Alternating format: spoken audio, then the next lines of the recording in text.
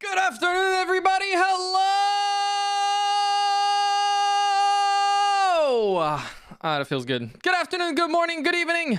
How are you maidenless motherfuckers doing today? Hello.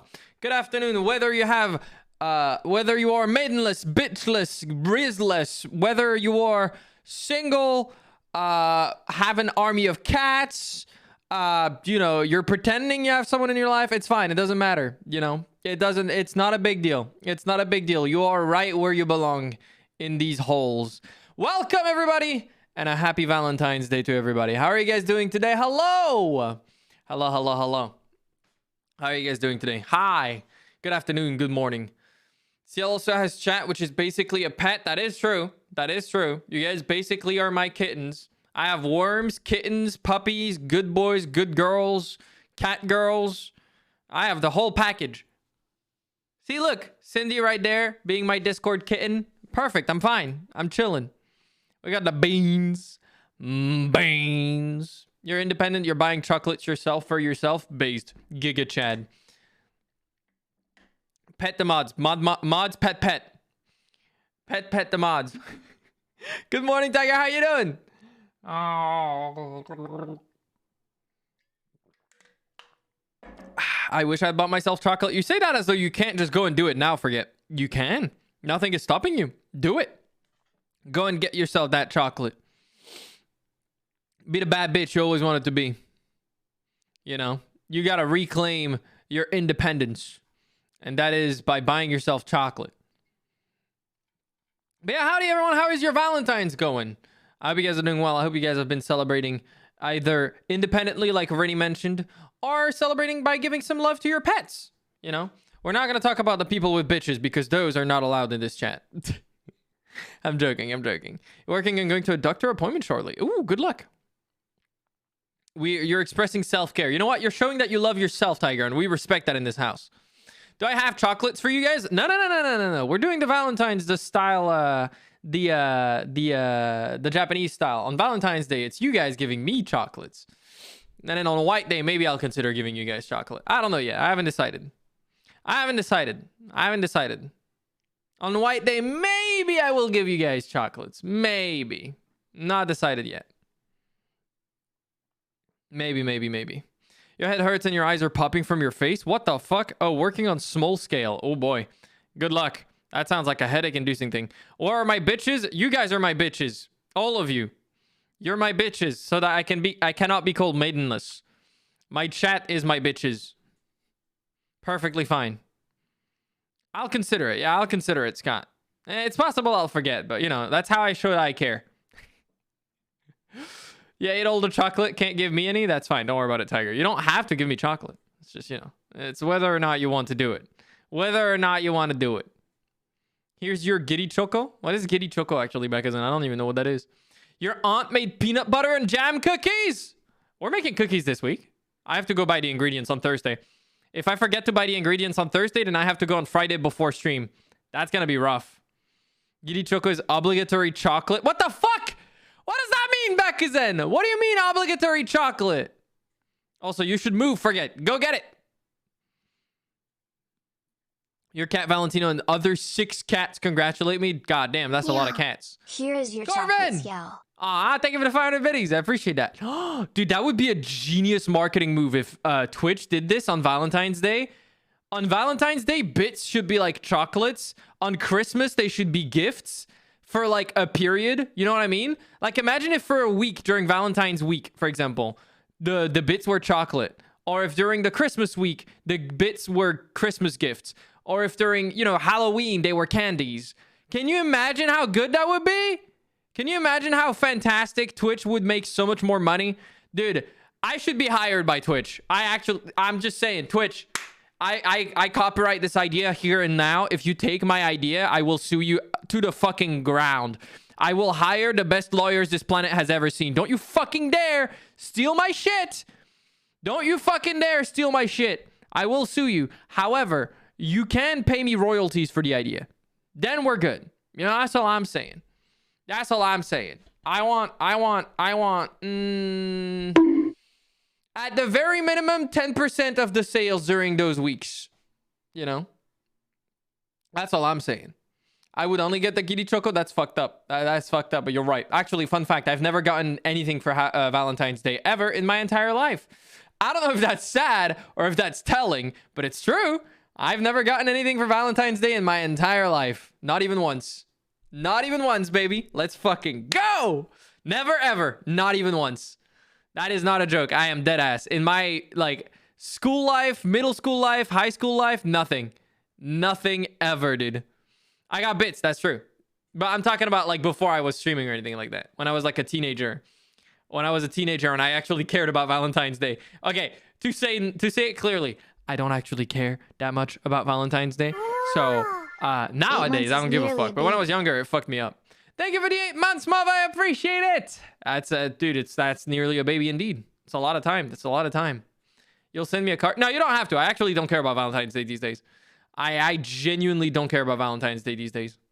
Not even a little bit, so. But when I was younger, it did fuck me up a little bit. Like, straight up, it fucked me up. Nowadays, I think I don't really care about it at all, so. I use it as, like, more of a... It's like cultural osmosis kind of thing, where, like, everyone is celebrating it in some way, so I'm kind of, like, celebrating along, you know? I'm sharing the enthusiasm that you guys have for it, but I'm not a big... I don't really care about it. You're your own Valentine's growing up because no one else wanted to take that spot. Yeah, no, I was the same. I didn't have anyone for Valentine's Day when I was younger. You actually would get really sad when people would get roses in school that they delivered to people, and I was like a bit sad because it was more of a popularity contest rather than the Valentine's Day thing. I mean, it was both, right? Kids like the popular kids a lot of the time. Like, I was not the popular dude in my classes, school, whatever the fuck you want to call it. So like, like the popular kid would get like 50 million things and then you would get nothing. But like, you know, I think at the time I cared a little bit. It got to me a little bit. And then I would just play MMOs and I would feel happy. All right, good try. Thank you for the 4 gifted. I appreciate it. Thank you. Giga Chad. And thank you, Mava, as well. Giga Chad as well for Mava, please. Scott did it, but nobody else did. What is this? What is this? We Giga Chad every sub, ladies and gentlemen. Happy Valentine's, gamers. Happy Valentine's. It turns into more a proposal day and popular people would refuse everyone and consider it a flex. Yeah, either that or they would go with the other popular kid that gave them the rose, and then it would be the 2 popular kids together. Which, I mean, you know, it is what it is. Your friends would get you roses. It was pretty sad if you were friendless and maidenless. Bro, my friends wouldn't get me shit. So, like, I mean, you were better off. Instead of chocolate, I have tangerines and milk cookies. Dude, that sounds delicious. I'm not going to lie to you. Dude, I wish I had chocolate oranges. Dude, I'm going to buy myself... Okay, it's not going to be for Valentine's because I'm lazy. But when I go grocery shopping for the cookies, for, like, the ingredients, I already have most of them. I think I need... What the fuck's the thing that makes it rise in English again? We call it levure in French. I forgot the name of it in English. What is it called? The fuck's it called? I want to get chocolate oranges, but not chocolate oranges. I'm going to get, like, the Pims. Yeast. There we go. I need to get some yeast.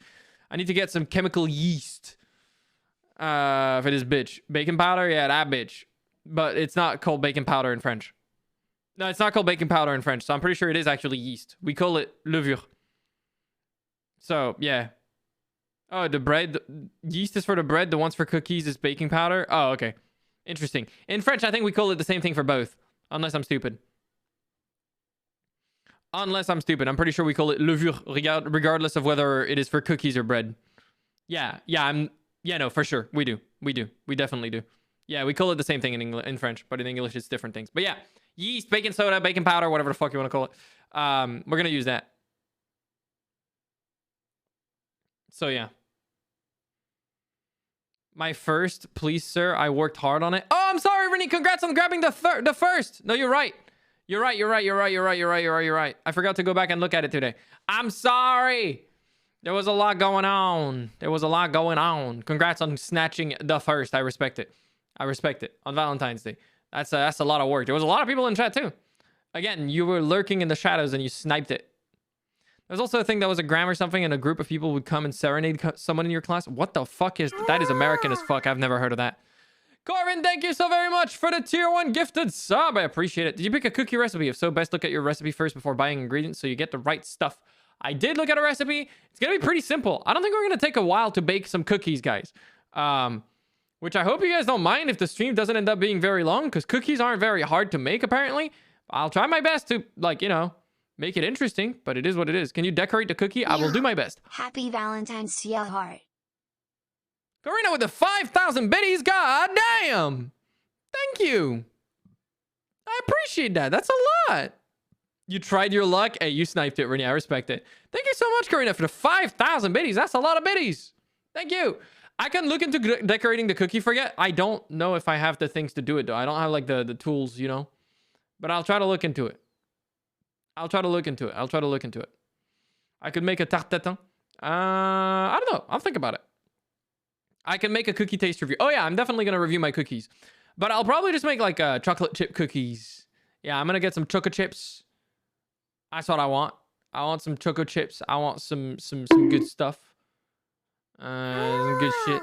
Rennie with another 5 gifted as well. God damn, you guys are going crazy today. Thank you for the 5 gifted. I appreciate it, Rennie. Thank you. You guys are going crazy. Yeah, we're gonna make some cookies on Friday. I've got to get the... Oh, we have a hype train? Hype train! Hold on, I haven't had to use this. I haven't had the opportunity to use this in a while.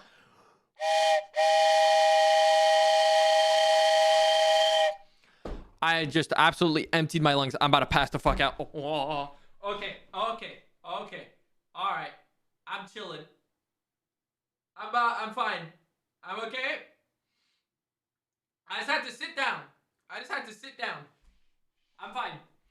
I stood up. I was standing up, and I actually emptied my fucking lungs. I think my blood pressure just, like, went down, and then I fell down to my chair. I'm so glad my chair was behind me. I actually, like, straight up fucking made myself nearly pass out.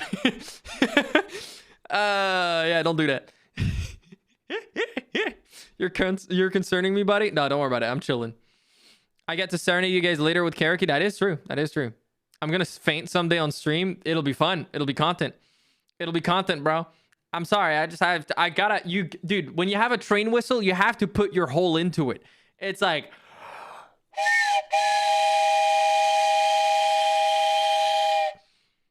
I'm chilling. This isn't the first time you said your blood pressure was low. I'm chilling. I'm fine. See, I'm chilling. You got to put your whole into it. Your whole entire self has to be into blowing that train whistle. You know what I mean? Royal icing if you want to do designs and cookies, but otherwise frosting will still work even if it's messy. I don't even know how the fuck to do that. I'm not going to lie to you. I've never even considered it. I'll have to look into it. I don't know how I would decorate thingies. Just randomly hear thud and Ciel doesn't speak for 5 minutes. 5 minutes? That's adorable. You think I would even get back up? That's crazy. You will tell my mother? What do you think that's gonna accomplish? It's like, what is that? Am I back to being a 7-year-old whose mom can tell me what to do? I'm a grown-ass adult. I do what I want. Also, ALSimp or ALV Simp. Thank you so much for the tier 1. I appreciate it. We need to put our whole into it. Did I hear that right? No, your whole. Not your whole. Your whole. You know, your whole entire self. You know, that one, that other word that's read the exact same way as a whole. That's there's 2 holes. Well, okay, that's not what I was talking about. Yes, technically speaking, but like also there's 2 words that are spelt holes or that can be pronounced holes. I'm not talking about, I mean, like you, so how are children made? Anyways, it is what it is, you know, it's fine. Don't worry about it. Keep going. No, it's fine. I made my point. I'm not digging myself in more, guys. At least not in your holes. English is very whack sometimes. What's up, La? How you doing? You knew what I said. I know. I was, don't worry about it, Rennie. I just realized that what I was saying was a little...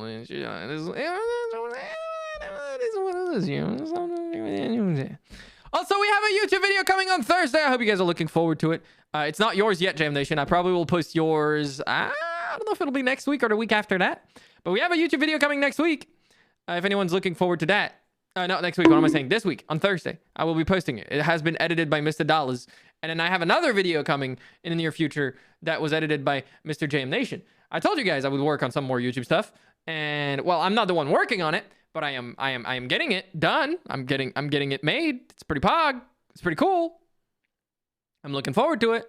Looking forward to what you guys are gonna think. How are children made? You see, Good, thank you for the 10 gifted. You see, when you gift enough subs to a streamer... No, I'm joking. Do you fix your channels like you said you wanted to do, by the way? What do you mean by fixing my channels like I wanted to do? If you mean like clean stuff up and stuff like that, forget. Yes. If you mean update all of the VOD channel yet? No, not yet. Not exactly. Not exactly. Not the full thing. You know, when you sub to a streamer for 9 months straight, exactly. You know, when you sub to a streamer for 9 months straight, eventually, you saying you'll give us kids if we gift subs to you? That sounds very close to human trafficking. That's not what I said. That's not what I wanted to say anyways. I promise, FBI, please do not start putting me on lists. I mean, I'm already on enough lists, probably. So at this point, you know, if it's on another one, it's fine. It is what it is. I wasn't talking about human trafficking. Oh my god, dude. Don't worry about it. You're not receiving a baby in your mailbox after 9 months of subbing to me. I promise. I can promise that much. That's crazy. I know. It's wild. It's wild. You know, you just want to use the clown. You guys actually, you know that the clown emote is one of the most used emotes on my channel. I hate you guys for that. I actually hate you guys for that. It's not the most used. Thankfully enough, the most used one is Ciel's rave, which you know what? I am not surprised. I'm really happy that that's your favorite because I actually really wanted it to be your favorite. I made sure that emote was fucking pristine. Absolutely pristine, and I love it. Mookie popped the fuck off on that one. I think, honestly, I'm about to toot my own horn a little bit, and Mookie's horn a little bit. Sorry, Mookie, I'm tooting your horn.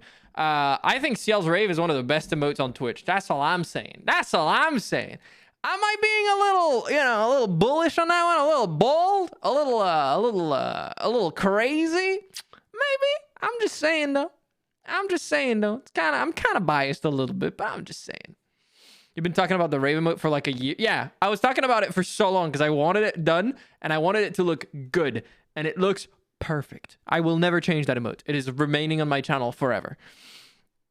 I love that. Yeah, Ciel's Disgust is really good as well. I like almost all of the new emotes we ended up getting are used a ton. I think the only ones that aren't used a lot is the Wicked one. This one isn't used that much. And which other one is not used that much? I'm trying to think about it. I think that's the only one that's not used that much from the new ones, actually. Now that I think about it. I believe that's the only one that's not used that much. Even the No You is used more than that one. Noted is used, Numb is used, the Nerd is used. Yeah, all of the other ones are used. That's a high paid one or something. No. The Wicked is just a tier 1 sub. My favorite is Zoom. It's so specific. It applies in so many situations. It's really good. Karina, thank you for the tier 3. Tier 3. God damn, we have a new good bean. Karina, do you prefer good bean, good boy, or good girl? You get to choose. You get to choose. However, if I forget and I say good bean, I hope you will not be mad at me. Ciel's Wicked is hard to find a use sometimes. Yeah, plus we already have like Wicked 2, which I think might just like double up. Though I don't think that one is used much either. Basically, for those of you that don't know what Wicked was intended for originally, Wicked is just like whenever I do something that's like, you know, quote unquote cool, like gaming cool, or whenever I make like, I don't know, yeah, Wicked Steer, stuff like that. Yeah, the flower mode is really cute. I think it's one of the most used ones as well. I don't remember which one is the most used other than I think Jam is the most used one other than that one, which I'm surprised. I expected Jam to kind of fall off after the Rave one was there, but no, you guys still like that one. You guys still like that one. It's still popular. Hello, Rusha, how you doing? Yeah, Jam is still popular. I'm surprised. When will you do something cool so we can use it? Bitch, I played Hi-Fi Rush. I was kind of cool on that game, right? Right? I hope I was. We would have to use it all the time then. Thank you, Arcade Show. Yeah, Jam is for a different type of song. I agree. You want a Malem emote? No, I like the Malem one with the cat. I don't want to change it. There are songs to what the fuck is that? I'm assuming you meant to Jam to and songs to Rave to. I agree. Emphasis on kinda though. You are the coolest. Thank you, Fair. Which one is that? Which one is what? Oh no, I like the Malem emote that we have. Oh wait, do you not see it, Leslie? Oh my god, some people don't have 7TV in my stream still. If you don't have 7TV installed on your web browser, you should install it. You will get access to up to 600 new emotes for free. You don't even have to be subscribed. There's just a lot of emotes. Yeah, but 7TV. 7TV doesn't work on mobile. You should install Frosty. It does exist on mobile, or it does work. There's just an app that you need to get for it. It's called Frosty. It's quite nice. No, do it. Do it. Don't be like Tiger and be like a boomer stuck in like fucking the year she was born in. Arra, arra. Imagine downloading 7TV. Imagine not downloading 7TV. Actually, as a matter of fact, you have 7TV now. You don't get to say that anymore, Tiger. You tried to install it and it just crashed on your face. You were sad. What, Frosty? That's weird. What is the link to Frosty? No, literally just look it up on your App Store or Google Play Store. If you type Frosty, you'll find it. It's that simple. You're oscillating between empowering me and bullying me because that's how you show your appreciation. That's just like that just sounds fake. Two-faced. Unbelievable. I'm rude. That's rude. I'm upset. I don't know how to speak. My thoughts are going faster than my brain. I think we use the clown one for the most. We use the clown one the most? No, that's not the most used. Don't worry about it. I'm safe. I'm safe. But do I use it? You don't. And that's a problem, Tiger. You're watching my streams without 7TV for a long time. Dude, I don't know how you guys do that. Like, you see the emotes on the stream and you're like, I don't want to see those in the chat. Even though there is literally like a 2-click button thing and then it'd be done. Like, what? Fine, then choose one, bullying or complimenting. No, I'm joking. It's okay. You guys can keep flip-flopping. I know you guys are just, I know you guys are players. It's fine. I understand. You're just lazy. Bro, it's 2 clicks. What do you mean you're like? Sorry, 3 clicks. And if you're on mobile, okay, it's a little bit more complicated. But like if you're on PC, it's 3 clicks.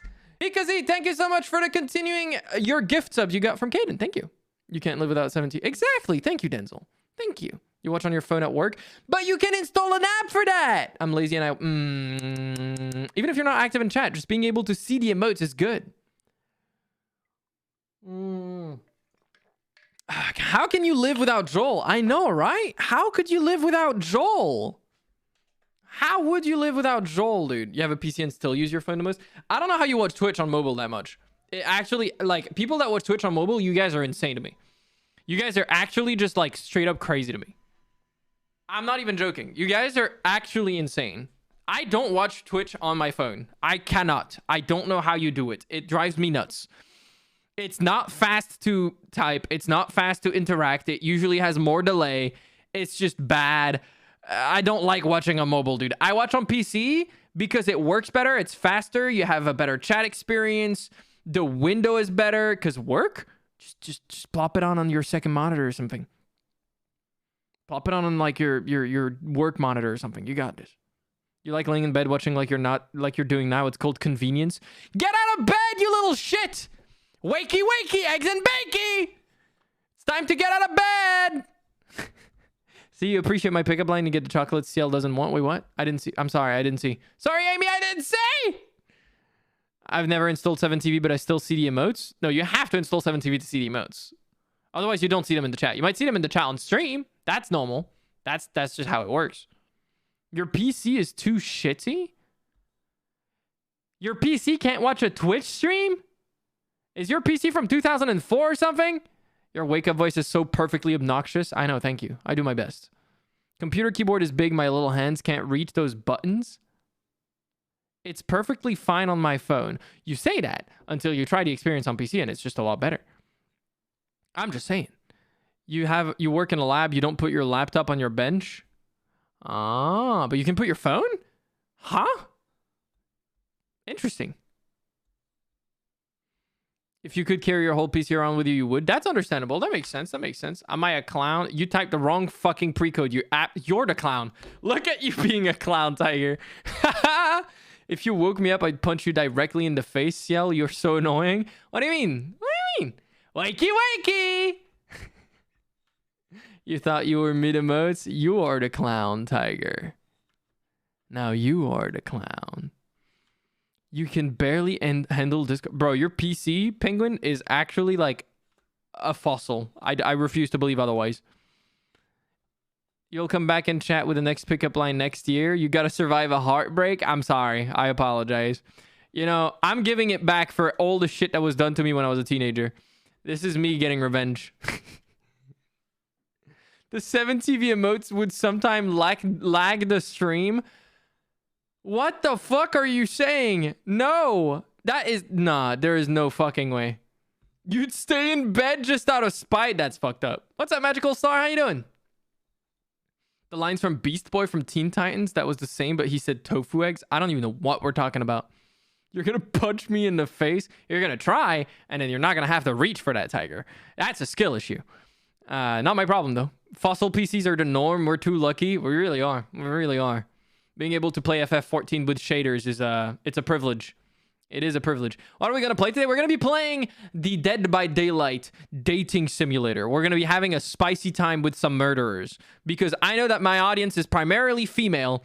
And I know y'all motherfuckers love those weird, like, you know, the psychology of murderers things.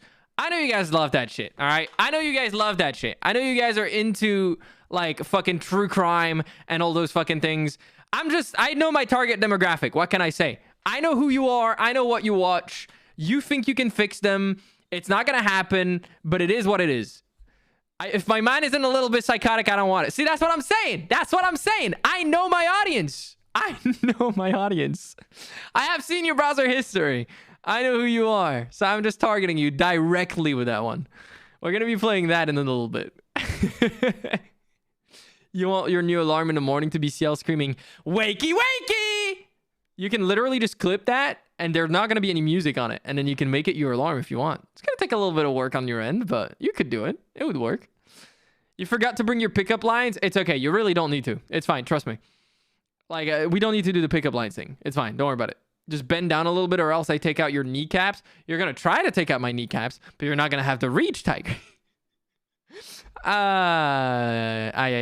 You joined the streams on the words, "You are the clown." I'm sorry, Valen. Welcome. How are you doing? Did I see the trailer for it? I did. I did see the trailer for it. Please romance buff bunny mummy. Maybe. Potentially. That might have been the plan. Fix him? I like him the way he is. No, pair. You don't like him the way he is. Exactly what Bakazan said. You can make him worse. That's what you want. You want to make him worse. The dredge? Hold on a minute, mage. Huh?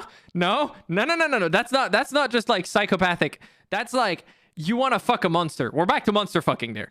And like, not just monster fucking. We're back to eldritch monster fucking. Which, you know what? Now thinking about it, there's probably hentai like that, considering there's tentacles when it comes to eldritch stuff, generally speaking. So, you don't want to fix him. You want to laugh at others trying to fix him? Base jungle. That's just like me. You're just like me for real, for real.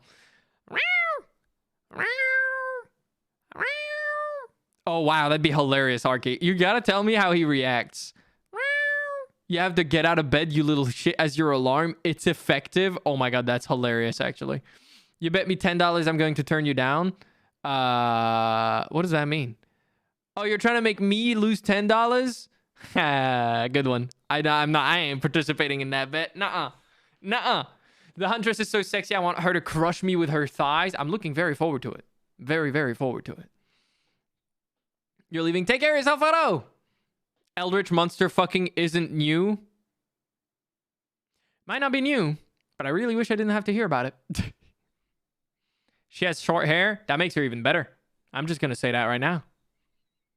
That's all I'm saying. Eldritch blast just took a whole new meaning. Hey, some people are into that, you know? Was that Ciel who really meows? Yeah. I just... Meow. I'd like to take you to the movies, but they don't let you bring in your own snacks. Please don't even start with the biddies, with the pickup lines. I am begging you. Thank you for the 200 biddies, though, Rennie. I appreciate that.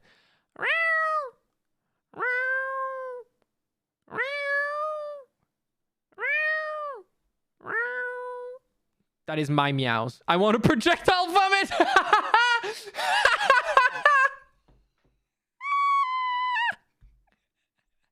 Forget just said, I ain't having this shit, dude.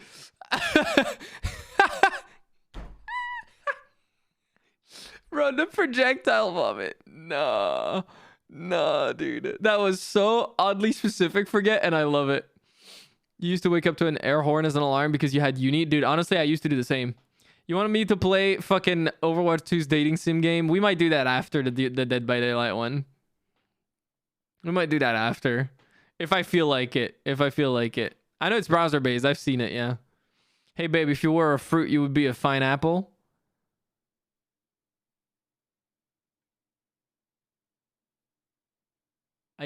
Is that supposed to be a pickup line? I just feel like I was cold food. I'm just mildly confused. I'm sorry. Like, mildly confused. Huh? I'm not the sharpest tool in the shed. I'm sorry. You're going to have to give me a minute for that one. The cogs are turning. I'm trying to process it. It doesn't make much sense to me. Is there a reason there was no space between the fine and apple? I'm trying to figure that out. I'm not sure. Thank you for the follows, by the way. I appreciate it, as always. It's I'm trying, guys. I'm trying. Hello, Gindo. How you doing? Happy Valentine's Day. I am struggling. Your soup. Oh, my God. Forget. Not details. Not details. Her inner plague mummy. Yeah, forget is about a fucking cute plague in Dead by Daylight.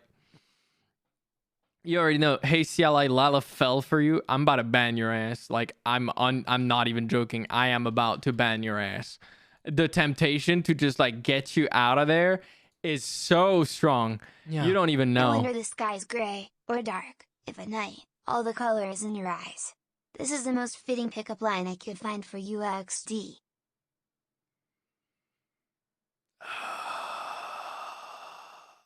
The pain of the pickup lines. Architecture, thank you for the 5. It hurts. It hurts. It's like it's like that stupid fucking pickup lines with the stars. Like the whole like, I don't remember. Did your dad steal all the stars in the sky? Cause something. Like I forgot. Or like did it hurt when you fell from heaven? Or like, did it hurt when it fell from heaven? Cause I fell for something like. Oh, it hurts. Stop. It hurts. Yeah, I do remember the dating advice game we played. We're not going to talk about that one again. That was genuinely... Like, I didn't remember how bad that one was. I don't want to think about it again. I'm begging you, please don't bring that back up. You want to make me suffer but soothe the pain with money? Bro, you're starting to sound like a terrible dad. Like, I'm not going to lie to you. You know the parents that are awful to their kids and then they give them gifts thinking it makes it better? You're starting to sound like that. I must be a white mage because looking at me, you get a... Forget, did you look up Final Fantasy 14 pickup lines? Did you look up Final Fantasy 14 pickup lines? Because that sounds like you did. Maybe. The temptation to ban your ass right now. It's so strong. It's so strong. You got a chocolate mousse to assemble from IKEA? What? Huh? You're assembling your own mousse? How does that work? You don't know if you should laugh or cry, Janet? Same. I'm stuck in between. I'm stuck in between. It is, you know, I'm struggling. You thought it was your stream loading? No, it's me. I'm a little slow sometimes. Hey, Ciel, I'm a Magitech. Want to get... Bro, I have my finger on the ban button. It's so tempting. The line is, did it hurt? Then she says, what hurt? Then you say, did you hurt when you fell from heaven? Oh, is that the line? I did not remember. I'm sorry. As a matter of fact, I have never once in my life used a pickup line, which I don't know if that's a good thing or a bad thing. I have no Riz. You know that. I have negative Riz even. That's not news. It really is not news. I think a simple I love you works the best. That's adorable, but also like, I mean, good luck. My favorite line is, are you a parking ticket? Because you've got fine written all over you. Okay, Mooney, that one's kind of funny. That one's kind of funny. I hadn't heard that one yet. That one's kind of funny. I kind of like that one. Would I use it? No. Don't use pickup lines. But as a funny, yes. Why don't you come to back to my place? I'll let you hold my longinus. Oh my God, it's perfect. I'm a dragoon. I need to use that one. That's the one I need to use. I'm actually a dragoon that has the Longinus spear in Final Fantasy 14. Why don't you come back to my place? I'll let you hold my Longinus. It's beautiful. That's awesome. You've seen the parking ticket one today? Yeah, it's pretty good. I like that one. You're learning Pickup 101? Please, I am begging you guys, if you're watching this stream, do not use this stream as Pickup 101. Stop immediately. This is what not to do. Was your mother a beaver? Because damn. Okay, good one, Lucrative Bunny. I respect it. That's pretty fucking clever. That's pretty fucking clever. I like it. I like it. That's pretty good. That's pretty good. I saw one on Twitter yesterday that fucking killed me. Hold on. I need to find it again. I remember who tweeted it. Hold on. Yesterday evening, I saw it. Where is it? I'm gonna find it. It was the most like inconspicuous tweet. Yeah, there's a spear called Longinus. Are you French because I fell for you? That's a pretty good one as well. Though I guarantee you that anyone that, you know, is online enough to remember that one. Where is it? I'm gonna find this fucking... There we go. Actually really excited for Valentine's Day this year. I don't talk about my girlfriend often, but I'm incredibly lucky to have her. And I'm sure you're lucky to have her as well, considering she's your mother. That was the tweet. And I was like, God damn, that's something I could have tweeted. That's straight up something I could have tweeted. When I saw that, I was like, that totally could have been a tweet I could have made. Like, I 100% could have made something like that. I was upset I didn't think of it first. It's like, at first, I was like, God damn, I'm happy for them. And then I was like, oh, you clever motherfucker. You clever son of a bitch. You little smart fella. Oh, I was so mad. If you were a Transformer, you'd be Optimus Fine. Oh. Oh my God. It made you think for a few seconds? Don't worry about it. Sometimes I too have to think for a few seconds. Enjoy your sleep, stormy night. Sleep well. My bed is Optimus Fine. My bed is Optimus Fine. You're right. It's a Transformer after all. It makes the Transformer noises when I turn it into my bed. It's crazy, isn't it? You got no bitches. How do you expect me to use this stream? Don't worry about it, Lazy Gemini. You're right where you belong. This is the maidenless stream. You're in the right place. You're going to use all of these lines immediately? Do you have enough people to even use them on Mooney? That'd be impressive. That'd be pretty impressive. You like this one? You're like a Dito. You can swing both ways. Do Ditos do the thing where they like bob both ways or something? Why am I freezing every once in a while? Are you on Spotify because you were the hottest single? Jesus Christ. The word of the day is legs. Let's go back to your place and spread the word.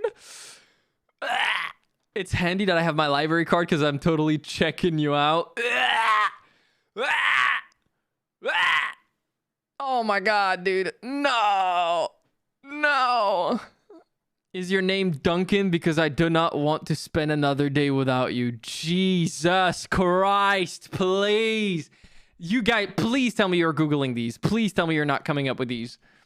There's no way you guys are that funny, number one. And number two, there's no way you guys are that cringe. I'm begging you. Your breasts remind me of Mount Rushmore. My face should be a mukbang.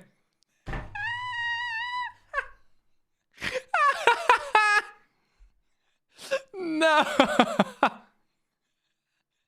I like that one. I want to use that one. Can I use that one? I want to use that one. Your breast reminds me of Mount Rushmore. My face should be among them. I think it's so funny to me, and I hate myself for it. You want to know why I find it funny? You want to know why I find it funny?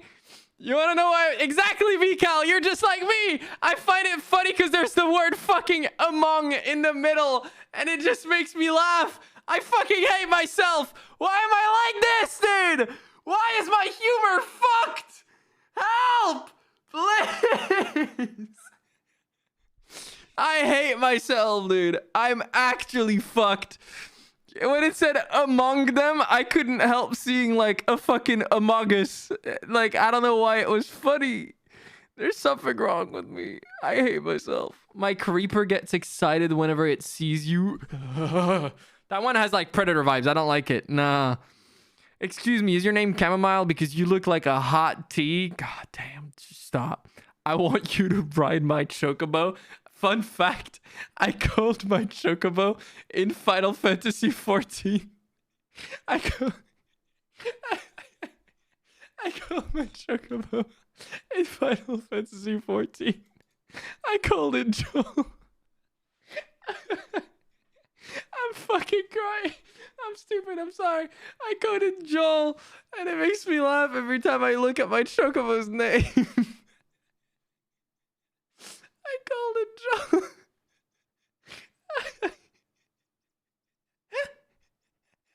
I'm out of breath. I'm crying.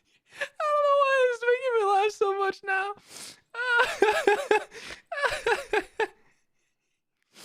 I called my chocobo Joel, bro, and it was fucking hilarious.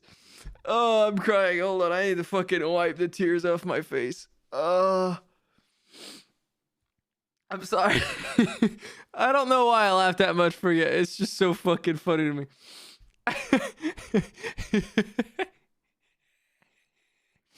Oh my God. I hate myself, me every day. Yep. I mean, it is what it is, you know. You're gonna use it on who? Like everyone. I'm just gonna go in Twitch chats and be like, your breasts reminds me of Mount Rushmore. I'm gonna get banned in like 16 streams today, boys. Let's fucking go. Speed running. How many times can I get banned in Twitch chats? I'm gonna fucking world record 80% speed run. I'm gonna get the best splits, dude. Not that way. Not those splits. You know what I mean? I'm talking about speedrunning splits. The timers. Oh my god. Oh god. Oh god. Oh, man. Wording. I know it's you know what I mean. Come on. I'm talking about speedrunning splits.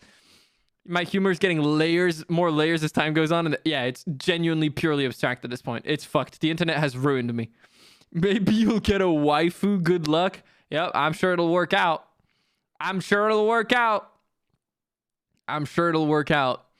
Is your name Wi-Fi because I'm really feeling a connection?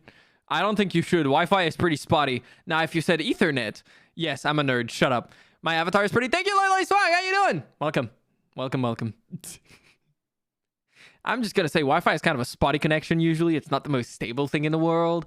So you probably want some Ethernet cabling if you really want stability and a good connection. You know, actually, can I put my Ethernet in your port? Oh my god. Actually, as a matter of fact, the name of the cable and the port isn't Ethernet. Ethernet is the name of the protocol. The actual name of the port and the cable is RJ45. I'm sorry. Tell your Wi-Fi need my pants back. What? What are you saying? You take it back? I'm not getting waifus? That's fucked up. Come on, man. Maybe someone will be really into my nerdy talks about tech. I don't know. Maybe it'll work. What's up, Phoenix? How you doing? Oh my god, he's talking nerdy. Thank you, Backazan. Proving my point. It might happen. It might work out. You've seen those tweets. You've seen those tweets. You know the one where it's that like dog girl and there's this dude who talks very enthusiastically about whatever they're nerdy about, and then she's like something gargle on his cock or some shit, and I'm like, yes, exactly. That's everything I want in my life. It's not gonna work out when you tell them how you cook your rice. I'll get a rice cooker. It's fine. I'll do it. It'll happen. It'll happen. What the fuck? What? You guys haven't seen that tweet? I've seen that tweet. I know which one I'm talking about. I know which one I'm talking about. My Twitter is worse than yours? No. You must have seen that. You can't find back the tweet. It feels like a fever dream. Because then you know the one I'm talking about, though, right? Feminine boyfriend, thank you so much for the 2-1 for 7 months. I appreciate it. But back then, please tell me you're seeing the tweet I'm talking about as well, right? There's this dog girl who makes those comics that are like, this girl who's overly enthusiastic about like a bunch of different scenarios for dudes that are not generally the most popular things, right? You know what I'm talking about. You know which one I'm talking about, right? It's like this very cartoony, colory, very soft, nice art style. You know which one I'm talking about? Yeah, there we go. It went viral as fuck. It was huge on Twitter. That's where I get my seducing advice. No wonder I'm single. Motherfucker, Arcacho. I've talked about this on stream before, and I will defend my case again. I am single by choice. I am a happy single lad, and I will remain that way, whether or not the world wants me to. I have accepted who I truly am. I'm better on my own.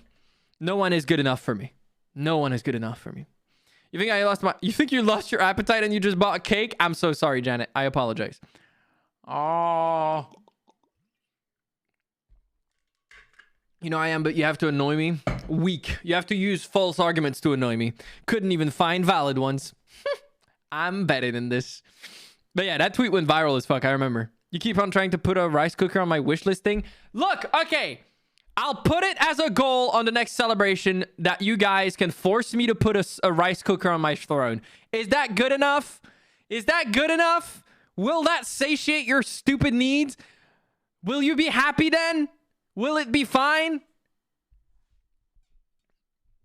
I'll consider that. Maybe I'll make it a goal. And a kettle and a good mic stand? I already have a good mic stand. What do you mean? The kettle, I don't know about that. I'm not sure about the kettle. I'm not going to make any promises for that. I'm not sure about the promises for a kettle. I'm not going to make any promises for that. So we have to pay to be allowed to maybe buy you a rice cooker. Yes, absolutely. I'm no less than that for a rice cooker. You're trying to force me to buy an appliance I do not want. I will make it hell for you. A kettle is useful? No. I'm sorry. I refuse to believe it. I am of the strong belief that the microwave is the superior piece of appliance, and I will not change my mind. However, if you really want to buy me it, I will make you guys suffer to make you buy me it. A mic stand that can survive my hands. This one will be fine. It can survive my hands. It's just that my grip strength is so humongous, VCal, that the previous one couldn't hold it, you know? It happens sometimes. Only if it's a Zoshirushi. Zojirushi? I don't know. Is that the brand that we were talking about ages ago? I can't speak, by the way. Is that the brand we were talking about ages ago? Because I don't remember. Wait, but if they buy it, will you use it? Yes, I will actually use the rice cooker. I promise. I will genuinely use it if you buy it for me. And if you manage to reach the goal to force me to buy it. Otherwise, I will not. How is a kettle less useful than a microwave? The microwave is all powerful. It can do everything. And I mean everything. Don't worry about it. Don't worry about it. It's powerful. He's single by choice until he finds Mount Rushmore? No, I'm good. I'm chilling. My Twitter is more cursed than your search history. You're probably right. Don't look at my likes on Twitter. Please don't. Like, in general. I'm lucky that, like, I like a lot of the replies to my tweets. Otherwise, bro, my likes are not holy. They're very not holy. They're very unholy. Yeah, that's not good. That doesn't explain shit, Ciel. It does! Kettles can only do so much. Whereas microwaves do everything. How about boiling water for pasta? The stove is so inefficient compared to an electric kettle. That's not actually true if you have an electric stove. I don't think. Unless I'm stupid. But I don't think that's true. I don't think that's true for electric stoves. I might be wrong, though. I don't know. Don't quote me on that. No more 1 hour of just chatting, you said? That's me hurting you with the truth. I am chatting for an hour, but it's because we're having a good time. So who cares? Yeah, I have an electric stove. I don't have, like, a gas stove. Yeah, I have a flat top electric stove, and it's goated. It's really, really good at heating up water. So, skill issue. Hello, hello, how you doing? I'm doing fantastic. Happy Valentine's. Magnetron with Chaos Defrost. My favorite. I love Magnetrons with Chaos Defrosts. It feels like a fucking... Dude, a Magnetron with a Chaos Defrost legitimately sounds like a Final Fantasy boss. And Chaos Defrost is their, like, strongest ability or some shit. Like, unironically, it's insane. You want a wink? I got you. Was that fast? Was that too fast? I don't know if I did it properly. I don't even know if you guys could see that wink. Did it work? Hey. Hey, I like doing it. It's funny. Magnetron is the... Yeah, I know, Archicho, but it's just very fun. You have an induction, and with a good pan, it does go super fast. Yeah, induction is really good. Even not induction, even the electric, the resistive heating stuff is really good.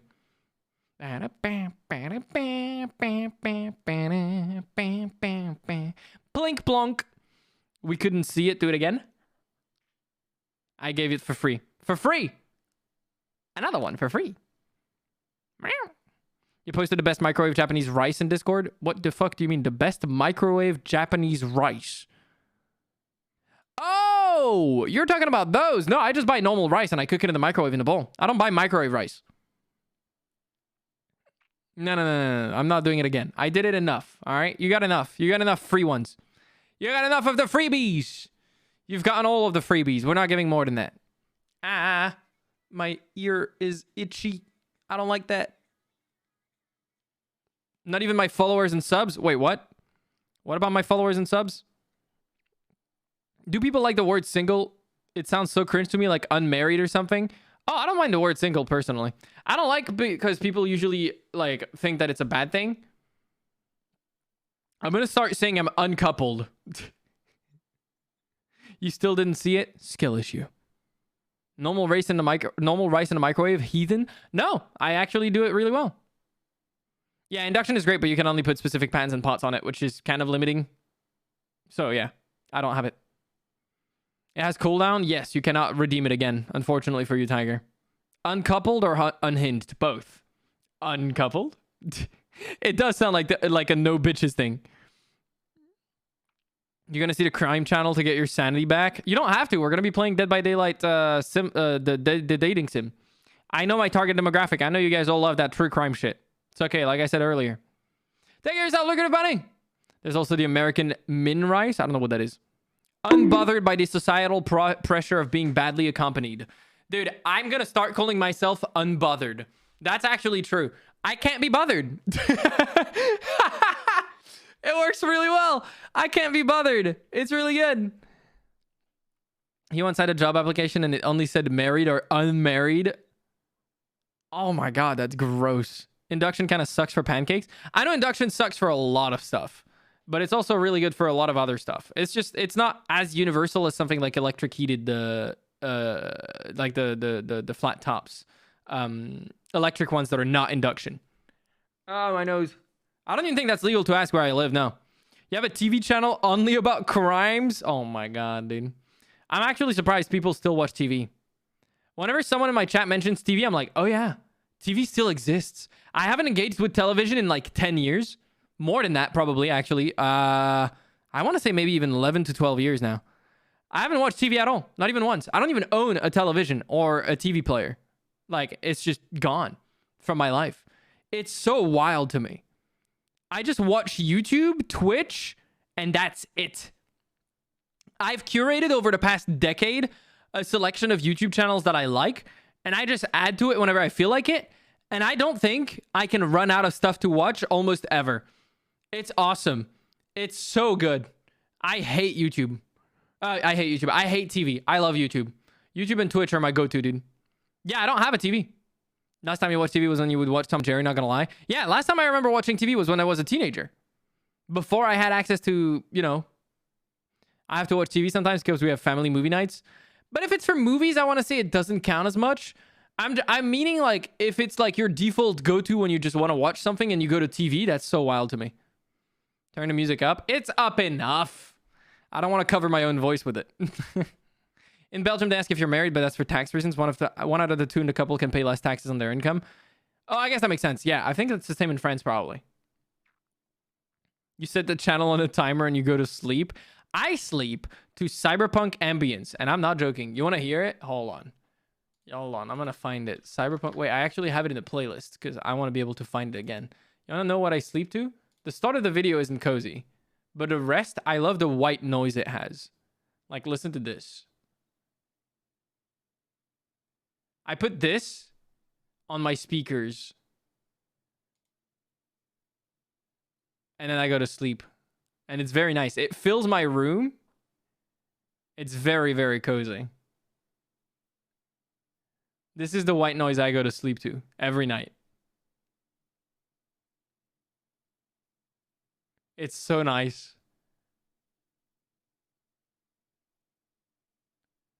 Like hearing the distant city noises and everything is just, oh, it's so good. Oh, I love this sound. It makes me cozy. It makes me want to go to sleep. It really does. But yeah, that's what I sleep to. It's like the most unintrusive background noise. That is going to also cover like any small noises like that. Night bus ASMR. That sounds bussin'. Yeah, 4 TVs? Jesus Christ, Luffy. What the fuck? You forget TV's exist since you moved out when you haven't watched it because you used to sit on the couch with your stepdad to watch Law and Order. Yeah, I never watch TV anymore. I could not. It would drive me insane. It's just not good enough. You watch reality TV? Yeah, I don't do that. That's probably one of the things I want to watch the least. Yeah, I don't have TV either, Arkacha. Yeah. You came back and you started baking special cookies for cats. That's adorable. Make your cat some Valentine's gifts. Rain and thunder put me to sleep so easily sometimes. Honestly, I used to be able to use the rain stuff, but it doesn't work as well anymore. I think I overused it. Maybe someday I'll be able to go back to it. Airplane white noise is really good as well, Penguin Leo, yeah. You listen to your tinnitus? Yeah, I can't do that. Tinnitus is not fun. But I don't think I have it. I might have a little minor amount of it, but not something noticeable anyways. Why do you tell me to shut up, Bakuzen? That's rude. You listen to rainy forest white noise? I used to do that. I got tired of it eventually. I think, or not tired of it, but I think it stopped working after I used it too much. So maybe someday I'll be able to go back to it. Do you guys not watch the news in the morning? No, not really, Mava. I get the news mostly through like articles on my phone, which are written article because I hate watching the news. I like reading the news. I hate watching the news. And or sometimes I might like pop on a news podcast or something like that. But not actually watch, and like I don't watch TV news channels because they're generally kind of ass. Law and Order had a way to draw you in. No, that shit was boring to me. I could not. But like, remember, I'm the most. I don't know. I don't have ADHD. I don't think I do have ADHD. But if I do, I'm not surprised. That's what I'm gonna say. You know.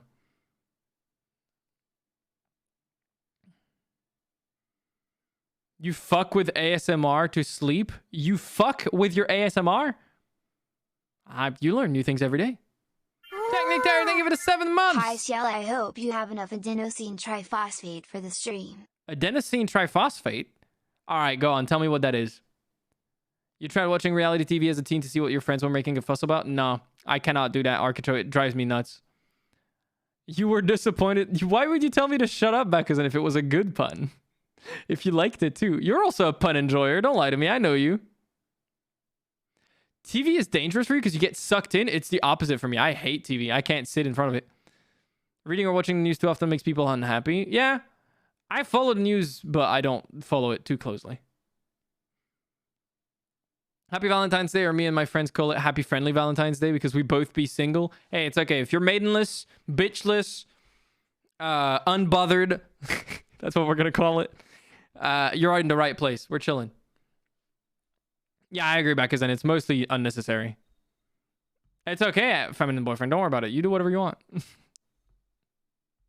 People self-diagnosing themselves after watching a few TikToks is so cringe. Yeah, I know.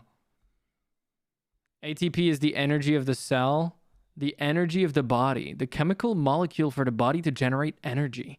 I learned something new today. I only knew that the mitochondria is the powerhouse of the cell. That's all I remembered. You guys are learning new shit. No, I actually had heard about that. I just forgot about the name of the full molecule. I remembered about ATP, but not adenosine triphosphate for some reason. I should have realized it. I'm stupid. Unbothered fits so well. Unbothered is really good. It's really good. I like it a lot. Happy V-Day? Oh, God, you can't call it V-Day. There's a lot of people that are not... You know, for a lot of people, it's not the V-Day. Anyways, it's the opposite for you. TV sucks you in, and it's hard for you to look at anything else or hear anything around you. Wow. I don't know how you do that. That's incredible. Why did you call it out? I had to. I'm sorry. It's a good way to start questioning yourself, but certainly not a self-diagnose tool. Oh yeah, no. You should go see a doctor if you want a real diagnosis. You think fire crackling is relaxing when it's Christmas time? I listen to fire crackling. Okay, you want to laugh? You want to laugh? You know that playlist I mentioned earlier? Here, look. The next thing in that playlist is this. I have like a sleep playlist. The first thing is literally what we were talking about earlier. Rain. Except it's like you're sleeping in a car and it's raining. That's the first one, okay? That's the one I used to use a lot, but it started not working as well. The next one is that white noise one I played earlier with the really like soft, distant noise, the like blow and stuff like that. And then the next one is a campfire, because campfires are busting. Like, they're really good. This is really nice to sleep to. Really, really nice to sleep to. Yeah, exactly. Cat sitting very comfortable around a campfire with its friends. We're just sitting around a campfire together. I like that. I like those ones. They're cozy. And they make for fantastic white noise to pass out to.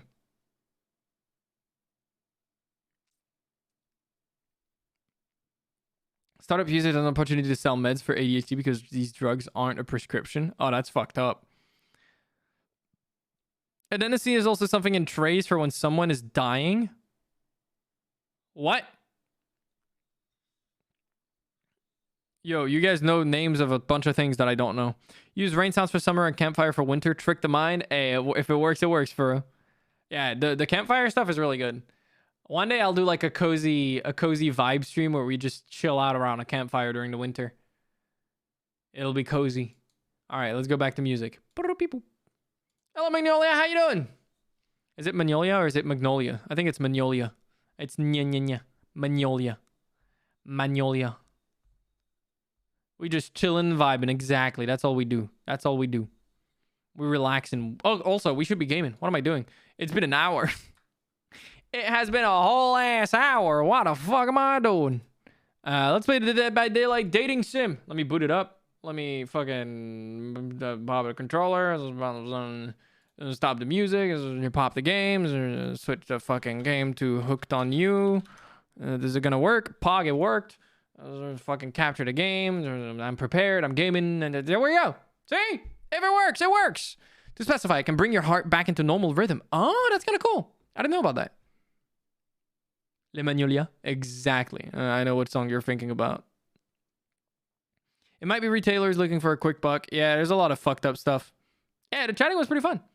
Warning, photosensitivity, epilepsy, seizures, stuff like that. Be careful. This game has some of that stuff. Just so you know. Why is it so quiet? There we go. Ooh. It's got a little tropical vibe. Ooh. Shit. Okay. I fuck with it.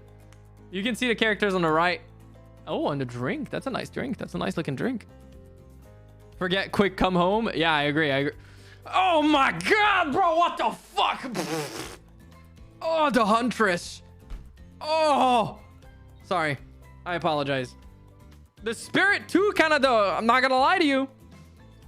Dredge looking kind of good. Looking kind of good. He looking slick. I think the Trapper is probably my least favorite, but that's not to say that he's bad. It's just my least favorite.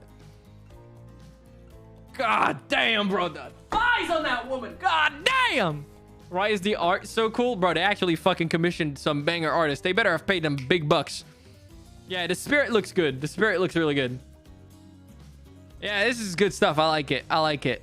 Sorry, calm down. I'm sorry. I apologize. Yeah, there's no Dredge in here.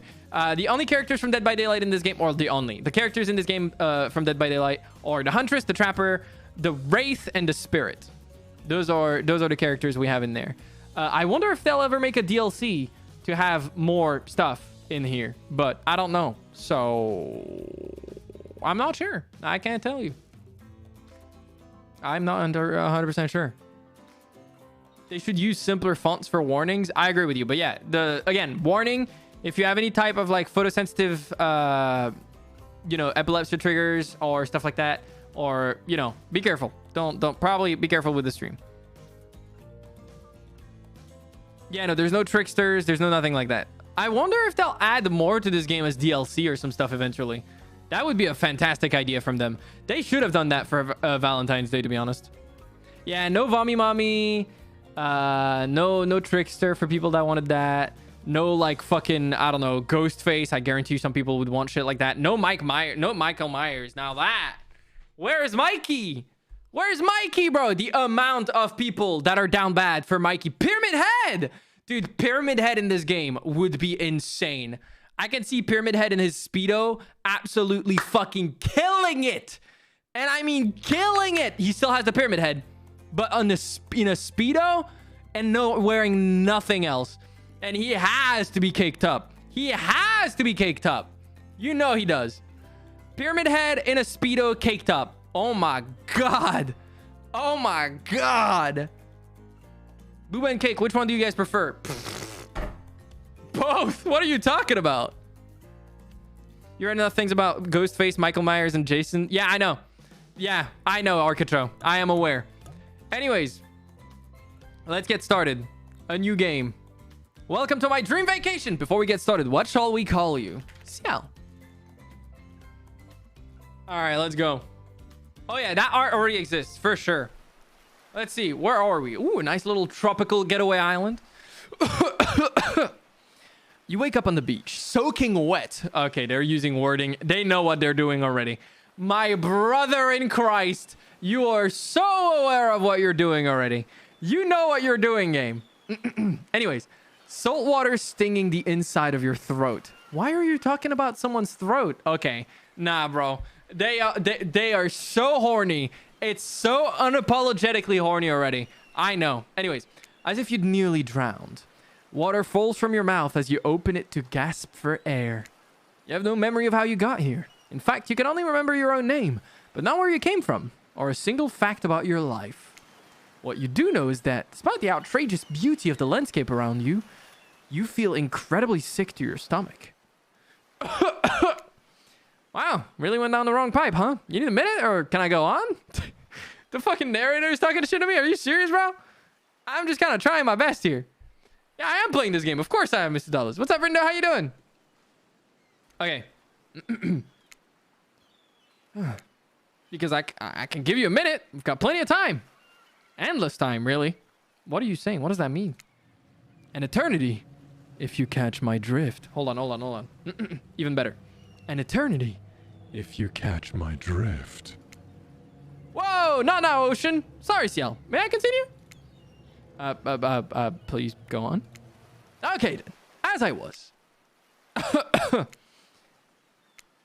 I was saying, you look down at your feet, ankle deep in the crystal blue water of a newly arrived wave.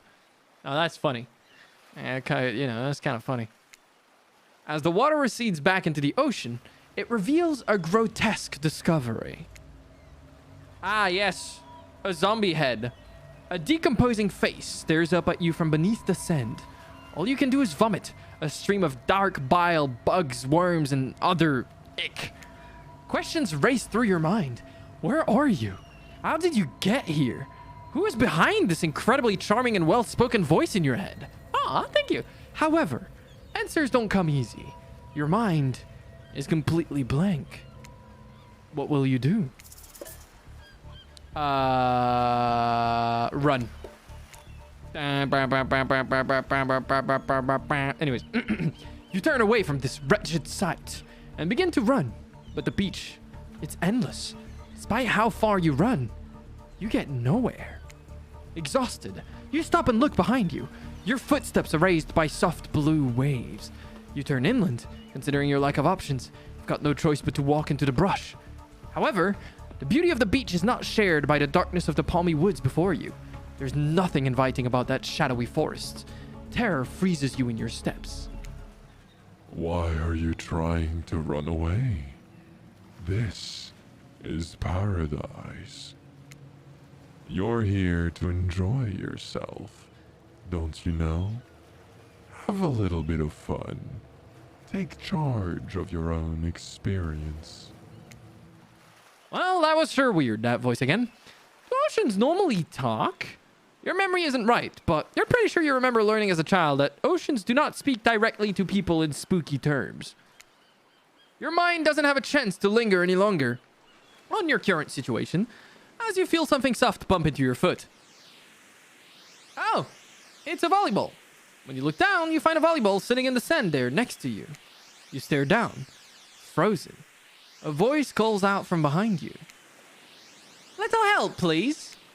You turn around, and when you see what's waiting for you, your jaw just about hits the ground. Oh my God! God damn! Yo! They're hot. They're kind of hot. I like it. I like it. Bro, fucking Trapper is packing. Jesus Christ, I'm sorry.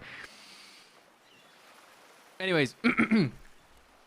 4 gorgeous monsters stand halfway between you and a well-tended volleyball court. What the fuck, dude? Okay, the fact that they all blink. Please stop blinking. Don't ask me the color of anything. Yeah, don't ask me the color. I don't know. Yeah, they knew what we wanted. They knew exactly what we wanted, and I respect it. God damn. Yeah, they're blinking at me. Stop blinking. I don't like it. Yeah, don't ask me the color of, like, literally anything. I would have forgotten. Each of them oozes with undead energy. A magical aura reaching out and penetrating you. Via your eyes, of course. Your heart begins to race. Curiosity, fear, desire. You can't help but stare at these casually dressed. Let's call them killers. I don't know, not to be judgmental, but that's just the energy they put out there. So many competing feelings rush through your mind at once that you are completely paralyzed. Hello? Wait, hold on. What voice do I give him? I'm trying to think of, like, a voice that would work for the Trapper. It'd have to be, like, really... Because, like, the ocean already has the spooky voice. You have to speak in a high-pitched tone, but with a demon voice changer for the Huntress. Wait, hold on. Hello? Oh my God. That sounds fantastic for the Huntress. You're right.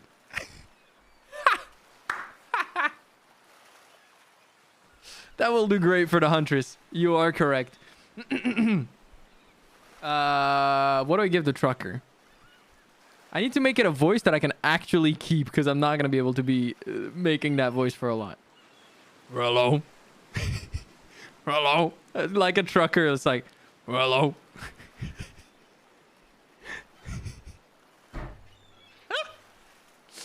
Anyways, there are weird days, and then there's this. All you can do is look down at the bowl and back up at this monstrous lineup of, well, literal monsters.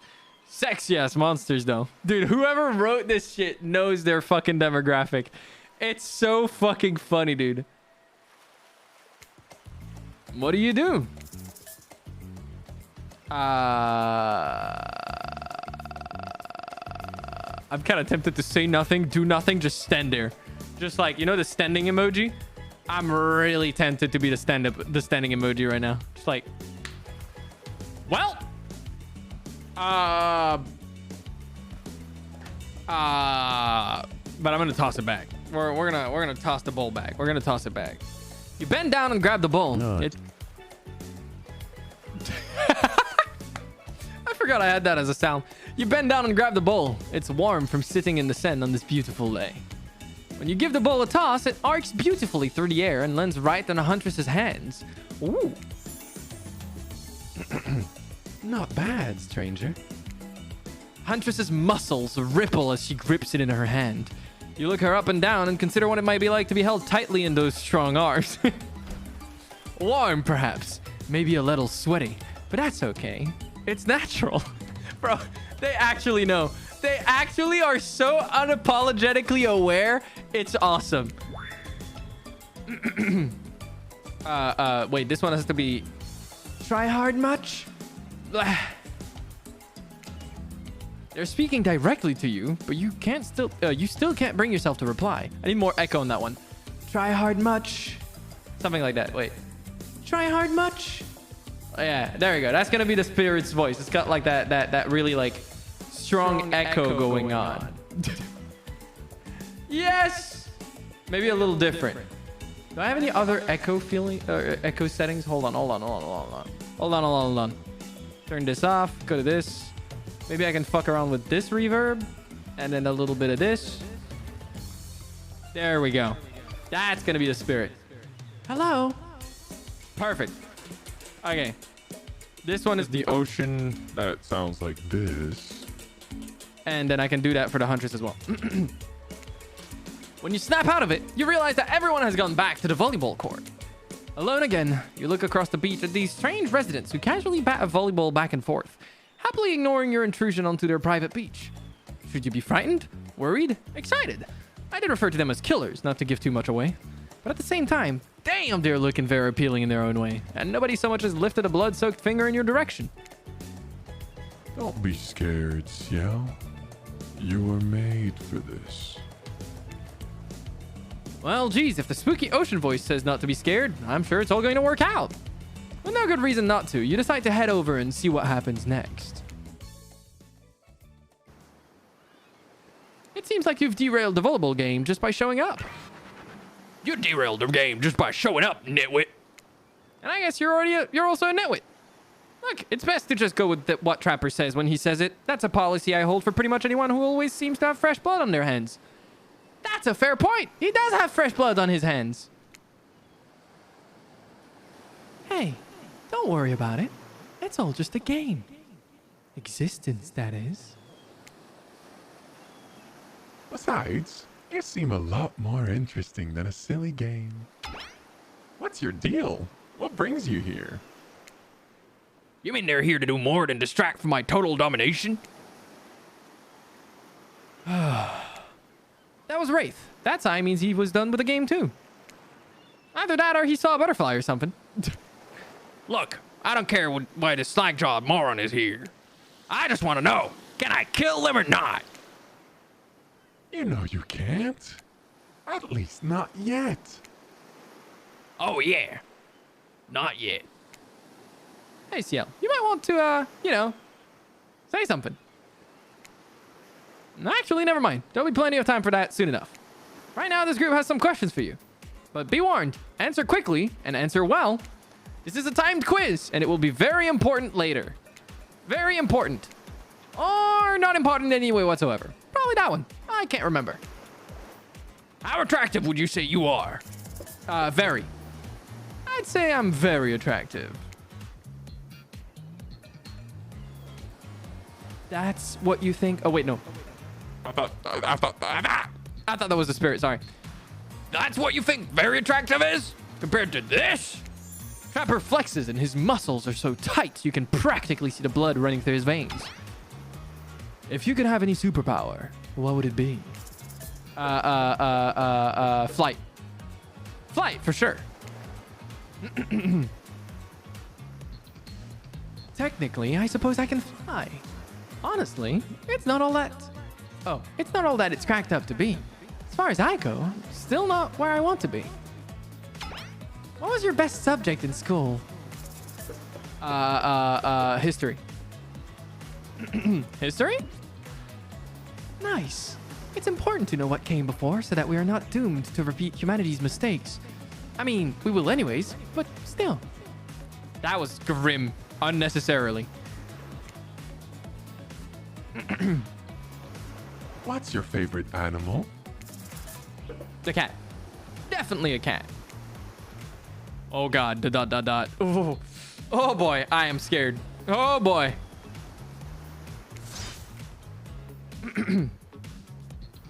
What? Why is everyone looking at me? You think just because I'm the typical cute goth girl, I have some specific love of all things cats and more specifically black cats? Well, I do. But you can all go to hell anyway. What's your favorite color? Blue. Blue. Blue isn't good for productivity. Makes people want to be lazy. What's your dream job? Nightclub promoter? Yes. Definitely nightclub promoter. Everyone groans, and let's be honest, they're right to do so. Luring folks into the dark? Not just anyone can do that. Best flavor of ice cream? Vanilla horse flesh for chocolate. What the fuck, horse flesh? Vanilla? My favorite flavor is pain. Same. Same here. I'm gonna struggle with the fucking filters, dude. And the wraith is just... dot. Mine is vanilla. Swirled with pain. I think mint chip is the greatest flavor ever conceived. Myself. But enough about ice cream. Am I right? Chocomint is the best, actually, speaking, you know. Vanilla, you don't believe me? Wait, what do you mean? It actually is my favorite flavor of those three. Chocolate is kind of mid to me. I like vanilla more. And vanilla ice cream goes with a lot of things. Hold on a second. This reminds me. I am right. Always. It's a lesson you should learn before we go too much further. Do what I say if you want to survive. Pick mint chip. We're teaching lessons now, narrator. You rascal. Kill or be killed is the rule on this island. Even for faceless voices. Tell me, what's the best flavor of ice cream? Do we go vanilla again anyways? Dude, I'm bullheaded. Vanilla. The best flavor is vanilla. You got a reading comprehension problem? I just told you mint chip was where it's at. You almost bought yourself a game over there, buddy. That's right. I can end your life whenever I want to. I'm in control, so don't you forget it. If I say you like mint chip, you like mint chip. Now try it again. Tell me what's the best flavor of ice cream? I'm bullheaded. Vanilla. A rebel, eh? Not in my dating sim. You have to understand. It feels very good to end someone else's game. You should try it sometime. You actually lose? Nah, bro, that's fucked up. That is fucked up. Oh my god, you are serious. Ain't no fucking way, dude. Alright, very... flight... history... cat... blue... nightclub promoter... vanilla... mint chip.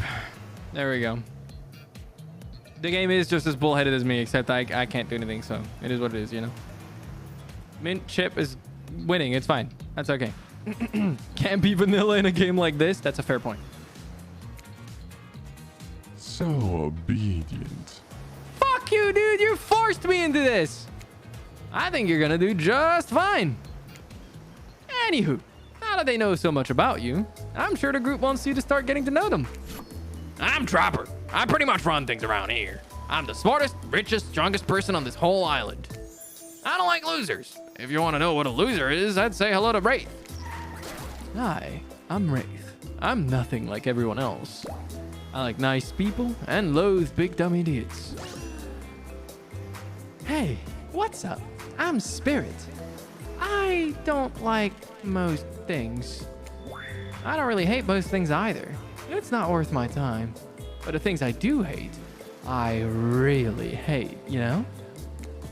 Based on my personal observations, life is nothing but suffering. And society is a carefully calculated lie to keep everyone subservient to those in power. It's better to just choose not to take part. I'm not gonna lie to you. I know we said we wanted to go for Huntress, but I'm kind of starting to really like Spirit. You know, I kind of like her. She's kind of getting based in my mind. I might go for Spirit. I wanted to go for the big muscly Huntress, but like she got the personality. She got the personality, dude. Jeez, it's like she was downright murdered by society. She hates it so much. Yeah, for those of you that don't know, every killer in Dead by Daylight actually has a lore. So all of the things that are being said are references to her lore in some capacity. So yeah, it is what it is. Oh no, wait, I'm remembering Spirit's story now. And that's almost exactly what happened. Yeah, it is. Hey, I'm a Huntress. Don't let these bummers get you down. There's lots of fun to be had on this island, along with lots of love. Yeah, there is, if you know what I mean. Grow up. Grow a body. Whoa! That's fucked up! That's actually fucked up, bro. It's not her fault she was chopped to bits. Literally.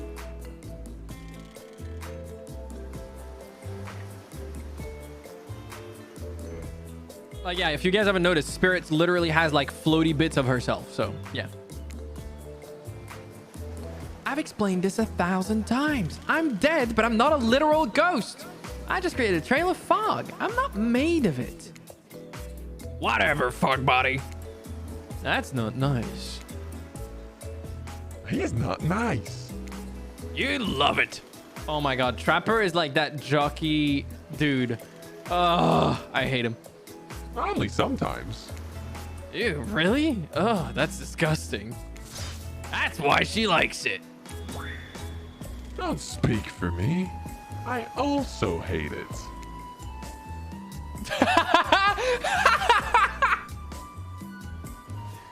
Stop speaking entirely, actually. Yeah, all right. I'm fucking with the Spirit. I like the Spirit. She's got the I love her. I love her, dude. She's got the spunk, dude. I like this shit. For the first time ever, I agree with Wraith. Let's move on. Otherwise, they'll do this all day. Besides, if I know this crew, and I do, they'll want to show off soon enough. If we're done playing... Oh, wait, sorry. If we're done playing, let's do something else instead. Wow, for once, I actually agree with the Mithead. I say we got on my yacht. It's the massive boat docked nearby. I'll give everyone a taste of true luxury and power. Wraith rolls his eyes. So do I. But don't mind him. He just hates fun and happiness. No, I hate the endless, desperate, soul-crunching pursuit of wealth, the way it's flaunted needlessly, and the cruelty it engenders. I forget. I think Wraith is a really fucked up story. I think the Wraith has one of the most fucked up lores in the... Or not the most fucked up lores, but like the lore of the Wraith is really fucked up in Dead by Daylight. If I remember properly, his entire... Like, all of his people got murdered in like a war that was spurned on because of like, you know, natural resources or something. And like Even his last relative was murdered. Like, not just his family, but like everyone he ever knew was murdered or some shit. And then he died as well. And like he had this bell that was gifted to him by his grandmother or something. Something like that. His story is fucked up. It's really fucked up. Yeah, if you guys have never read the lore behind the killers after this stream, it would actually be funny to go back and like look at the lore for each of them because they make sense. It also puts their personalities in here in a different light. It's kind of like, yeah, Dead by Daylight's kind of fucked up. Good night, Alex Anime. What about hanging out by the pool? I find the water calming, simple, beautiful. Hey, what about our volleyball game? We can exercise and have some fun as a group. Are you all serious? There's a perfectly good lounge to chill out at right here. I'm tired, and besides, I hate being in the sun. Where do you want to go? Oh, sorry. Where do you want to go? All right. We have the choice between the beach, the lounge, the pool, or where's the yacht? Is this the yacht? Is this supposed to be the yacht then? I think this is the lounge. Or is this the lounge? No, this is the yacht. This is the yacht. So this is the lounge. This is continuing the volleyball game. And I guess this is considered the pool? Or is this the pool? I don't know. I want to go where Spirit is. That's what I want to do. We're going to woo Spirit, I think. Forget. She got that bite with what she says. The Spirit wants to go to the lounge. I think that's the lounge.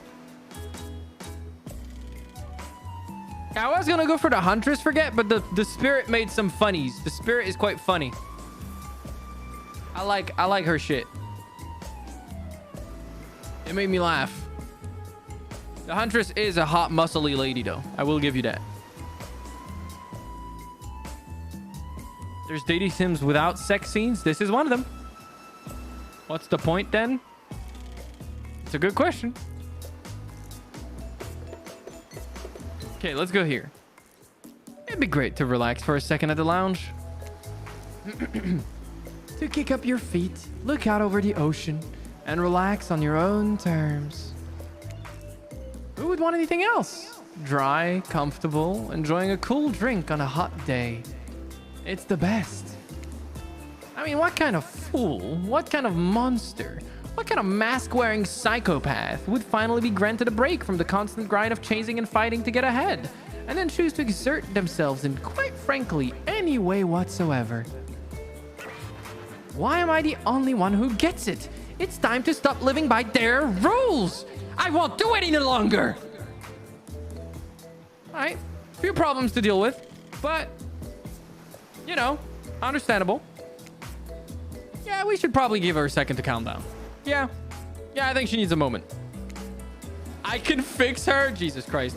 Wait, there's the survivors in this? What? Bro, I didn't know the survivors showed up. No way. Is that Dwight? That's Claudette and Dwight? That's fucking wild, bro. Yo, they looking good. Sheesh. Bro, whoever drew this, there is no way they don't draw like NSFW art. I refuse to believe it. I refuse to believe it. There is no fucking way this is not drawn by like someone who makes lewd art. They have to.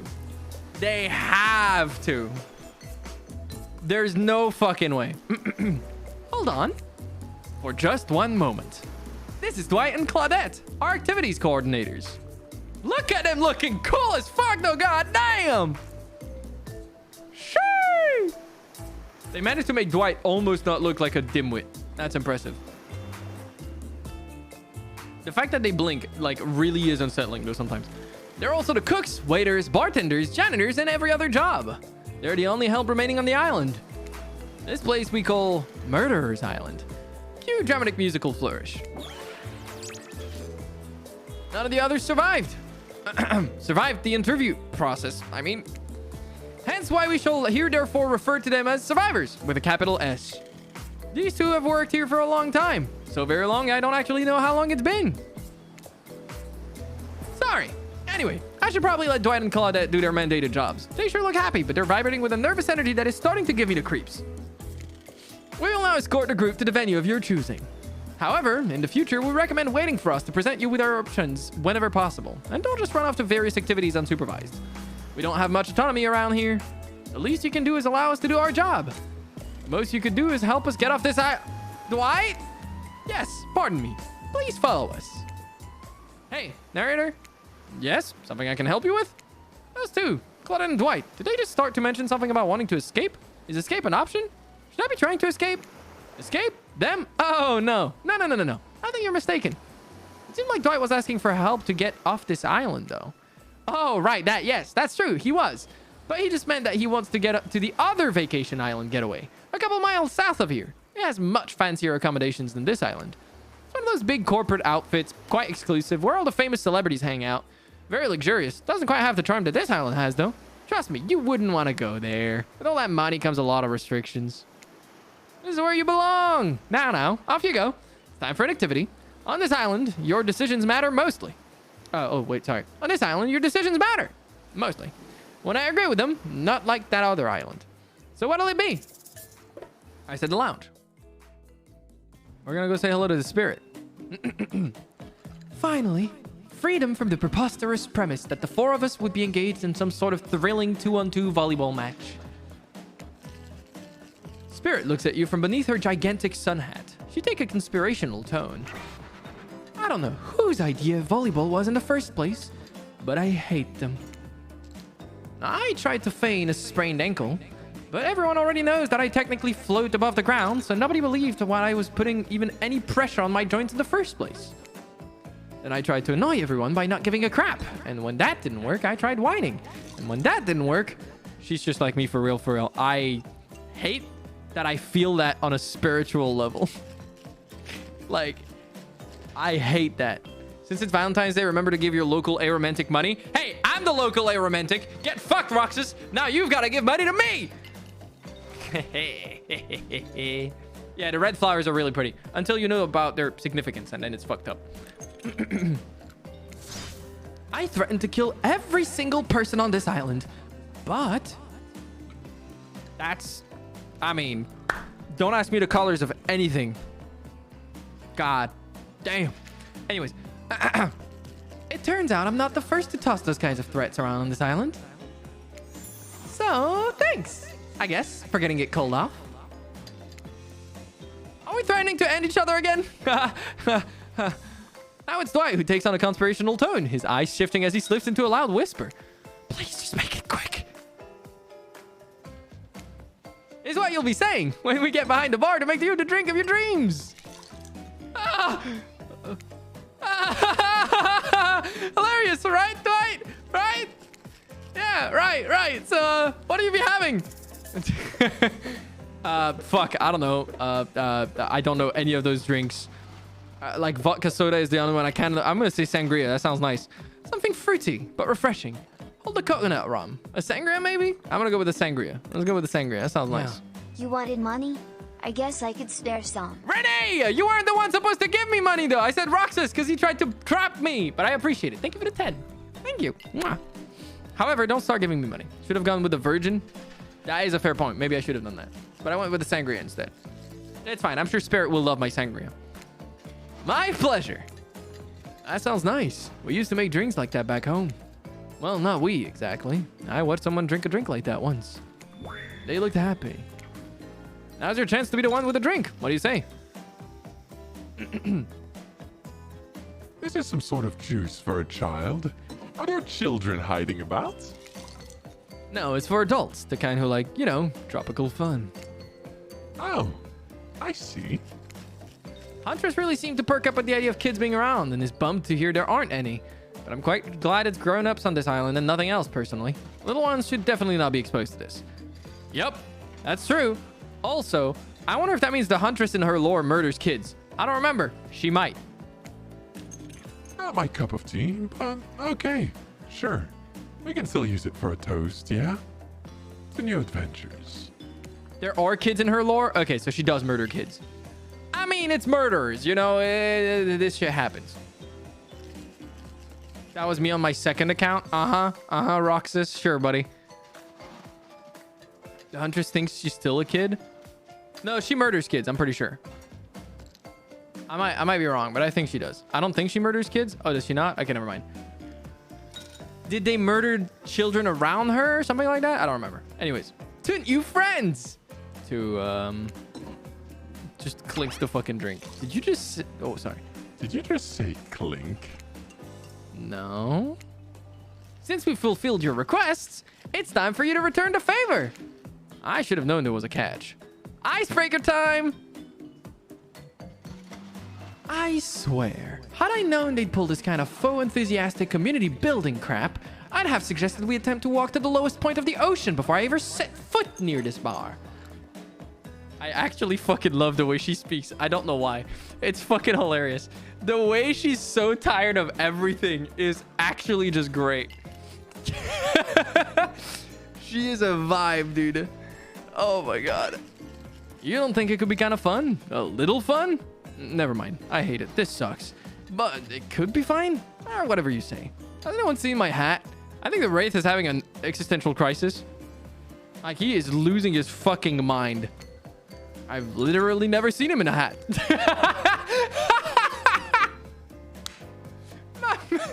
my man says, has anyone seen my hat? And then it's just like, we've never seen it in a hat. Oh, her mother died and she grew up alone and wanted a daughter, so she kidnapped them, I think, but they die each time because she doesn't know how to take care of them. Oh, well, she does kill the children. Yeah, she definitely kills the children. Yeah, never seen him in a hat. If we must make small talk, I'm at least picking a topic before we end up being forced to do some lame improv game that nerds learn at their non-sports after-school activities that I definitely never did because I'm no nerd. Bro, I fucking love the spirit. Why did they? Okay, whoever wrote for the spirit, if you're the same person that wrote for anything else, you are a genius. This is so fucking good. Oh my god, dude. This is so good. Methinks a certain someone doth protest too much.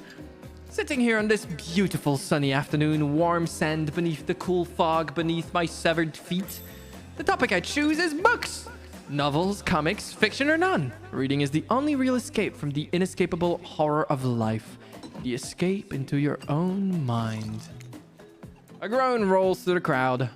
Not a lot of readers here, I'd imagine, based on that response. They were much more enthusiastic about drinking. Considering the situation we're in, it seems an appropriate time to ask you. Ciel, what's your desert island book?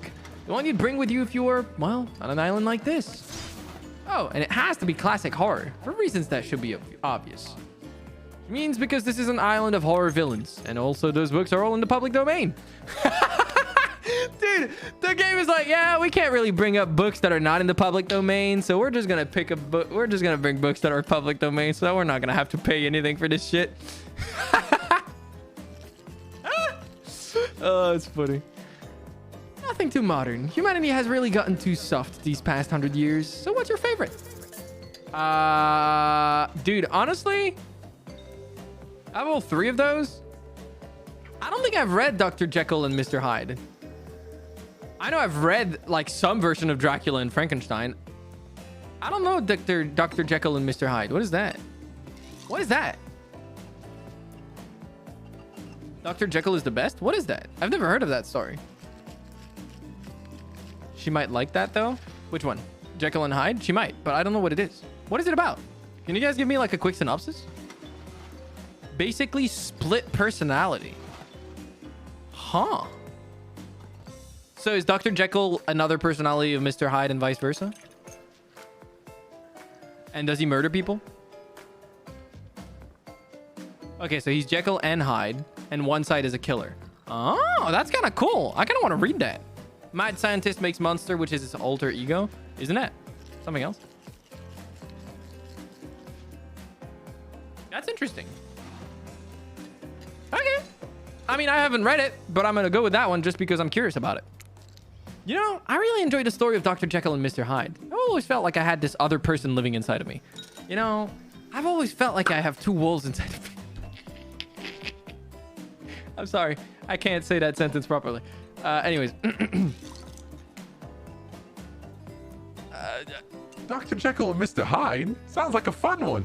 I love a good story about friendship, but I can't read.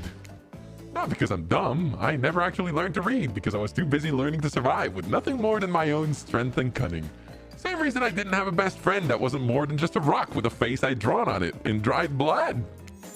Until we meet again, Roxanne. Okay, that's pretty funny. That's pretty funny. Roxanne is a that's pretty good. That's pretty good. Huntress looks out towards the horizon and there's a moment of silence among the group. Will you tell it to me sometime? I might not be able to read books by myself, but I love being read to, especially when someone does all the voices. Bro, I can see through that text box. I can see. Sorry. Anyways. It's not really a story about friendship exactly, but who cares? Of course I'll tell it to you. It's quite a thrilling tale.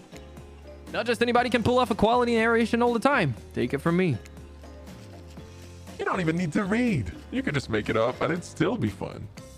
Sometimes when I find myself in an abandoned house, I like to look at the photos on the wall and come up with little stories to go with the pictures.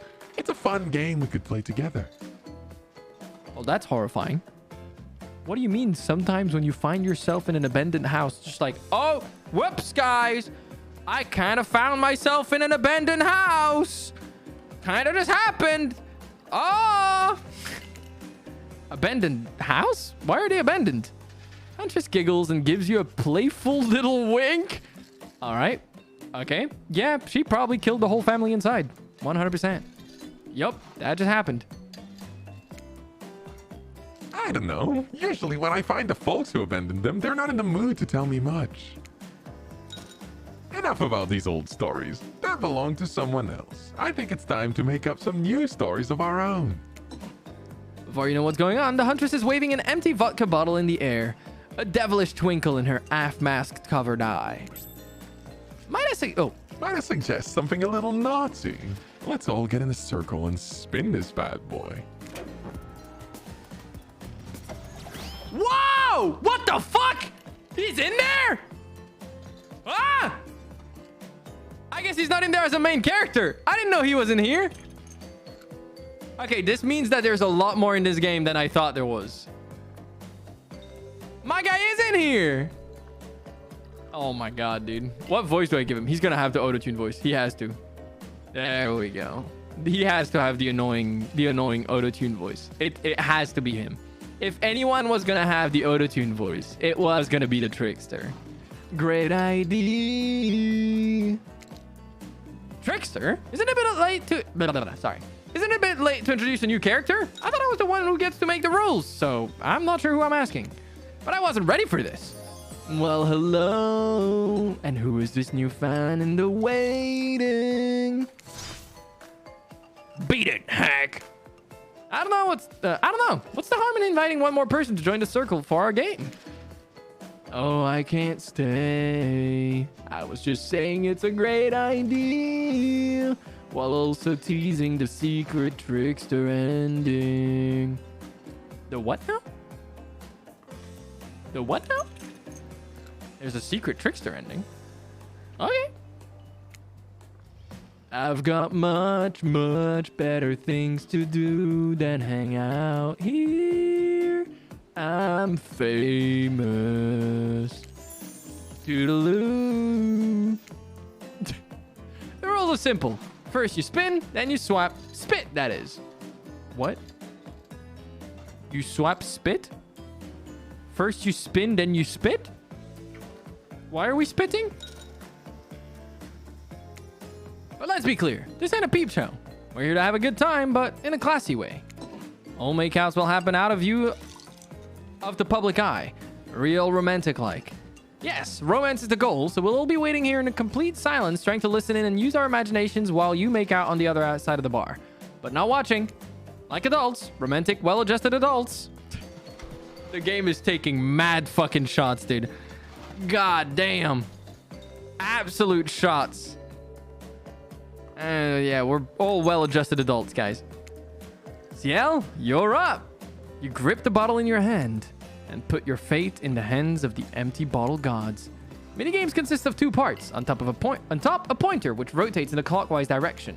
And on the bottom, a target you're going to be pointing at. This here upcoming minigame is a special minigame. Perfect for the less coordinated because there's no winning or losing. Well, not technically. Wherever the pointer stops, that's your result. I suppose if it doesn't stop where you want it to, that's a bit like losing. But no one has to know if you don't tell them. Okay, ready to play? Or would you like me to repeat that? I think I got this. Maybe? Swapping spit is another thing for kissing. I did not know about that saying. No, never heard about that. Ready? Go! Away we go. Spin the bottle and see who you're gonna smooch. Okay, so wait, how am I supposed to know? Oh, it just stops like that. I got the Huntress. Okay, you got Huntress. You two are meant to be. Psych! You actually have to spin it multiple times to get your real result. First to get to 3 times is your true match. That's how we play hardcore spin the bottle on this here island. Now get your spin on. Okay, this is terrible. How the fuck? Dude, I can't aim. All right, I got the Huntress 3 times. It's fine. I was trying to go for the Spirit. I couldn't do it. But it is what it is. Dude, it was way too fast. There is no fucking way I would do this. Yeah, at least it wasn't a Trapper. It could have been worse. Oh! Just this morning, you are waking up on a strange beach surrounded by strangers with murderous intent. Now you're looking across a beach towel at Huntress, lust in her eyes, sweat glistening on her skin. Your heart races. You can feel your pulse pounding in your ears. Huntress takes you by the hand, and you sit face to face at a private section of the bar. She begins to reach for you, putting her hands on your shoulders. You're sweating, but not in the sexy way she is. You're sweating in the gross way you'd sweat at the interview for a job you're not even remotely qualified for. You don't know what to do. If you try and lock lips in this state, you might gross her out, so completely that she'll never be able to look at you romantically again. Huntress, I'm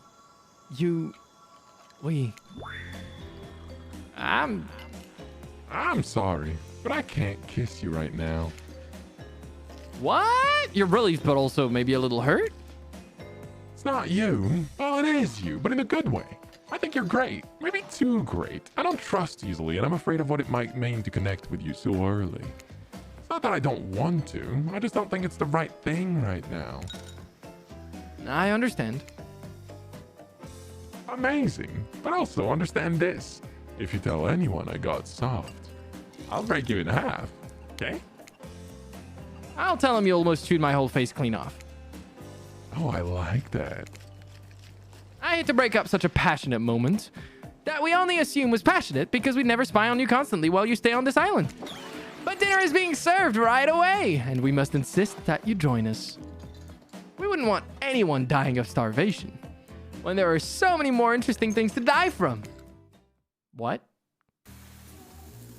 Seems like the next activity is mealtime? How quaint. You're expecting what? Capture the flag? Do you know how complicated it is to run a game like that? Much more so than sitting and talking. You arrived at the cookout area to find an assortment of picnic tables scattered around. What were you expecting? Some kind of grand hall with a huge banquet table? This ain't some prestigious fantasy epic like you'd find on cable. Dwight and Claudette usher you to your seat, but there's very limited seating directly around you. And oh great, terrific. It seems that everyone wants to sit next to you. Even better is that they don't want to sit next to certain other people either. To start, no one wants to sit next to Trapper.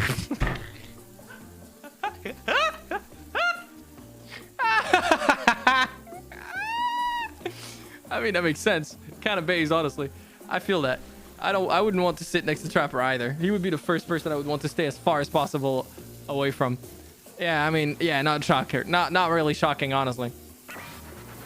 Meanwhile, he refuses to sit next to Wraith or Trickster. Wait, Trickster is a part of the game? Oh yeah, Trickster's here. Surprised? Yeah, well, they don't call him Expected Stir. I'm sorry, even I get nervous around crowds of killers. And my whole shtick gets a little flustered. Hey there, you're looking good, Ciel. Real good. And we literally can't let Huntress and Trapper sit together. No, seriously. Their arms are too big. They can't fit at the table if they sit side by side.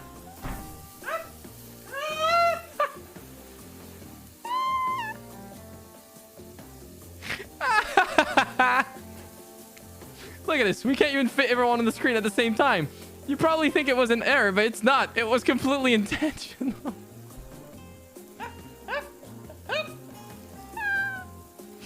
Oh my god, dude. This fucking game. Let that be a lesson to you. Every error you think you see is a choice. Oh, every error you think you see is a choice. Got that? Okay, Dwight and Claudette are directing traffic. You sit on one side, the rest of them will sit opposite of you. Huntress and Trapper can sit at the ends with their enormous, sexy arms. Now that everyone is seated, we can begin dinner. Tonight's meal was prepared slowly and carefully with both love and hate for 12 hours over a spit. That's a lot of hours. We hope you all enjoy. We really, really hope you do. Hey. Hey, you didn't actually tell us what you're serving. What are we eating? It's meat. Seasoned with a specific number of special herbs and spices that we simply cannot divulge. My favorite. Meat is good. Meat is murder. Which you'd know, considering what you've been up to. Who are you to get judgy now? I'm just sharing facts. And you'd need to murder something to eat its meat. So that's, like, technically true. Why do I see some of myself in Wraith and I hate it? Why? Why am I like this? Yeah, I feel it's KFC right now. I think that's what they were referencing. Why do I see some of me in Wraith? With the, like, technically true type shit. I don't like that. I'm not a fan of that. Technically true is the best kind of true. Now I see a little bit of you guys in Trapper. Which, honestly, probably is the meanest thing I could possibly have said, but... You know. It is what it is. Okay, enough yapping. Let's eat. Hey, Ciel. You thinking what I'm thinking? There's gonna be a person on this pit, right? Or several parts of overlapping people, perhaps.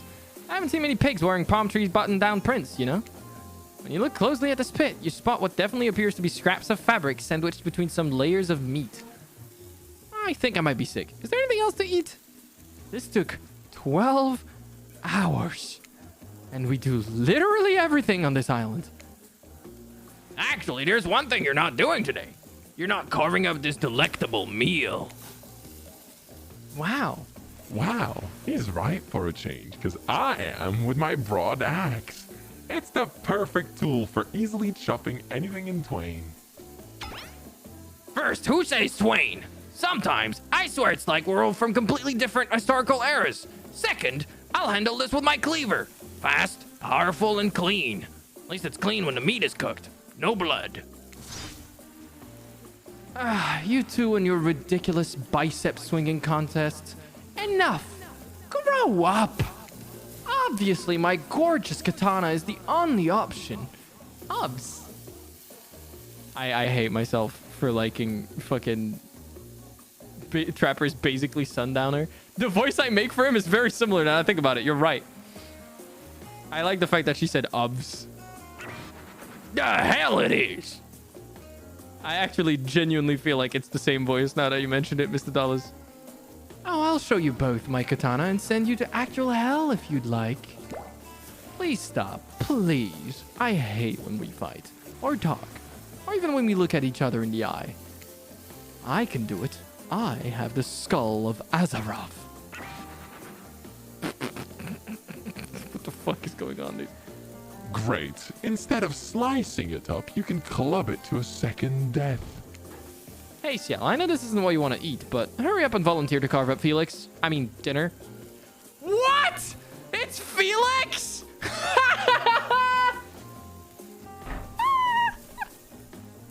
They're cooking up Felix, bro. That's fucked up. Felix is the name of one of the survivors in Dead by Daylight. They're cooking up Felix, bro. What the fuck? What the fuck, dude? No, this dude, please. Okay. This is a precise warning. This is me warning you as best as I can. Do not play Dead by Daylight because this game seems fun and happy and nice and like it's really good. Trust me. I am begging you. Do not play Dead by Daylight. You will hate your fucking life. Take it from me. Who is Felix? It's like the blonde-haired, slicked back dude. That's the guy. Anyways, we're eating Felix, apparently. Otherwise, this will go on for hours. No hyperbole. They once argued over for who had the most effective weapons for 72 straight hours. Yeah, that sounds like the DBD community. And it doesn't matter which one does it. When they're done, they will take even longer cleaning their weapon, all while explaining the value in maintaining your tools. Yeah, I'm not surprised. Despite being a bunch of cold-blooded killers, for some reason, they're always terrified of tetanus. Okay. Hey, why don't you just let me carve up... sorry. Hey, why don't you just let me carve up dinner? Splendid idea. We'd hate for it to get cold. He hated it when it got cold. Here's a machete, freshly sharpened. Many games consist of 2 parts on top of point. Wait, what? We've already... Yes. To achieve a perfect success, land on the start of a target area, not the end.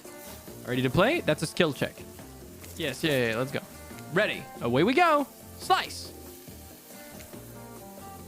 Perfect. I'm a skill check monster, dude. Perfect. I'm a beast. Perfect. It's not perfect. Not bad. I'm insane, dude. The skill checks I was popping off. The last one was fucking impossible. That was pretty good. I'd like to see what you could do with a less clumsy weapon. Yeah, I said it. Machetes are dumb. Dinner is finally served. For real. The sounds, especially coming from the masked killers while they eat, which involves lifting their masks and shoving food up behind them, are nasty. Spirit, meanwhile, doesn't even eat. She's the only one who seems to be really embracing being dead. They're all dead, right? This is obviously hell. I mean... Come on. We're still trying to be mysterious here. You think mystery comes easy? Claudette and Dwight aren't the only ones who've been working their asses off to make this night perfect. Well, at least they're lifting their mask. This is only 99% as disgusting as it could be if they just tried to mash stuff through there. Spirit, why aren't you hungry? The 2 best things about being dead is not having to eat. What's the second one? That's only one thing. Think about it, Ciel. Number 2 is no number 2. One less thing to think about in the afterlife. Even if I wanted to eat, I have no idea what I would actually follow. You might have noticed, but I'm mostly just a bunch of dismembered body parts floating in a spectral form. You see how deep this cut on my abdomen is? I don't think my digestive tracts connect anymore. Yeah, no number 2, baby. She has a point. Ain't no needing to poop in this bitch. That's a fair point. Between the food and the behavior of the group, this might be the worst meal in history. But even worse is they're staring at you. You're not eating. They don't like that. I think they want an explanation why. What do you want to tell them? Look at that seagull. Wow, you ever see a seagull that big? I haven't. That's incredible. Anyway, what are we talking about? Lame misdirect. Yeah, she's right, Ciel. Pretty lame. I don't know who you are. Never compromise. Didn't you wash up on this island with no memory of who you are and how you got here? Yes, you did. Poor thing. I did that on purpose. The Norris option, you know. You have no idea the last time you had a real meal. And you've been standing in the sun. But the seagull. Uh-oh, you just made a lot of good points. I swear, you're beginning to feel lightheaded. It waved at me. Maybe you need to eat to survive here. Either that or someone poisoned you. No, wait, you haven't eaten, so you can't be poisoned. Whatever the answer, you're clearly about to pass out. Oh, hey. It's me again. Your friend, mentor, and guide. Narrator to the narrator. The ocean. Not sure how I feel about that characterization, but I'll allow it. I brought you here, and I might be the only one who can help you now. There's only one thing you must do to survive. You have to figure out why you're really here. No one can tell you. Not unless you follow the right path. Or at least a right path. There's too many of those to count. Hopefully you pick at least one of them. Because there aren't even more wrong paths. Many of them lead to your demise. Others lead to something even worse. Starting scenes over and over. Oh, starting scenes over and having to fast forward back to where you are. Am I right? We're not going to talk about that. For this place holds many secrets, even from itself. But the one that truly matters can only be learned if you answer the most important question. Why are you here? Why are you here? Answer that, and you'll learn the truth. The ultimate truth. Vague. Mysterious. I gotta give it up to this ocean character. That's some quality early game storytelling. Ocean man, take me by the hand, lead me to the land that you understand. Ocean man, the voyage to the corner of the globe is a real trip. Ocean man, the crust of a thin man, by the sand, soaking up the thirst of the land. Something like that. Anyways. You wake up to find Spirit holding your limp body, gingerly pouring cool water into your mouth. Yeah, I'm down, Spirit. Let's go. Anyways. Don't you just love the ocean at night? I do. Staring out over the vast darkness of the ocean really validates the feelings inside me that we're all truly insignificant, and the only thing worth pursuing is revenge! I have to wonder, how could anyone believe anything else? You look out into the darkness of night and ponder her question. Well, it's a simple question. How could they? How could anyone not feel small and alone in the face of such massive nothingness? What? Ooh.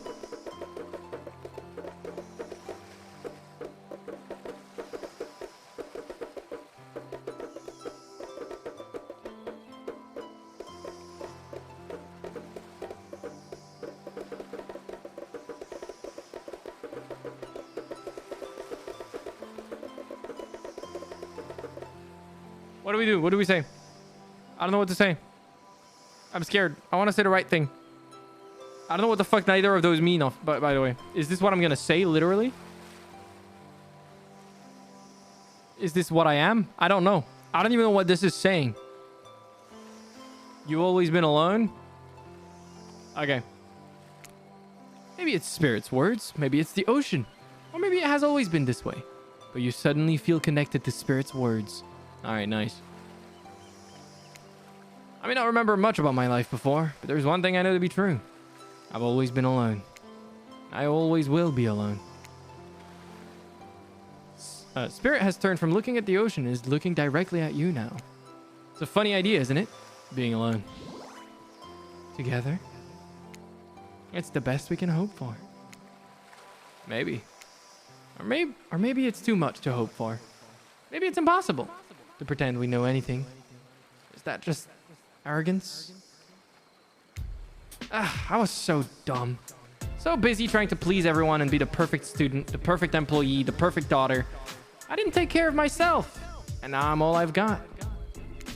Worst of all, I got distracted from my true purpose. My destiny. The purpose that was sitting inside me my whole life. Okay, so this might sound a little bit silly, but... Spirit looks around to see if there's anyone else on the beach. When she's convinced that it's only you two, she continues. There's a dragon that lives inside me. I've always known, but I've tried to ignore it. When I couldn't ignore it, I tried to push it down. I'm so stupid. There's two wolves that live inside of me. I'm sorry, I hate myself. Anyways. You're not stupid. That sounds badass. Right? But I didn't let it out. And then I, chop chop. And now that dragon is pretty much a one-track revenge beast. But enough about me. What's inside of you, stranger? Nothing but darkness, no dragon, just a lot of fire.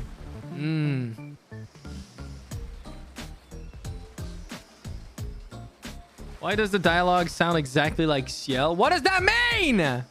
What are you saying?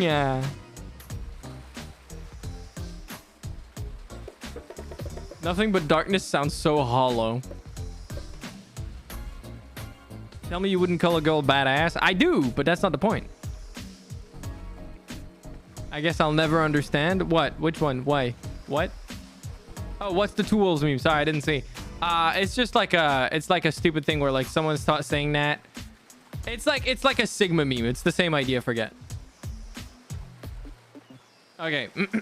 No no dragon, just a lot of fire. A raging inferno, in fact, begging to burn this whole place down if I let it out. Maybe I am the dragon.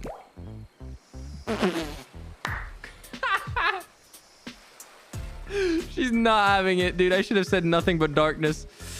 Oh, rough. Can you go back? Can we go back? Can I go back? I want to go back. I should have saved before I said that. Fuck. What if I load? When was the last save? 5 minutes ago? Fuck.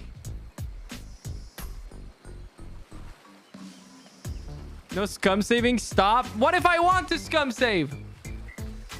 Let's play the game out. I want to scum save. That's how you play those games. Anyways. I'm sorry, but you're no dragon. And breathing fire, that's some hobbit type nonsense. I'm a descendant of proud samurai. My dragons are on a whole other level. Looks like there was only room for one dragon inside spirit after all. Just as things are really heating up, you hear a flurry of footsteps behind you and quickly spin around, ready to fend off whatever new danger has popped up on this strange island. Only to find that it's Dwight and Claudette sprinting across the beach, clipboards in hand, which they're waving in the air above their heads. It's very important that we stick to the itinerary and attend each event as scheduled. Playing sick for cute flirt points was not a part of this evening's activities. That's strictly slotted in for after camping story time, or campfire story time, sorry. At this rate, we'll be late. Playing sick? No time for excuses. Well, there is, but that's scheduled for after what comes after the flirting. Go, go, go! Okay. Once everyone has gathered at the fire pits, Dwight and Claudette quickly make an announcement. We're not going to blame anyone in particular, but someone, and we're not going to say who, so don't worry you, hasn't been sticking to the schedule. That means that we're behind on time for evening activities. And we'll only have time for one person to share their special spooky nighttime story. Just one story? But story time is my favorite activity. This is a narrative-heavy experience. You're telling us that only one person gets to share? How will we decide who? Oh, great. We have to decide as a group. That never goes well. Whoever did this, step up now. I swear I won't be angry. I'll merely chop your head clean off. No fuss, no muss. Voice trembling, you realize this is probably it for you, but you embrace your fate. Sorry, everyone. I think you're talking about me. To be honest, I still don't understand how this whole schedule thing works. I guess I lost track of time while I was passed out. Been there before, even though it's taken some pressure off of me, which is an absolute dream come true. Is it really fair to pick on the newbie? Seriously, has anything here ever happened on schedule? Even once? Damn it, Donald. If you try to flex that authority gimmick on me one more time, so help me. Wait, what?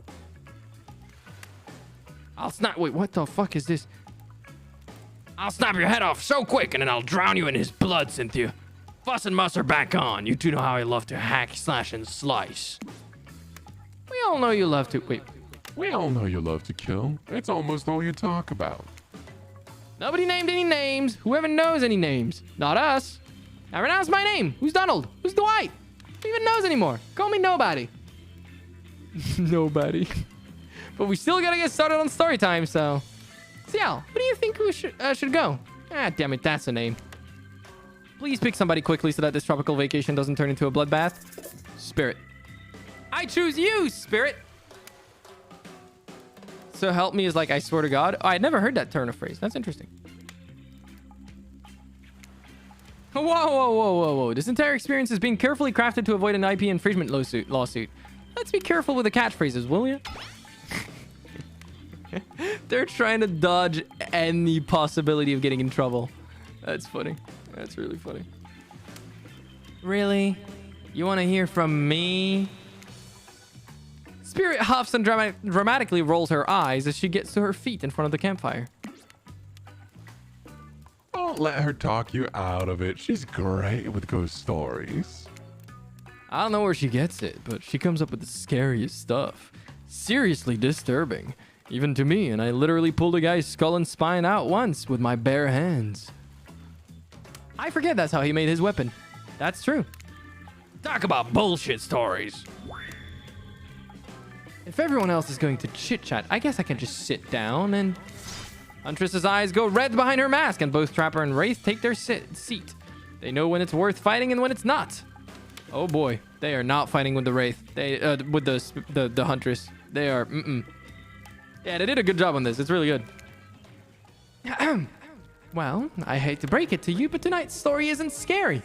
It's a romance. Too late now, though. I was selected, and so I'm going to tell my story.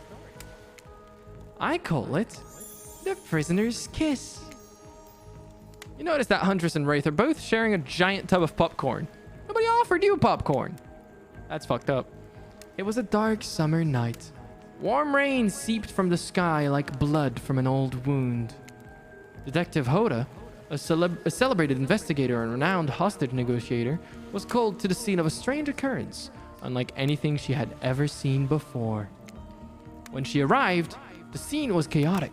Crowds had begun to gather.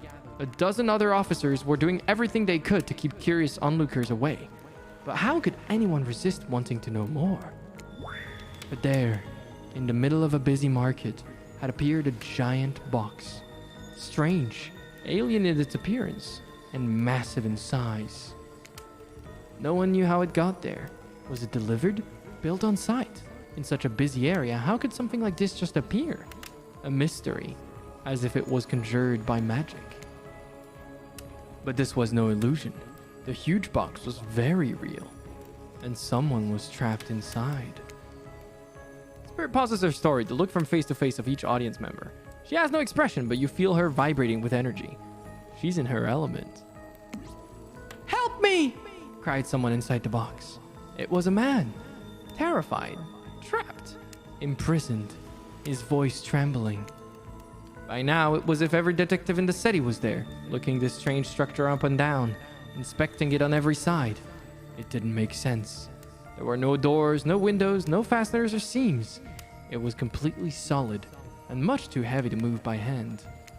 Solid, that is, except for a single small slit, just enough to get to see the bloodshot eyes of the prisoner trapped inside. "I don't know what happened! I woke up and here I was! I'm so scared! Please help me!" cried the man, as if pleading for his life. No stranger to tense situations, Detective Hoda comforted the man. I can't speak.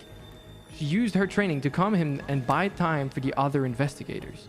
However, time did not bring clarity, only anxiety, as the night dragged on with no progress opening the box. And as the night grew longer, the seeping rain puddling on the ground, the man inside grew more desperate, more sad and lonely, more pathetic and in need of help. But Detective Hoda was no help at all.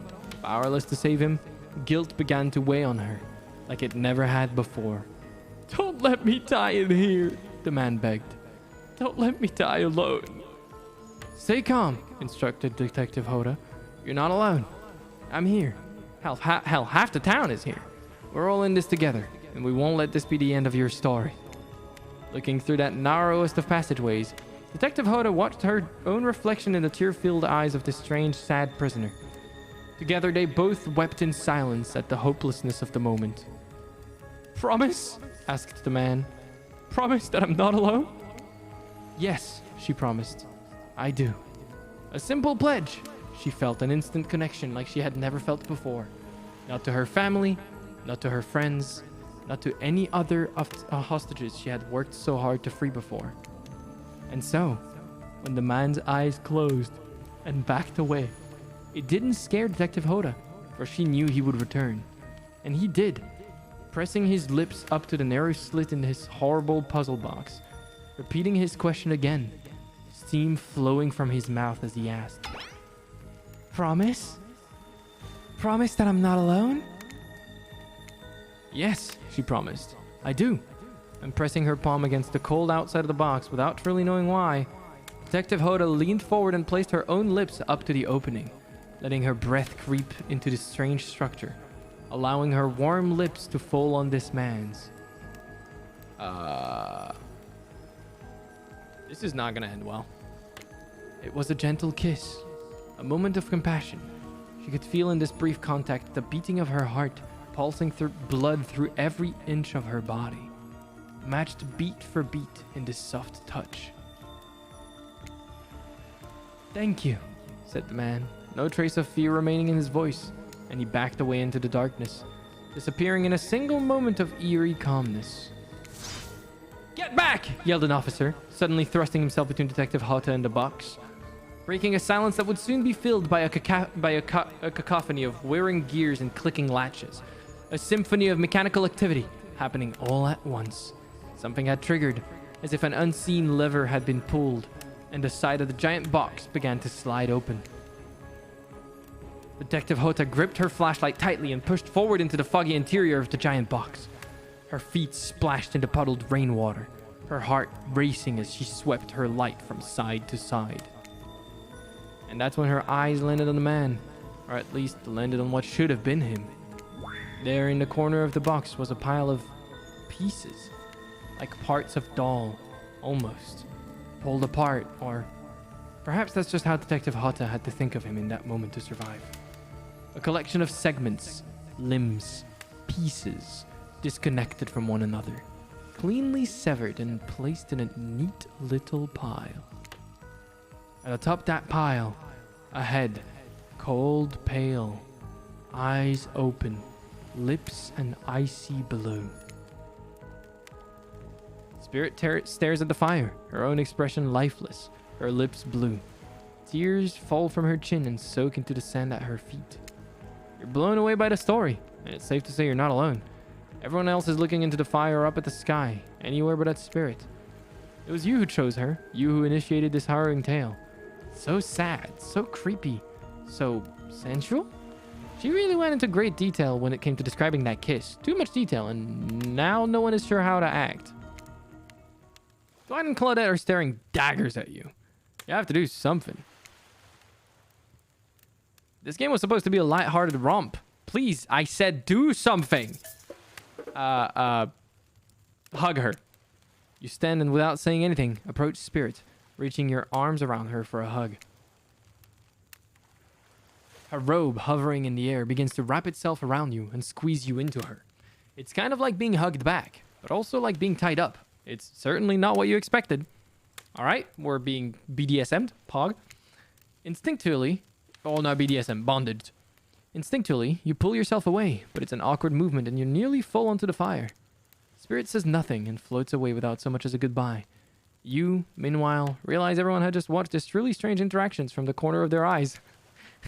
On that note, everyone decides it's time to take a break and split up for a little bit so that they can all have a moment alone before bed. Everyone leaves and you're alone by the fire. The only thing you hear is the ocean slowly lapping against the shore. This is nice. A true moment of peace and tranquility. That lasts for all of 7 seconds because Trickster shows up and he's blaring his latest song. God, I hate him. Hey baby, you look lonely. Mind if I join you? He doesn't wait for an answer. I know you've been hearing from these goopies all day, but I want you to hear something from a big fish like me. Something special does in charge of this island. Don't want you to hear. I am the ultimate catch on this island. The only lobster in an ocean of sardines. No one can give you what I can. You just have to find me. Come find me, baby. Trickster leaves. You're a bit confused about what to make of his cryptic clues, but you aren't going to get any time to yourself to think about them just yet. I hate him.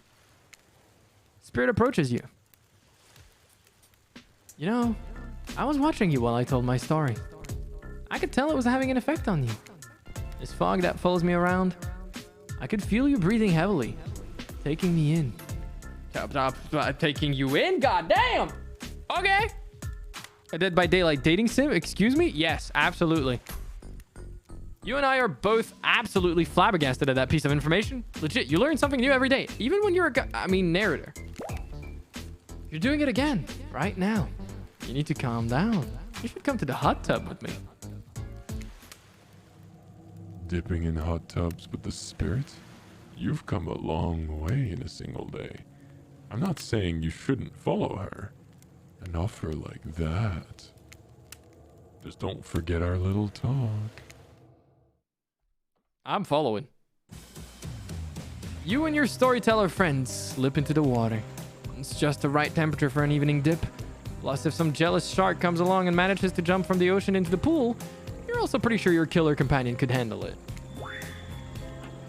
I just want to be totally clear. Even though that story bore some similarities to my life, it was not about me in any way, shape, or form. Not symbolically, not metaphorically, not any otherically. Not any otherically. I like this. I like this game. It's good writing. Solid. I like this. Also, what's up, Mary? How you doing? I hope you're enjoying yourself. I believe you completely. Sure, you were cut up into pieces in your life, and so was the person in the story. A perfectly normal coincidence. Sure, you're on this island, trapped, one might say, in a most puzzling place. Also a completely regular coincidence. And sure, his lips were blue, your lips are blue. Really? You'd call this blue?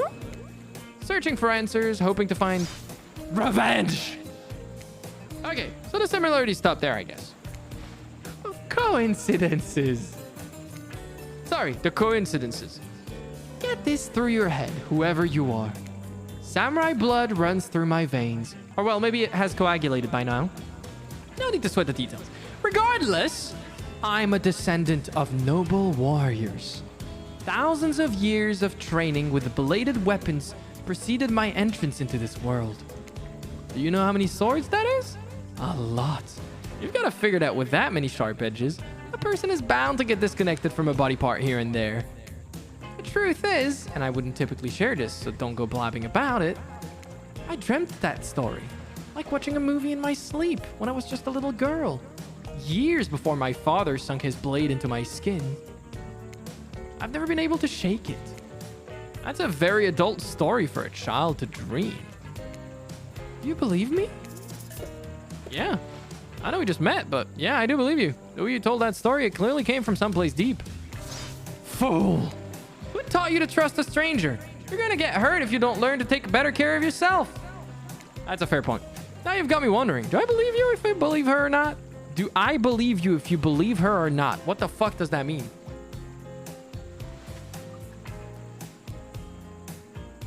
The fuck?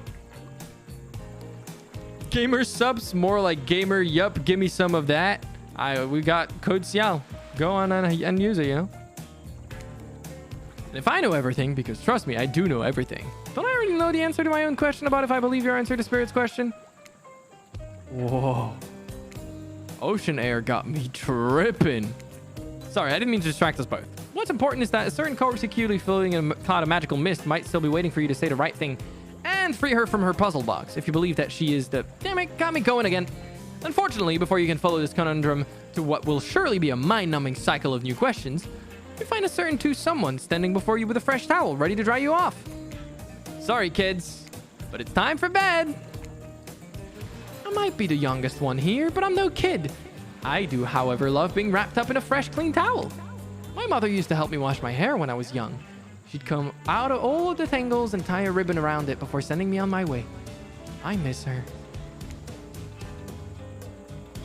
You watch as Spirit stares off into the distance, her hand gripping into a tight fist.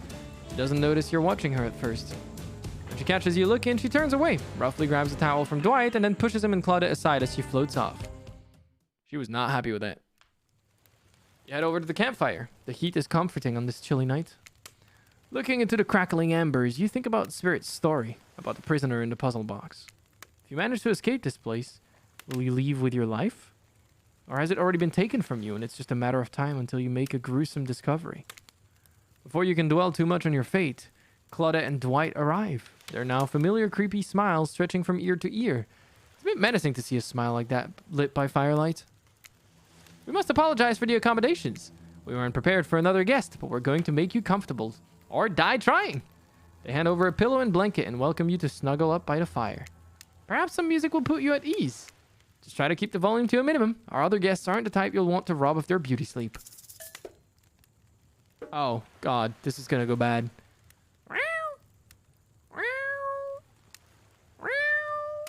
What's up, dude? You?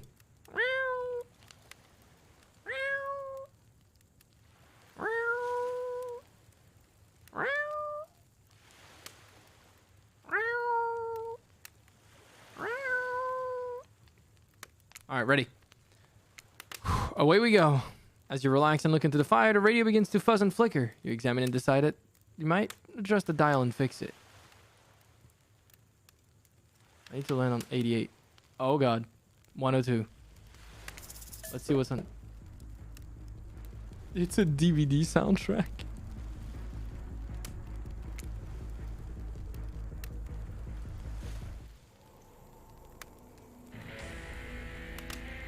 I don't know what that is.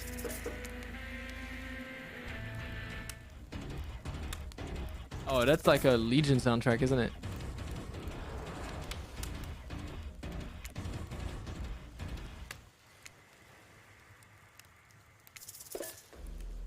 Yeah, they're all DVD stuff.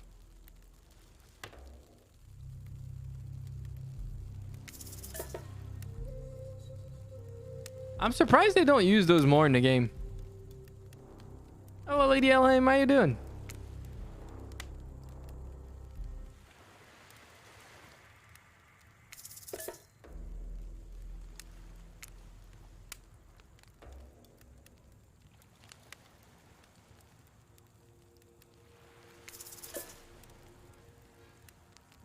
What is this track? I can barely hear this one.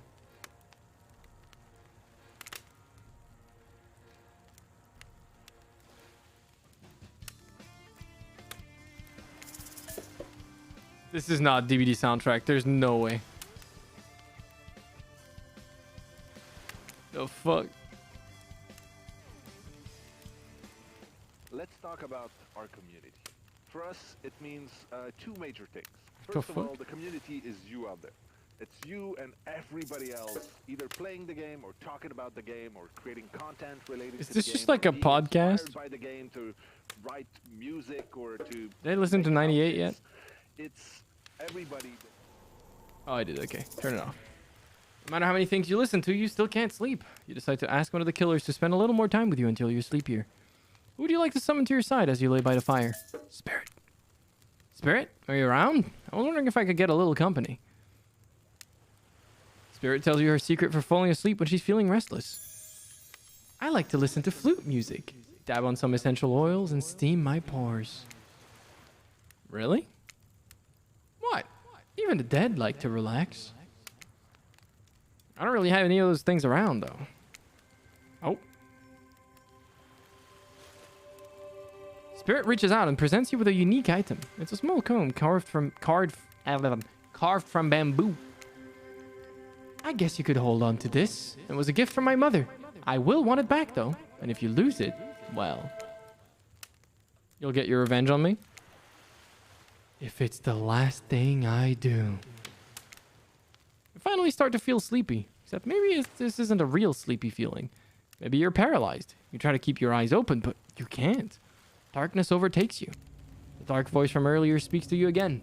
It shouldn't still be as spooky by now. You've had a whole day of strange voices in your head, but this one is still undeniably odd.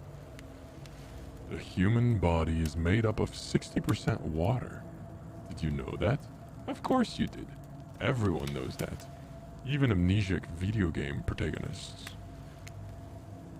Well, guess what? Drink as much as you'd like. You'll never get to 100%. You hear me? Don't think I don't see what you're up to. You awake, suddenly to see someone looming over you. Trapper is sitting beside you, sketching a portrait. Jesus fucking Christ.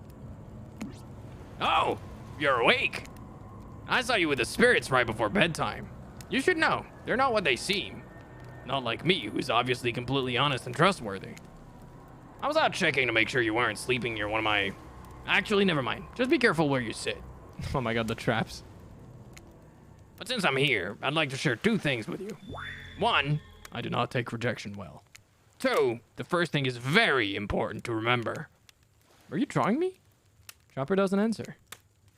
You aren't drawing stick lines radiating out from me, are you? Still nothing from the trapper. Look, I'm not an easy guy to get along with, but I am an easy guy to spend time with. That will make sense if you choose to spend time with me tomorrow. The rest of this scum live like rats. They wouldn't know a good time if I bit them on the ass. I mean that, literally. Point is, if you select me you're in for a day of luxury, extravagance, and fun. Yes, I said fun. And if I don't pick you? Remember what I said earlier? Or it might be the last thing you ever forget. But hey, you look tired. Get some rest. Sleep. Maybe even sleep well if you can. Try not to roll over to about 50 feet to your left. 15 feet to your left. Finally alone for real this time. Maybe you drift off to sleep. Again. Hopefully you're not poisoned. I don't know. Are we? No. Wait a second. Where are we? This isn't... Oh, jeez, it is. It's one of those reality show confessional rooms where all of the contestants talk directly to the camera. Jesus fucking Christ. I think today went really well. These were some of my first interactions with someone who isn't a parent that didn't end in bloodshed or untimely perishing in my Russian cottage. So I'm counting today as a win no matter what happens. What do I think of the newcomer? Do I have to say? Oh, I do. Okay, attractive, mysterious. I really don't know that many other words since I was raised by my mom in the woods until she was skewered by an elk and I had to wash her entrails off my sarafan. That being said, the other three should make sure to be on their guard. I don't know who this newcomer will want to spend their time with tomorrow, but I, for one, will not let my guard down easily. Who knows about the others, though? Wraith, I think, knows more than he's letting on about this place, but he's a hard nut to crack. Meanwhile, Spirit is just screaming all time. Major buzzkill. And Trapper. Ugh, where do I even begin with Trapper? He's buff, sure, but daddy issues much? Sheesh. Look, I don't need anyone. I've been perfectly fine on my own since my mother died. I eat a fine diet of raw deer, bear, and human, and I'm fit as a fiddle. That being said, something about this newcomer makes me think that I might be missing out on some huge part of this thing called life. This is weird. I don't care enough to kill this person, but if anyone else wants to, I don't care enough to stop them. Might just have to kill Dwight to feel anything again. I'm not really sure how to feel about Ciel. On one hand, everyone I've ever cared about has met an awful fate. So it's probably good for Ciel if they just keep ignoring me. On the other hand, there's something about them that maybe could work out for me. I know that everyone thinks of me as a beautiful, cold-blooded monster. I can't help it. Circulation just isn't my thing. Sorry, just isn't my thing. I don't choose to be cold. This cute hat and robe, okay, those are a choice, sure. If someone were to come around and capture my heart, at least that beats being stabbed in it. Besides, if I'm gonna get bloody revenge on a society that has used me and thrown me away, maybe it wouldn't hurt to have a little help. Nice. What's up, Lulbean? How you doing? You open your eyes. The sun is shining. There's not a cloud in the sky. That's a lie. Right there. And there. And there. There as well. Here? About over there? I mean, anyways. And you feel great. Totally well rested. You're not even suspicious of the fact that you fell asleep by the campfire but woke up several yards down the beach. Wait, are you on vacation? Was yesterday nothing more than a strange dream? No, not a dream. You really are here for another day. Why, I have no idea. You're obviously a weirdo. Speaking of weirdos, I see the rest of the gang is hanging out but on the beach. This is definitely not a dream. I wouldn't rule out a nightmare just yet, though. I have the feeling someone moved me in my sleep and I don't like it. Thank you for the follow. I appreciate that, Lilbean. There are no clouds. Yeah, sorry, there are no clouds. I apologize. You're right. At least they make for a sexy bunch, no? And talk about sexy. Here comes Trickster carrying coffee. Oh.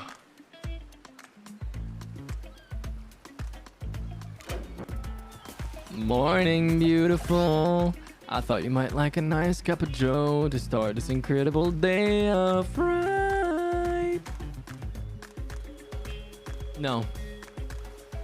Trickster seems suspiciously cheerful. I'm sure there's nothing nefarious behind his joyful demeanor, though. Everyone knows musicians or morning people. Any musicians in the chat that can absolutely say that that's a complete lie? You can't unsee the Mario Hat character when I do that voice? Don't worry about it. You'll eventually have like 15 characters in your head. I also want to wish you luck. Today's an important one. My only regret is that I won't be a bigger part of it. Budgeting issues. Also, I'm just swamped with engagements, especially on the other island. Trickster winks at you. If you want to ask him how to reach the other island, now is that... Never mind, he left. Well, at least you brought me a cup of... No, wait, don't drink that! What the hell was that? They don't call him Trickster because he's good on a skateboard. And he definitely didn't get that name because he brings people drinks so they can have a good morning. That's a fair point. That's a very fair point. He didn't call him Trickster because he was good on a skateboard.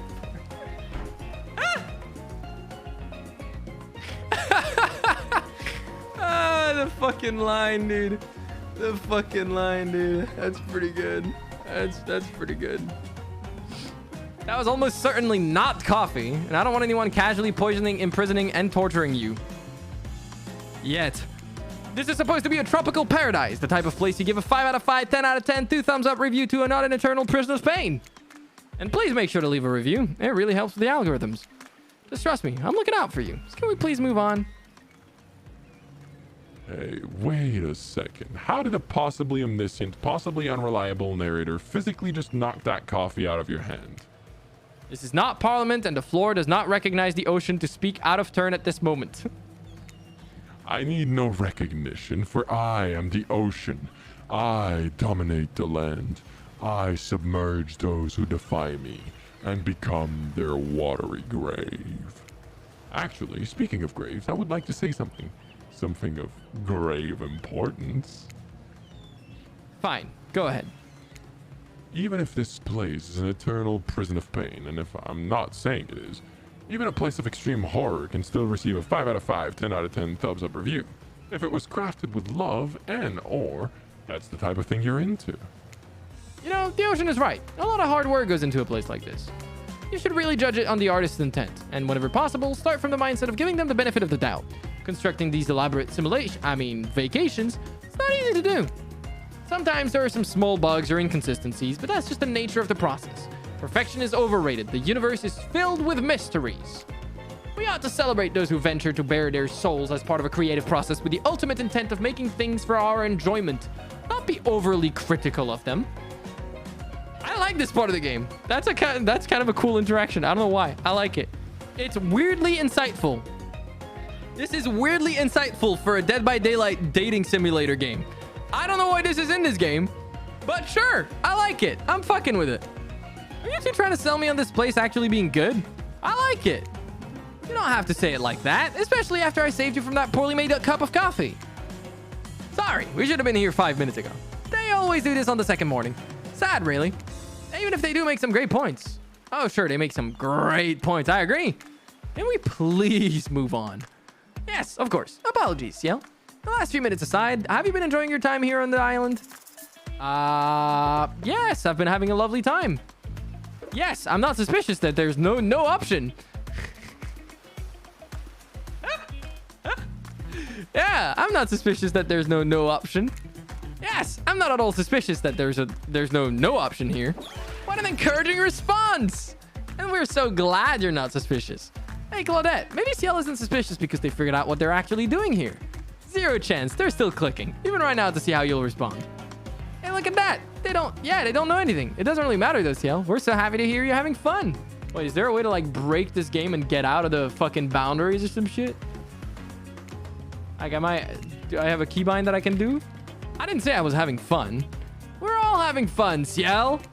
Do you hear us? We're all having fun. We need to ask you one more question, though. We all had to sign away our rights to say anything negative about this place. Would you please sign this non-disparagement agreement? I'm gonna... You can't open this to save before a question is asked like this? Come on, man. Come on. I want to say no. I'm not going to sign the non-disparagement agreement. No, I will not say anything negative about this island. You have my word that I, Ciel, agree with the terms of this verbal contract. What? I just got robbed.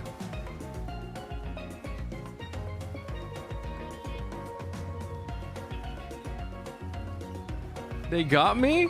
Wait. Did I misread this?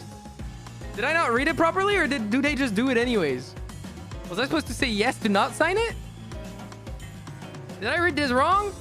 Double negative doesn't count.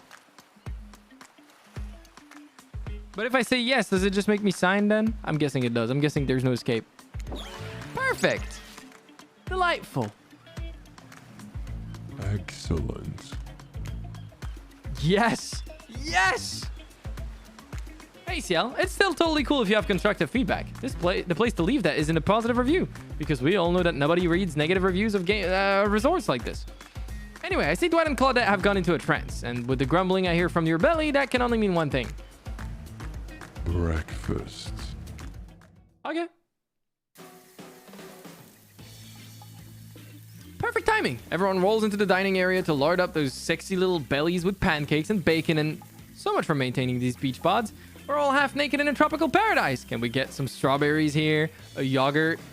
Magic powers will only get you so far. Even killers watch their sodium intake. You take your plate and sit down, thinking about yesterday and the whirlwind of feelings you experienced. Danger, dread, disorientation. It was like going through puberty again, except all in one day on a beautiful and mysterious island.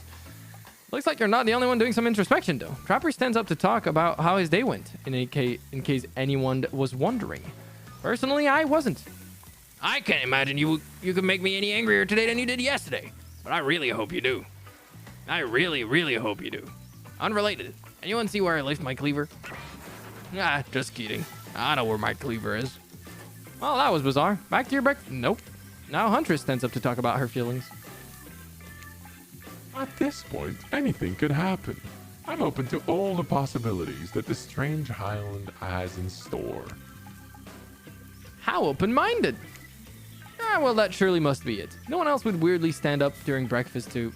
And just like that, here comes Spirit. Did everyone sleep well? Wait. Did everyone sleep well? I did, or should I say I did not? I haven't slept in 20 years on account of the whole burning quest for the familial revenge thing. And last night was no different. So in that case, it was exactly how it should be.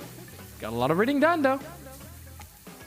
Now, if you don't mind, I'm going to go back to quietly resenting being trapped here with you all, while looking cute doing so. Guessing Wraith has had enough time to work up the courage to speak in front of a group. Ah, perfect. There he is. Take us home, Wraith.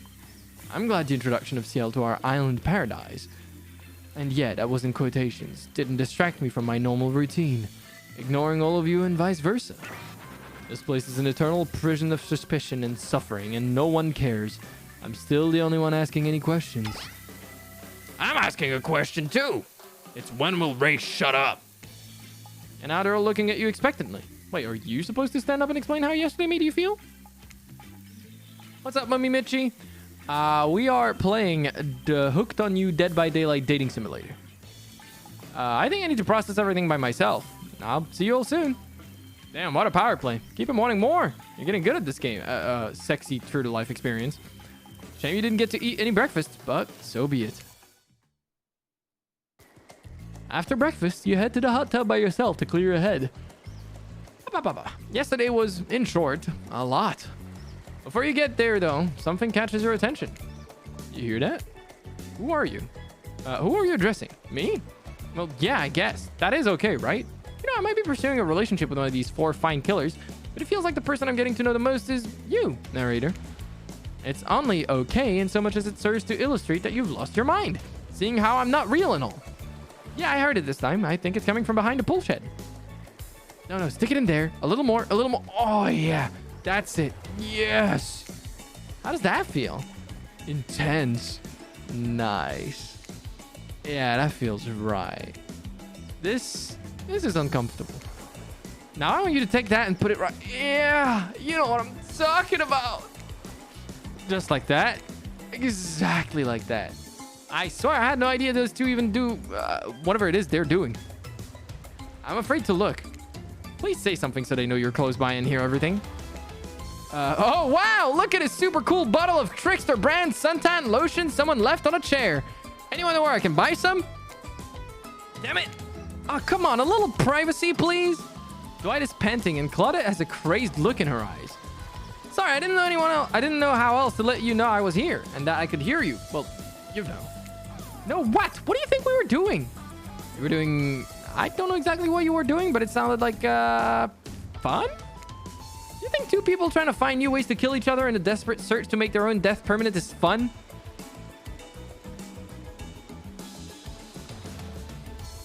Oh. That's a fair point. Oops. We get 5 minutes to ourselves every day, and we spend it hoping if we stab each other in just the right spot, we won't get resurrected. I've come to believe that the key is finding the exact place we need to bleed out from, and I believe that place is in our appendix. Why else would it be there? Makes sense to me. Did you actually think we were me and him? Dwight?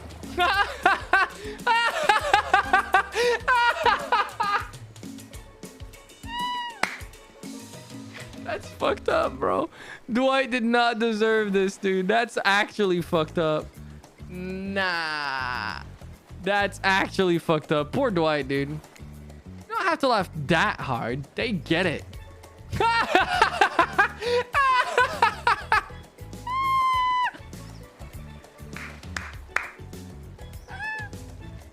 Oh my god, dude. My life is a nightmare, and yet somehow it's never been worse than right now. Let's go, lover boy. I know that all our entry wounds and our 5 minutes is up anyway. Good luck, Ciel. You're gonna need it.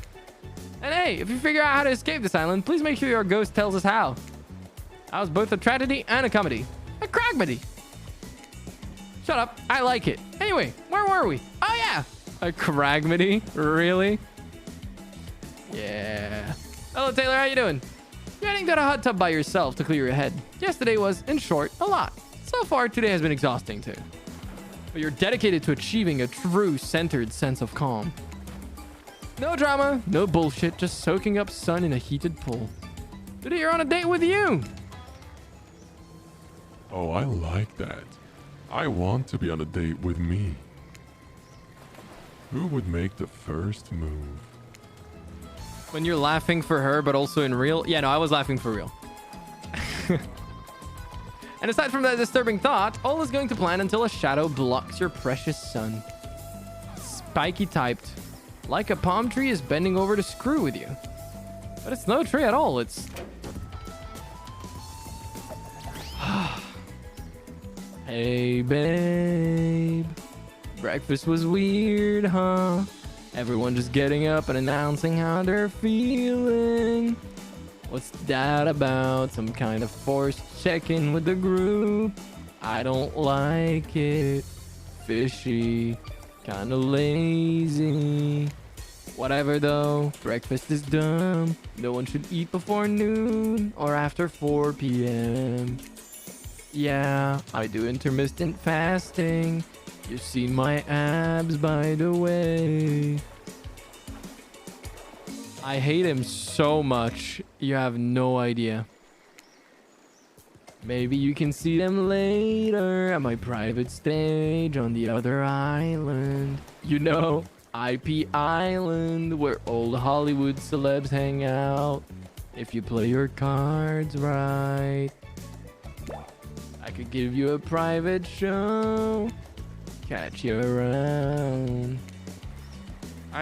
His abs are pretty amazing. You gotta give him that. And the blow up bat? Threatening, but adorable. Makes for an interesting silhouette. Genius design. I would never say those words. They are putting those words in my mouth and I don't like it. He's a psychopath, just like the rest of them. You don't gotta give him anything, and we're not best friends. Just because we had a little talk about doing a little talking, it's not an open invitation to go smashing the fourth wall every 5 seconds. Okay, now that guy is gone and we've got some ground rules established that we're definitely going to abide by, it's time to lay back, take some deep, slow breaths, and...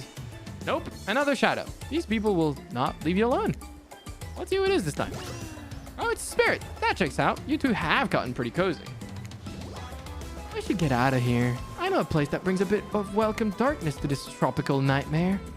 Best of all, I'm the only one that seems to know about it, so we won't be bothered there. I don't even know why I'm telling you, really. It's my private spot. But I guess I've got a feeling that you'll appreciate it in the way that I do. Not like these other killers. They don't get me. But I'll get them. Oh, I'll get them all. And I'll get my father too. And I'll punish him for what he did to my mother and me. Spirit radiates a menacing aura, waving her sword around in the air as she threatens, well, the entire universe. It's scary and more than a little hot if you get turned on by menacing. Who would do that? Anyways, look at all this. Look. Oh, sorry. Look, all this time on the Murderer's Island has gotten us both a little confused about things. I'm choosing to lean into it. I'd suggest you do the same. You've seen her get mad, which is probably enough to scare you into compliance. But you've also seen that there's a more sensitive side hiding within her. Which one do you think will win out? You consider her offer, but before you can decide if you want to go off with Spirit, the Huntress interjects. I guess you could go off with Spirit today. She seems pretty cool, actually. I think if we weren't here on this island vying against each other for your attention, we might actually be friends. We might have something, though. You and I couldn't let you go off to her goth lighthouse without speaking up first. Yeah, I know her secret spot. I see everything through the holes in this adorable mask. So, my offer stands. We can still hang out today. Play a room at my cabin. Wink, wink. It's pretty cute that a Huntress thinks she has to say wink wink out loud. The mask barely even hides her face. That is a fair point. That's a very fair point. Tough choice. You weigh your options quickly because you can only go on one date today, and you also don't want to be hacked to pieces for saying the wrong thing. It's always good to remember that these are all cold-blooded killers, but you know what they say. When life gives you lemons, you make lemonade, and then die a horrible, retching, writhing death after drinking it because the lemons were poisoned all along. Sorry, this island has really got me tilted. So, who will it be? Spirit. We're dedicated. We're dedicated. I gotta go with Spirit. You've made the correct decision. But know this. Just because you picked me doesn't mean I'm going to slobber all over you like a dog. Understand? I don't expect you to. Well, of course, You've still got a lot to prove to me. I want to believe that our connection is real, but I've been hurt before. Literally. With a katana. A katana that I now wield in a spectral form. You feel me? Because you will feel me if you try any of that macho trapper crap. Yeah, I feel you. Before you ask Claudette and Dwight to clarify, I'll just let you know that yes, it is too late to change your answer now. Okay. We're going. You and Spirit arrive at the coast, overlooking the Black Lighthouse. It's old and decrepit, but still impressive. There's something magnetic about it. You can see why Spirit would be drawn to such a place. You look Spirit up and down and notice that she's wearing all black, just like the lighthouse. I'm noticing a bit of a theme. Is black your favorite color? Black isn't really a color at all. It's the absence of color. It's a void. Like a black hole. A place that swallows light. A dying star.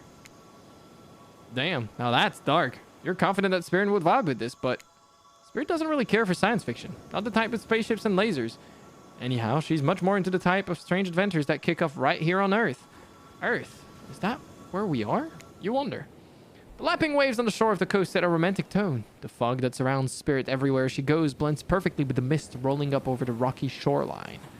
She's at one with this place, and so are you. The peace doesn't last too long, however, as the lighthouse lets out an eerie howl, like a monster dying. A spiraling black light stretches out across the sky. Spirit has to yell at you just to be heard. Oh yeah! He does that! The light and sound recede and the two of you sit in silence. Spirit lays a towel down and then pats on it gently. Clearly she wants your company, so you oblige. When you do, she takes out some sunscreen and hands it to you. You're not exactly sure what to do. Is this an invitation to get in a little hands-on action? What else could it be?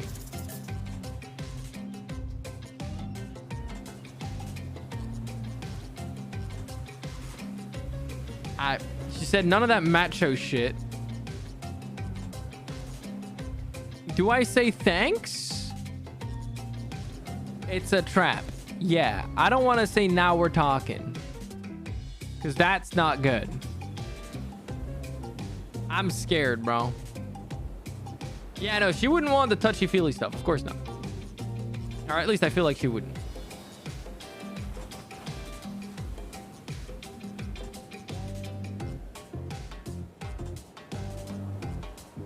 You know. It is what it is.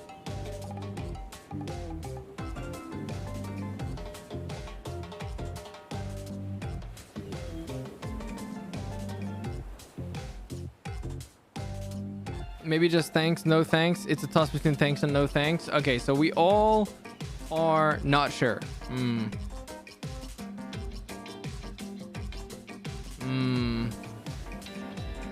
not sure. I was leaning to no. The thing is, I'm afraid if I say thanks, she's gonna take it like badly. If I say no thanks, she's gonna take it badly. I don't know which option would get me, you know, safe.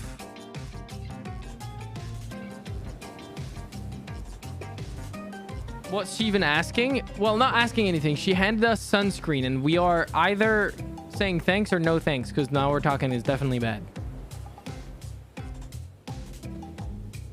What do you keep looking at? That's the chat I'm looking at. That's when I look at the chat. When I look at the chat, it looks here.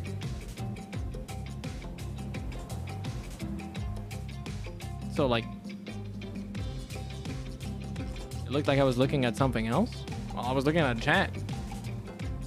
Thanks sounds normal. All right, let's go with thanks. Thanks. I forgot to bring my own when I lost my memory and fell into the ocean. Hey, it worked out. Let's go. No problem. I figured as much. Spirit turns away while you slather lotion all over your body. You need any help reaching those difficult spots? You see a hand float around your back. Well, that's handy. Sure, why not? Sure, why not? Spirit's hand on your back is ice cold, but she has a soft touch. When she's done, she takes care of herself. You watch Spirit as she applies sunscreen to herself in the most unique way by floating her own hand around her back to spread it on.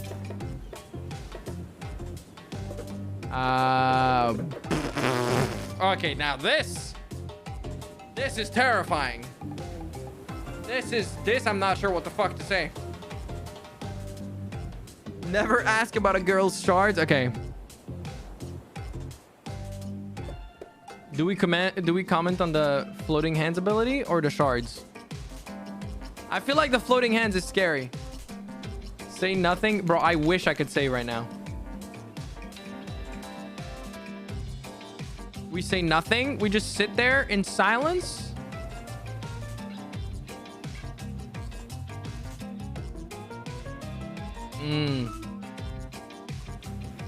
I feel like a poll is just too much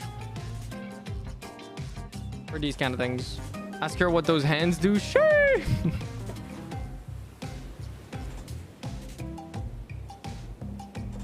I don't know if she'd be offended by either of those, or if she'd be offended if we don't ask even though we want to ask. All right, let's go for the floating hands. Fuck it. The fact that your hands just float out around like that, you can read things way easier than I can. It's almost like you're some kind of superhero.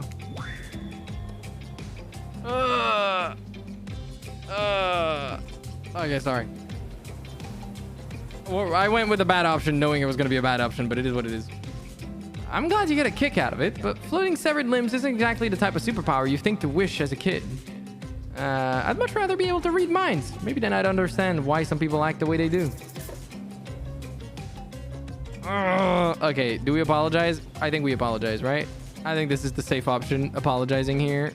Telling her we're actually jealous sounds like doubling down on something we should not be doubling down on. Sorry.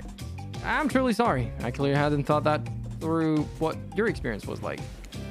Sometimes humor is how you deal with uncomfortable situations, but clearly you read the room wrong. Oof. I was just thinking about what you must have gone through to end up like that. It had to have been horrible.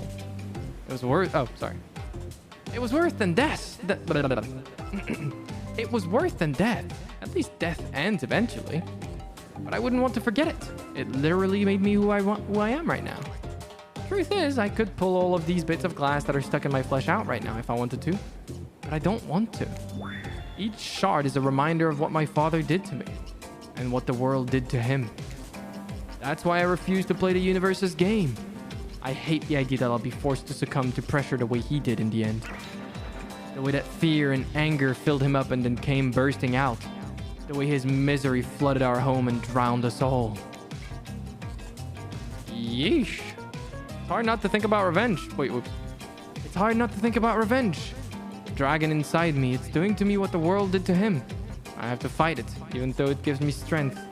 I must maintain control. Oh. You're stronger than he ever was. I'm sure of it. I appreciate that, Ciel. I suppose a little help isn't a bad thing. In life, in love. This world is a lot to endure alone. Maybe I could use a little assistance reaching my delicate toes for a bit of lotion. You know, having your body contorted into those vengeful poses, it really does a number on my joints. It rubs the lotion on its skin. What? Oh, I'm doing that? God damn! I'm dealing with her toes? Perfect. Perfect. Not bad. What? That was perfect. Oh, I missed. I missed completely. Okay, that's fine. I didn't do too bad. I wasn't terrible, but I wasn't great. Well, I suppose that the lotion made it to where it was supposed to be going eventually. And you weren't too incredibly wasteful. I'm not a woman who believes in rushing through things just to get them done. If there's a next time, I'm sure you'll do even better. Okay, so I didn't do great. You look up at the lighthouse. Its ominous dark form hovering above this moment between spirit and yourself. Oh, it's ominous dark form hovering above. Okay, now I get the sentence. I was confused. Evil as it clearly is, in this case, it does you a solid by blurting out another ominous moan and burst of black light that rescues you from this awkward silence. From seemingly out of nowhere, an ancient-looking ship appears in the water. It glows, itself a thing of death, a spirit of a ship that once sailed these seas centuries ago. A tattered black flag whips in the air, in the ocean air above the ship as it careens towards the shore before crashing on the rocks. It must have been drawn in by the lighthouse. You hear the distant shouting of sailors as the old wooden ghost ship breaks up and sinks into the water. Oh, right. It does that sometimes too. Should we, do something? Nah, the sharks will take care of it. Within a minute, the ocean is quiet again except for the waves. Note to self, hungry sharks. But these time-traveling pirates, or whoever they were, I'm sure you saw one of those skulls and crossbones flags, aren't the only ones drawn here today. It's Wraith. He has emerged from the palm trees behind you. I didn't come here to break up your date or something. I came here for that. Wait, Wraith points to the lighthouse. It is indifferent to his attention. I've been seeing it in my dreams, shining its strange light on me. I can't avoid it. Through woods and walls, nothing seems to stop it from reaching out to me. Duh, it's a haunted lighthouse. It does that to everyone at some point. You're no more special than me, those dead pirates, or that mermaid I saw washed up on the shore that one time. You. Mermaids, by the way, aren't even close to as beautiful in person as they are in movies. More sea witch than underwater princess, if you get my drift. It's all part of a vast conspiracy. An epic river of lies that runs beneath the island. Or something. I'm pretty sure I've figured it out. The basics anyhow. If you come with me, I can... You can get cut. Spirit waves her katana, nearly trimming a couple buttons off of Wraith's tropical top. He takes the hint and backs away a few steps slowly. A quiet guy, he never really shuts up. Okay, be that way, you'll see. Alone at last, tension broken, deftly moans quiet, and Wraith banished back to wherever he hangs out. You scooch closer to Spirit, breathing in the damp, foggy air that seems to emanate from her. It's not quite clear how that whole fog thing works, but you don't even care. You're feeling this moment. Spirit seems to be feeling it too. She starts to adjust her robe, and you get a peek at the bathing suit beneath. Ooh. For someone who seems intent on proving how little she cares about what everyone else thinks, she puts on a lot of work getting into that suit. Got straps for days. However, you're so focused on what's happening with Spirit, you don't see the next interruption coming. And Claudette and Dwight burst in on you and interrupt whatever you were doing. Doesn't seem like they were worried about they'd bump into much. We're here to make a very dramatic announcement. Well, technically, we're here to invite you to join us back at the beach. We'll be making a very dramatic announcement. Hard being the producers and the hosts. Aren't survivors supposed to work in groups of 4? The reference to the game. When you arrive at the beach, you realize they were set up. Despite promising an announcement, Dwight and Claudette simply stand quietly. This isn't at all what was promised. Wait a minute, there's no announcement here. But there is a me. You got mud in your ears, friend? I told you to get lost. Don't you see? Lost is what I am, and so are you. But I know the way out. I've got a map back in my secret lair. Literally and figuratively. Yeah, I know the difference. That's why you should ditch Spirit and come spend the rest of the night with me instead. You've got a secret lair? Damn it. Who said anything about a secret lair? I said I've got sap. Sap in my secret hair? There's a flap on my secret chair? Don't change the subject. Is he okay? Don't ask me what he's talking about. What the fuck is wrong with Wraith? My mind is actually like past the point of insanity. You're trying to make a mess of the first nice day I've had in I don't know how long, because it's not even clear what year it is, but in a while. I'm not about to be ditched for the likes of you. It's not me messing things up. Like I keep trying to tell you, it's this dang island. Come to accept a difficult truth. What's happening here? Well, I'm convinced that it's our fate. It's not anyone's decision. It's simply the way it will be. There's no use fighting it. What would you even know about fighting? All you do is hiding in your spooky little secret hair and crying like a baby while ringing your little bell. So don't tell me what I can and can't fight back against. I was born a fighter. A dragon lives inside me. I can't not fight, even when all I might want to do is hide. Don't you see this giant hat? It's a metaphor. If I do have a fate, my fate is to win every fight that comes my way. Got it? Folks? Oh, you hide. I've seen you hide. You do your little phase walking routine. What do you call that? It's basically cloaking. And we all know that cloaking is a type of hiding. Folks? You cloak. I don't cloak. I'm not a cloaker. I phase, walk out in the open. You just can't see me. You have no idea what they're talking about, but this sure sounds like some video game community forum thread minutia, if there ever was such a thing. Not that you know about that either. Bro, they are actually aware that their community and their game is fucked, and people just talk about the most stupid shit about Dead by Daylight. Yeah, this is actually straight up like forum, like interactions. I would not be surprised if this was like word for word shit from the forum.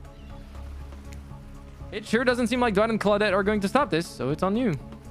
I think I was brought here to make this choice, so I'm going to do that now. And I choose Spirit. When it comes down to it, neither of these two seem easy to love. I mean, damn, Spirit literally has broken glass shards sticking out of her, but she has a certain charm to her gloom. Spirit and I were actually having a nice time. Besides, if it's my fate to end up on this island, well, to hell with fate, really. And don't take this the wrong way, Wraith, but the amount of awkwardness you pack into a single day, no wonder you're so skinny. All that second guessing yourself must burn a lot of calories. Wait, is that why I'm skinny? Damn, that's fucked up. Now I get it. No offense taken. Yeah, okay, it's true. I can be a little awkward, I guess. Sometimes. Right, so I'm going to stick with Spirit. Spirit breathes a sigh of relief. I've got enough revenging to do without having to kill you and Wraith too. Good. Spirit walks you around a corner to show you something that she discovered in this place and knew was meant to be connected with her journey. A cherry tree. It is just a small sapling, but it has begun to sprout flowers. It doesn't make sense to see a cherry tree here in this place, but it also doesn't make sense to see a ghost in a black bathing suit. So you just accept it. As Spirit steps up to the tree, a cold breeze pulls some petals off, and they come cascading through the air around the both of you. Beautiful, gorgeous. Do you know the meaning of the cherry blossom? They're beautiful, but also quite symbolic. Of course, like all the good symbols, their meaning is pretty complicated. What do they mean to you? For many people, being among cherry blossoms is like being at a celebration of life. People travel great distances just to be near their vibrant beauty. However, as beautiful as they might be, they aren't magical. They're simply flowers.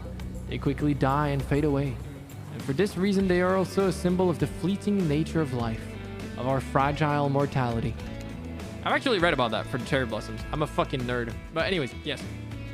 In a way, it's the specter of looming death that calls attention to this special moment, to see and appreciate life. How does that duality make you feel, Ciel? Honestly, empowered, personally. The knowledge that life and death are a cycle has always given me peace. Accepting the fleeting nature of life, like the beauty of a flower in bloom, allows me to appreciate the moment without being too hung up on what comes next. As you explain, Spirit's face begins to look sad to you. You're not sure why. It's not the happiest topic, life and death, but why should that matter? And then it dawns on you. Spirit has been trapped in this ghastly state of death with no hope to cycle back.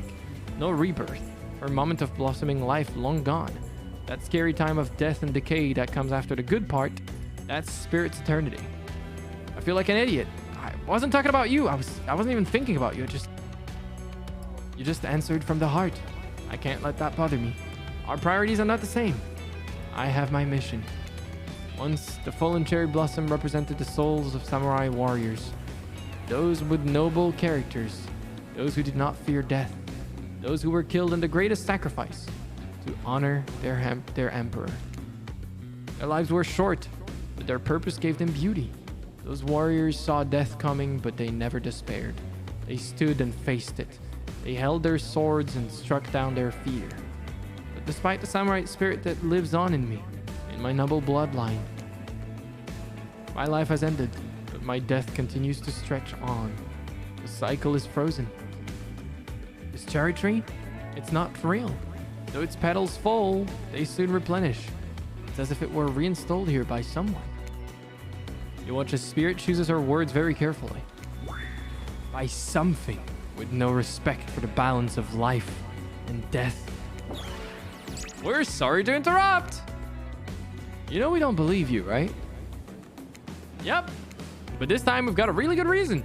It has nothing to do with us being manipulated by an unseen force, because that's definitely not happening. I love how they're hinting at the entity this entire time. Like, this entire time. They keep mentioning this force, unseen force thing, blah, blah, blah. But it's the entity, because it's obviously the entity. Nobody accused you of that, but okay. We're just here to tell you that it's time for dinner, silly. Get it while it's hot. I guess it's time to go, or whatever. Thank you for spending this time with me today. I enjoyed it. Me too. What a fun day you've been having. I can see it written all over your face. You're shining. And that's not just a remaining anxious sweat from spending an afternoon courting a psycho killer. No, you're really feeling this whole romantic experience. Don't worry. I'll keep your dirty little secrets, even. But enough gentle ribbing. Phrasing, please. It's time to get back to business. All the appetizing singles have arrived for dinner, including Trickster. Wraith is here too. We're not going to do the gag where we cram them all on screen at the same time again, so just believe me, they're all here, and they're just as sexy and demented as you remember them. With your love on the line, everyone is being very careful not to offend you by saying the wrong thing. Congrats, by the way, on getting this far. I'm as surprised as you are that these four are falling for you. No, not because of your personality, but because you just met them yesterday. However, since Wraith seems like the biggest long shot to end up holding onto your heart, he throws caution to the wind and speaks up. Pretty small consolation prize for being the least loved killer on Murderer's Island, but hey, letting them have this one moment in the spotlight is the least we can do, and heaven knows they won't do any better than that. I'm sick of watching everyone else gorge themselves when I'm preoccupied with, you know, trying to get to the bottom of this never-ending nightmare. So tonight, none of that. I'm not really hungry anyway, so I say we just do a little simple salad or something. The green kind, not the mayo kind. Mayo's gross. What? I'm so glad I didn't pick you, Wraith. You are so wrong. You are so incredibly wrong. Mayo is gross? You're gross? What the fuck? My guy just called mayo gross. Nah. Nuh-uh. No, I'm sorry. That's a red flag. That's a red flag right there.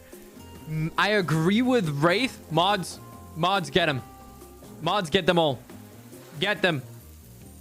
You don't like mayo in salad? Okay, I don't like mayo in salad, but mayo itself is not gross. American mayo is gross. I like the mayo I get here in Europe, so I don't know if it's better. I can't tell.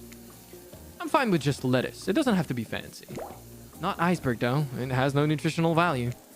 Letting Wraith choose was a mistake. That's on all of us. Dinner will be served shortly, but certain power brokers would like to know about your day. Would you like to share your day with the rest of the group? You've had an interesting day, that's for sure, but how will you describe it to the others? Say too much or too little, and it could affect your standing with the group. Okay, but don't just sit there and say nothing. Nothing is not an option. I will gush about my date. Because, of course, I should gush about my date so that every other killer hates me and wants to kill me. Which mods, Ciel? All the mods.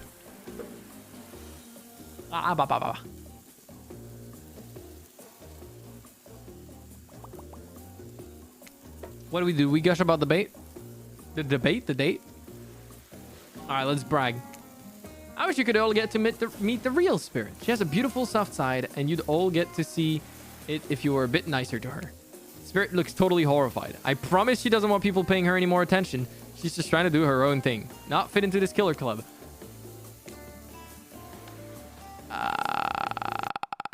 Yeah.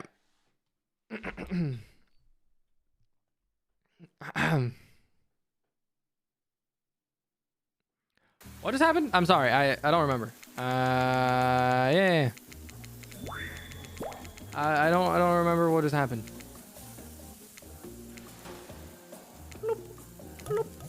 There we go. Good. Okay, moving on. I'll be coy, of course.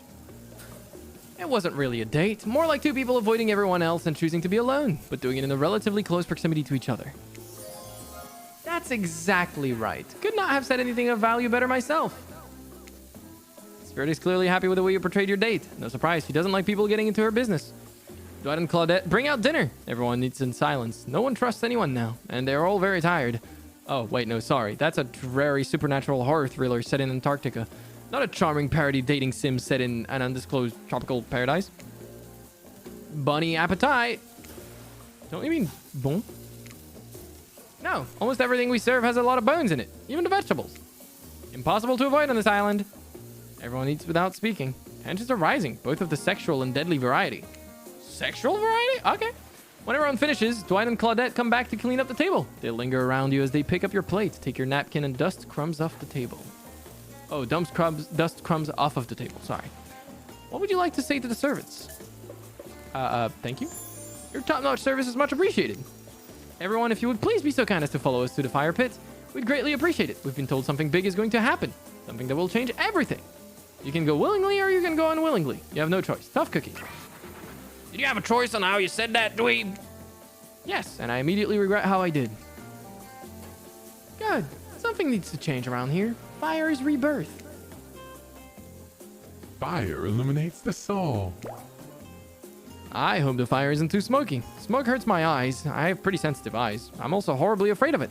The fire, I mean, not my eyes, because of childhood trauma involving fire. Yeah, I think they burn his entire village. That would make sense. And finally, everyone starts moving towards the fire pit, if only to get away from Wraith's complaining. You take a seat on a comfortable log, feeling the fire's heat against your skin, and wait for other killers to take their places, wondering who will want to tell a story this time. Will narrator tell a story? I bet they've got a stunningly creative mind. Hey, you think, are they allowed to simply place thoughts in my mind like this? Doesn't seem fair. Everyone makes their way in, but something unexpected happens. Nothing happens. Something almost always seems to be happening here, so nothing is probably not a great sign. Well, this is awkward. Oh, cool. And now everyone is looking at you. So, you know, do something. Should I pick someone to tell a story, or we could play charades? Bogle? Well, we were actually thinking, why don't you tell us a story? Wraith points his spine and skull staff thingamajig at you. You duck out of its way. Who knows what that thing can do? Probably shoot lasers. Probably shoots lasers.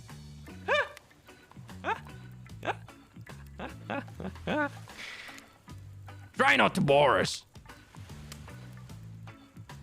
We're just very interested in you. Don't speak for me, Huntress. Now you can't tell if you're warm from the fire or if it's your nerves heating up. I know that the fire's right here, but maybe if we stop talking about it all the time, we can start to pretend it's not here and doesn't, you know, threaten to burn us all alive. He's not supposed to hear me. Get out of here, Wraith. Ciel was about to make an important decision about telling a story or not. Fine, I'll tell a story. Sure, I'm game to tell a story. I hope it's a mystery. Okay, so what type of story do you want to tell? An adventure. All right. You like your Dwayne "The Rock" Johnson movies? How about some adventures? Now we're talking. It's not my favorite, but I respect your choice, and I will nod politely. You don't have to say that, Wraith. Just nod politely. Okay, ready? Here goes. I really like to go fishing. Solid hobby. Great foundation for a story for sure. You pause. Everyone is waiting with bated breath. No pun intended. Okay, wait, that's it? Not much of a story. Barely even a thought. My pun was better than that story. You sure that's all you have to say? No, you were kidding. Nah, I was just kidding. So what type of story do you want to tell? Action. Here's an action-packed yarn for you lot. The time I got into a bar fight. The group is interested. They lean in. I'm all ears, and I'm not talking about buckets of them I have on my boat.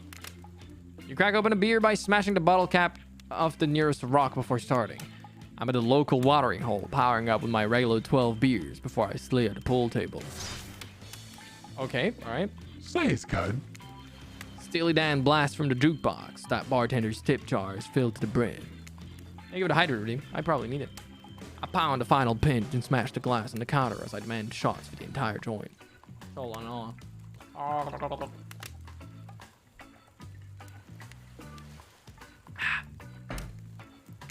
The patrons cheer for me. I am their god. Suddenly, I hear the telltale revving of engines outside. Motorcycles. The saloon door swings open. Wait, it's a saloon now? And in walks my arch nemesis, Big Slim, the giant of North Toledo. He sounds so sexy. Thought I smelled something acrid from Akron when I hopped off the hog, Slim says with a sneer. I hope I read that properly. I get up from my stool, the gal behind me rubbing my shoulders, revving me up for the inevitable fight. Long way from home, aren't we, Slim? What are the fine people of Elm Street going to do without someone to sell them someone's second-hand cufflinks tonight? I taunt him. He strokes his oily beard.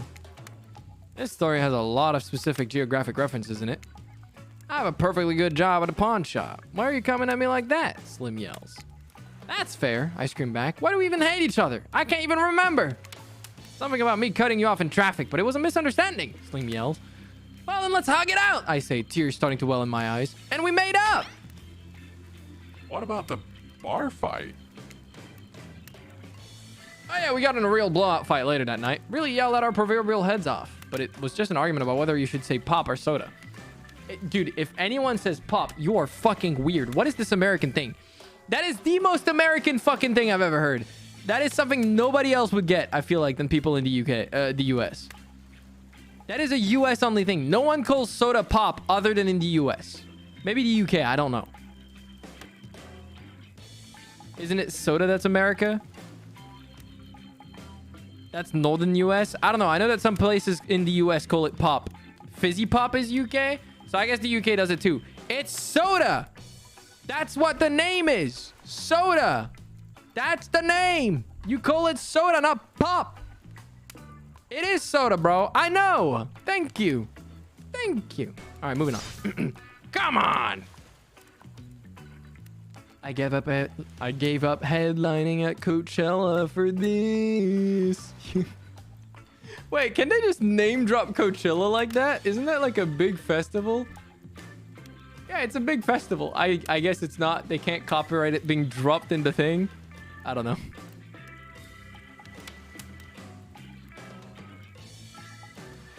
It's a carbonated beverage. You're right. It is, but I'm going to call it soda. Spirit laughs hysterically. Probably laughing at you, but it's a laugh you're ready to accept. That sure was kind of a story. That sure was a kind of story, technically. Okay, that was not a very good story. I don't mean to insult you, but it was actually quite bad. Sorry, but its narrator keeps it real. We can't just hand it here. So who else would you like to hear a story from tonight? You look from killer to killer, trying to decide who might be the most entertaining. Spirit. We're doing it again. I suppose I could tell a story. I don't really want to, but anything I say is sure to be better than whatever you get out of anyone else in this group. Like all good stories, I stole this one from someone in the past who is dead now and can't do anything about it. It's called The Bride. Technically, I suppose, the fiancé. One winter, a young couple decided that the next spring they would be married. The two were madly in love and could not wait for the snow to melt so they could join in matrimony and unite their souls for eternity. Per the latest bridal trends, they decided to have their wedding ceremony at the edge of the woods by a beautiful shabby chic farmhouse. Together they spent months planning the details of the wedding, The two created invitations, figured out seating arrangements, and tasted 100 cakes before settling on the perfect one. They chose Lilikoi, by the way. So fancy. When it came to time to figure out decorations, however, the bride, the fiancée, I guess, since she wasn't actually married yet, wanted to take the lead and set the style. After all, her boyfriend had been wearing cargo shorts and open-toe sandals pretty much their entire relationship.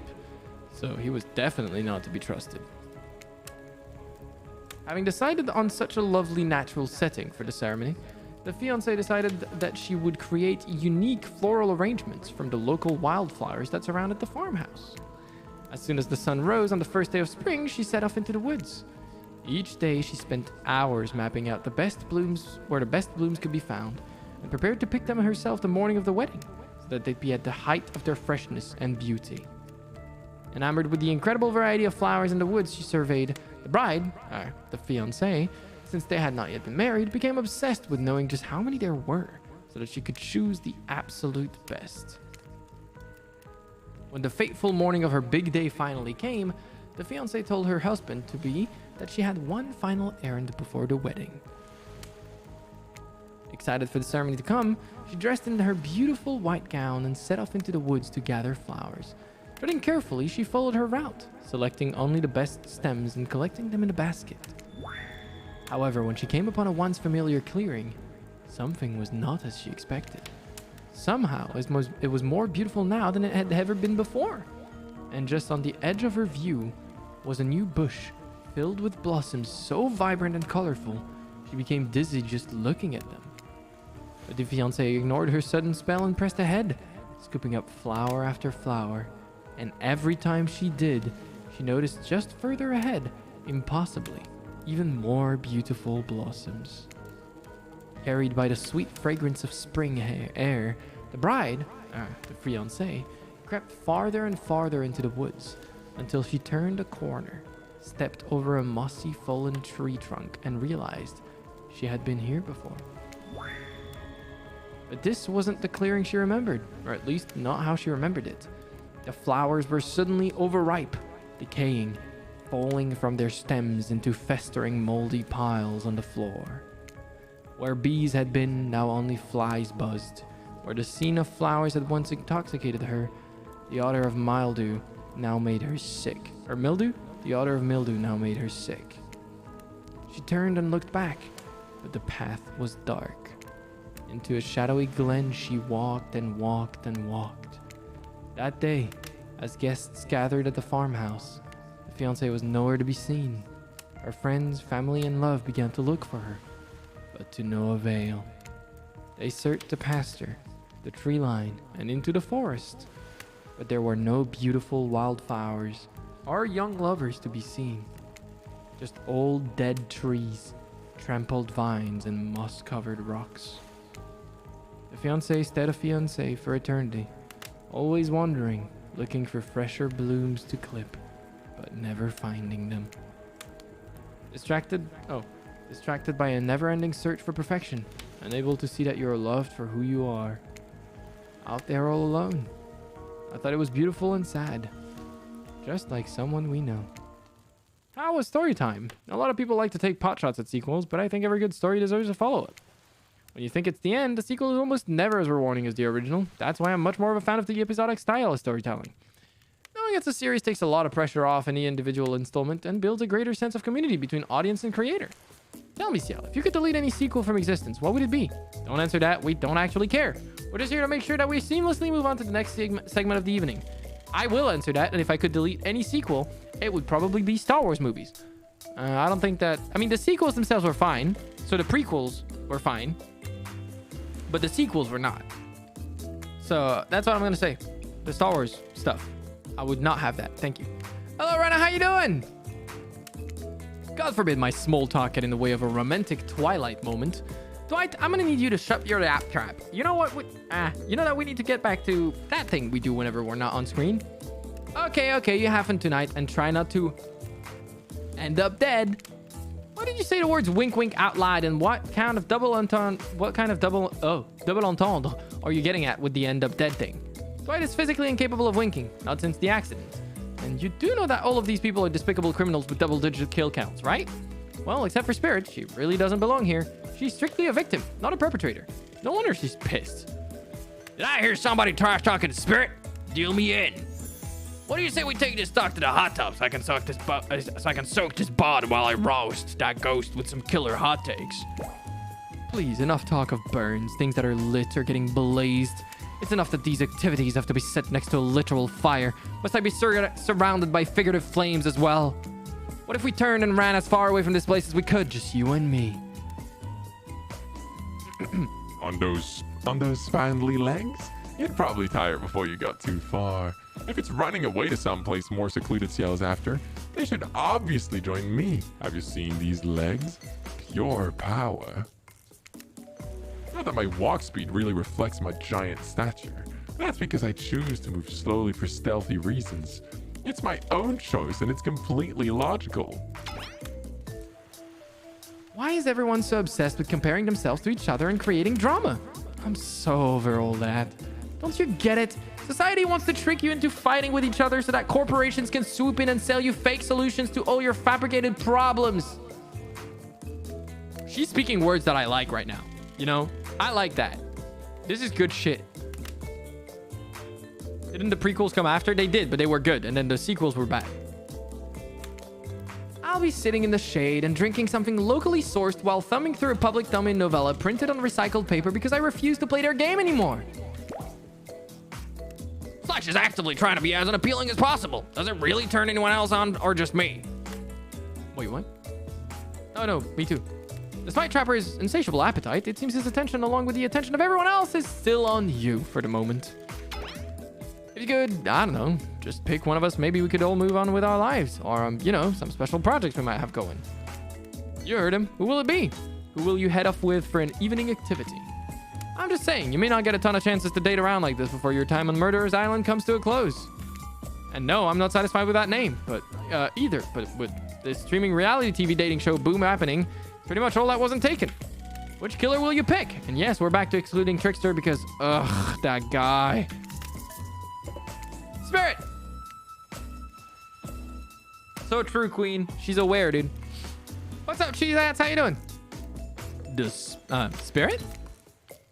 Oh, you picked me. Yay. Sorry, that was rude of me. I despise phoniness, so I should be honest. I should be honest with you. You make for interesting company, and I love the idea of winning over these other killers at all costs, even when I hate the game and the price, but I had a long day. Floating, subverting expectations, grinding my teeth as I imagine sweet, sweet revenge takes a lot out of me. Don't stop bringing your A game, right? It might seem like I hate everything, and getting to really know who I am is an impossible task, not worth trying, but too bad. You won't know unless you search deep inside yourself and bring everything you've got. Or just say the exact right thing at the right time and melt my cold heart in an instant. I don't know the rules. You're better, any better than you do. See you at the bar, I guess. And we go to the bar. My nose is itchy. My nose is dry.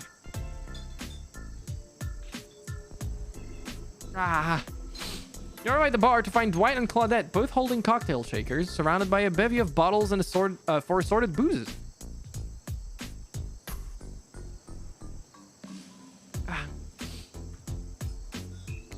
Who's ready to get wasted? Well, I don't drink, so not me. You really don't drink? Ever? Is that like, because it will just fall out of a hole in your stomach thing, or... I don't drink alcohol because alcohol is poison of the body and mind, and I don't need to act like a fool to have a good time thing. Oh! Dude, she actually is, straight up. Just like me for real, for real. What's up, Kinoa? How you doing? And why did you choose a mixology lesson as your romantic nighttime activity? Everyone knows this kind of date is just an excuse to get loaded up on booze and make terrible decisions. It's true. Not a single person has ever learned anything at one of those things. Dwight, now that that's not true, you learned how to tie a cherry knot in a stem using only your tongue. Whoa, whoa. Who ordered the soda with a splash of my private business because that's off menu? Well, I know what I'm drinking to forget tonight. Mixology Mixology is a real thing, and it doesn't require alcohol to be interesting. I'll have you all know that I worked at a restaurant before I was violently executed by your father, on whom you will have your bloody vengeance. Right. Well, so be it. How about you, Ciel? Do you drink? Stay sober. I've got the impression that tonight will be a night I want to remember perfectly, so I'm going to pass on the alcoholic drinks. Here. Alcohol is a false escape. Besides, it's not like sober people can't have fun. You watch as Spirit picks up a plum cherry and roughly stabs a little plastic sword through it. Cherry juice splatters everywhere and its little fruity guts flop out onto Spirit's lap. Oopsie. One of the upsides of wearing black, it hardly shows stains. No take backsies. So, lovebirds, what drink shall we make? What's a good drink? I don't know what to make. I'm about to look it up, dude. I'm about to look up what drink the Spirit wants. I'm shameless. I need all the information, bro, you know? I don't know what drink the Spirit would like.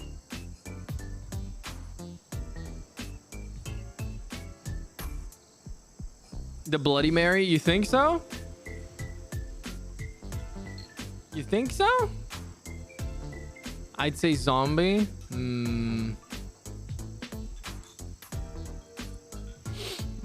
Ow.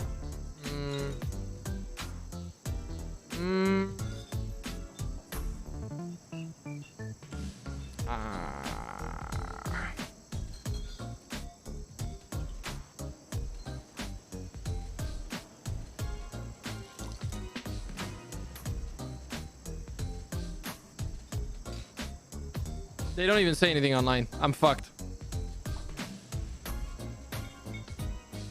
Isn't there like a cocktail that doesn't have any alcohol in it?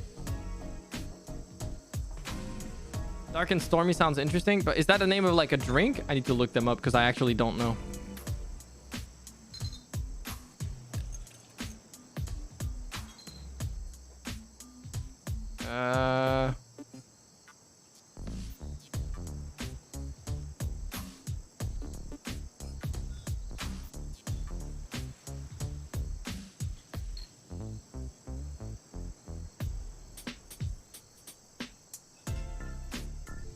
I don't know these.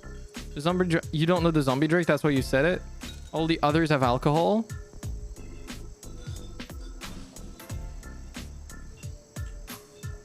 Dark rum. Okay, so you think zombie is not alcoholic? I'm trying to look them up, but I don't find much information on this.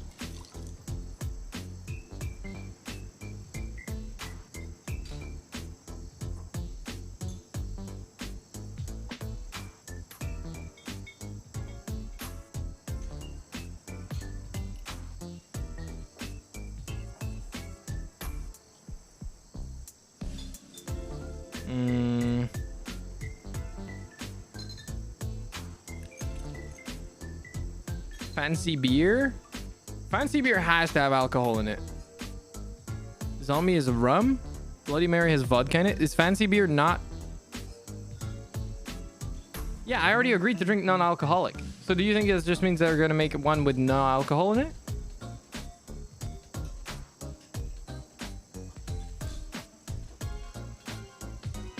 All right, you know what? Fuck it. I'm going to choose Dark and Stormy just because I think she's going to like that one because it's gloomy. How about a Dark and Stormy drink for my Dark and Stormy date? Hey, let's go! What's up, fangirl Lily? How you doing? All right, let's go with that. Okay, that one is cute. Please allow us to demonstrate how a Dark and Stormy is made. First, rum, or in this case, rum extract, and a bit of apple juice is poured over ice. And then fresh ginger beer is added in, garnished with a lime wheel. And drink. The end. Do you think you're up to the challenge of replicating this recipe, Ciel? Replicating rum substitute and ginger beer over ice? Don't forget the lime wheel! Rum substitute, ginger beer over ice, and with a lime wheel. Not sure I appreciated your tone, but yes, you got it. You're a natural. A sassy natural. You and Dwight might have more in common than... Hold on. Let me save. There we go. Don't you dare. Spirit seems to be in a lovely mood as she sips her Dark and Stormy. She's not even rolling her eyes at your petty behavior. On cue, a literal dark storm begins to make its way in from the ocean. You taste your own Dark and Stormy as you watch the clouds approach. It's quite refreshing. Isn't this fun? Honestly, it's the most drama-free fun I've had since I got here. And since you picked a simple but delicious drink, we've got plenty of time left to relax. Want to make out a little? You breathe in a sip of your drink and immediately begin coughing before you can get a yes out. God damn! Bro, she went in! Hey, yo! I'm in! Let's go! Lightning strikes a palm tree on the beach and it immediately starts a fire. The activity ends abruptly as Coletta and Dwight usher the two of you away from the bar. No! Oh, well. The gang's all together again on the volleyball court. Seems like only yesterday you were sitting on the sidelines watching everyone get sweaty. That's because it was. Oi, feels like I've been here for a lot longer than that, actually. So late that the sun is already beginning to rise. Better get this over with quickly so that you can get some beauty rest. I do not recommend the eternal damnation of perpetual narratordom. Good thing you've really used your time well since then. Really getting to know the gang, the brain, the mogul, the basket case, the psychotic bunny girl. You know the 4 types of people. Anyway, everyone's gathered on the volleyball court for a new type of game. Pitch your dream date and see who Ciel chooses. Who's ready for a round robin? How round are we talking? Oh, wait, sorry. Whoops. How round are we talking? No, not to eat, Huntress. Each killer gets 2 minutes to tell you about the dream date they have planned for you tomorrow. In no particular order, which is a weird thing to mention, right? Almost like the order does matter. Wraith, why don't you go first? You look like you'd hate that. Stop talking. Sorry. Anyway, Wraith? Well, I don't know. I'd really prefer to just tell Ciel privately. I don't really know how that's going to work with these game mechanics. What if you just whispered it to Ciel? Wraith considered this for a long moment. Too long. That's fine. Without moving, Wraith lowers his voice to a barely audible whisper. Tomorrow we have to find my bell. And then I can finally tell you what I've been working on. It's going to be really special. The kind of thing where we really will bond.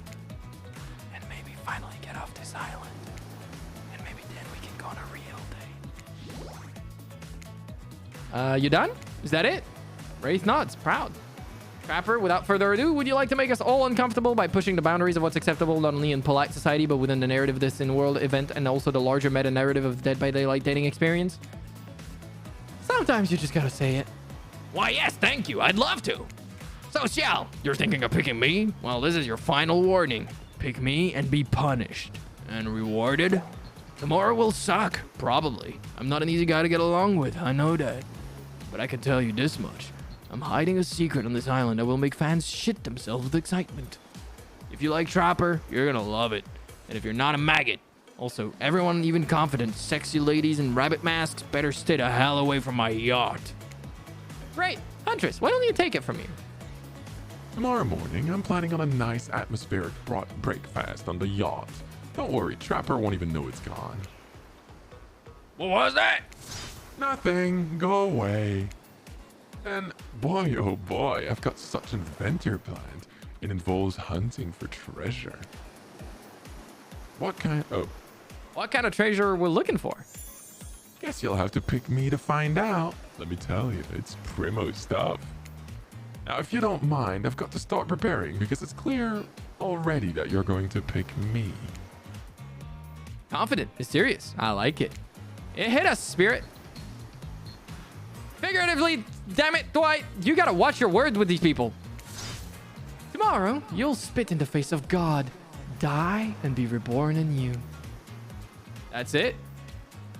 If you're not intrigued by that, I don't want you. Go draw crayon art with Trapper or dig up whatever mysteries with Wraith. I don't know what those guys do all day.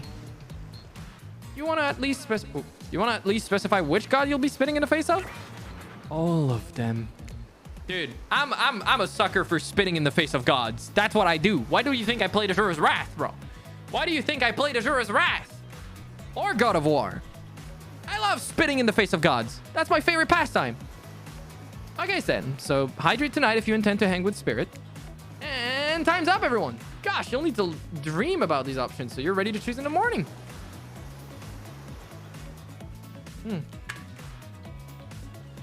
All right, let's go. Now go dream about all these swoon-worthy options so that you're ready to make a choice come dawn. Have a swell night. Did you two forget to mention something? Oh gosh, how could we forget? Before you run off to slumber peacefully, there's one more thing to do.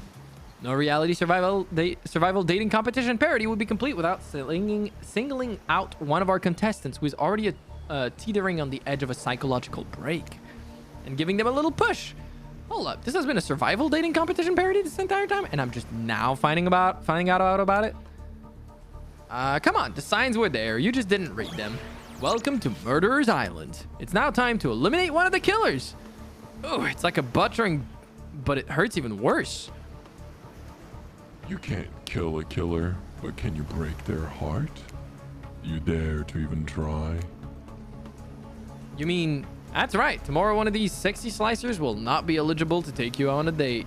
Who's it gonna be? But why? Because it's dramatic? Because it's surprising? Because it's a classic reversal of fate? And it will hurt someone's feeling. Someone dangerous. What's it gonna be, champ? What's your thought process here? Trapper seems like he might throttle you in your sleep if you eliminate him. That being said, at least you'd see him coming. Spirit could be anywhere. She floats, and I hear she can disappear. Hard to track. If you get rid of Wraith, he might cry. And although I totally support normalizing men crying and being vulnerable, it just seems like he might be an ugly crier. Huntress, she might pretend to be okay with it, but then you'll start seeing her behind every tree. He's not wrong. What I'm trying to say is I don't envy you, boss. So which sociopath are you eliminating? Trapper, that's not even a question. This was very simple. Trapper, you scared the living shit out of me. You are eliminated. That's fair. Honestly, though, I don't care. You suck. But not in a good way. You bore me. You personality-free maggot. Wouldn't even be fun to kill you. Which I was totally going to do tomorrow the first chance I got. So really, this is a win-win for both of us. Still might kill you, though. Out of principle for eliminating me. Sleep with both eyes open and have fun on your date tomorrow. Now that you've broken the heart of someone heartless, you should go get some shut-eye. And don't worry too much about the broken heart you've left behind. Because of course, they'll be receiving a consolation prize. They might not get to go home with Ciel when this is all over, but they'll never sleep alone again. That's right, we're sending our limited player home with... I fucking hate this game. Their own mostly new trickster body pillow. The next best thing to the real trickster. It might hug you back, but it definitely won't try and stab you. And how do we know? Because I've tried it. That's right. It's Dwight tested. It's what now, Dwight? Also mostly new? I don't know that. I don't know how I feel about that. I don't like this. I'm not a fan of this. I don't like this. Claudette approved! I hope you will sleep well tonight, Ciel. You're my hero for what you've already accomplished. How can you sleep tonight knowing what you've done? No, not because of the guild. I mean, knowing that there's a legit homicidal maniac who hates you so close by. How can you sleep tonight, knowing what you'll do tomorrow? I don't know how you'll do it, but you better go before Dwight and Claudette come back and put you to sleep themselves. You know those two. Schedule, schedule, schedule. Wow, what a crazy way to end the day. An elimination? I didn't even know it was that kind of game. Let's check in with everyone, especially with our loser. Everyone deserves a send-off. We'll see how things go tomorrow, I suppose. I'm not expecting anything. I tend to shut my mind off during hard times. I know I seem all excited and the devil may care, but the truth is, I'm really a pessimist at heart. That tends to happen when... Your mother is cured by an elk. Your mother is cured by an elk when you were young? Yeah. How do you know? Wild guess. It's also the only thing you talk about. If you'll excuse me, I think I saw a raccoon over in that tree and I'm feeling peckish. I don't really know what's happening here. I honestly haven't been paying attention. Oh, Ciel? Sorry, I forgot. I'm focusing on other things. More important things. One way or another, I won't be here for much longer. And here's the trapper. I don't handle rejection well. At least I don't think I do. No one has ever been dumb enough to reject me before.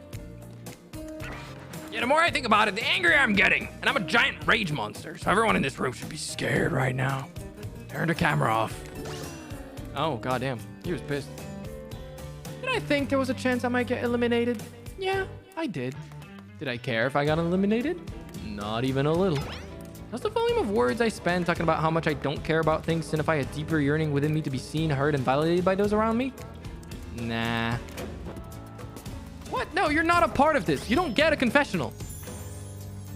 It's cool, man. I'm not a part of anything, you feel me? I'm not a cog in anyone's machine. I'm my own machine. This whole thing is pretty cute, though. Charmingly low budget. Old school marketing vibes. Not gonna lie, kinda wish I wasn't so busy right now. I'd definitely be down with a reality show style dating competition with survival elements.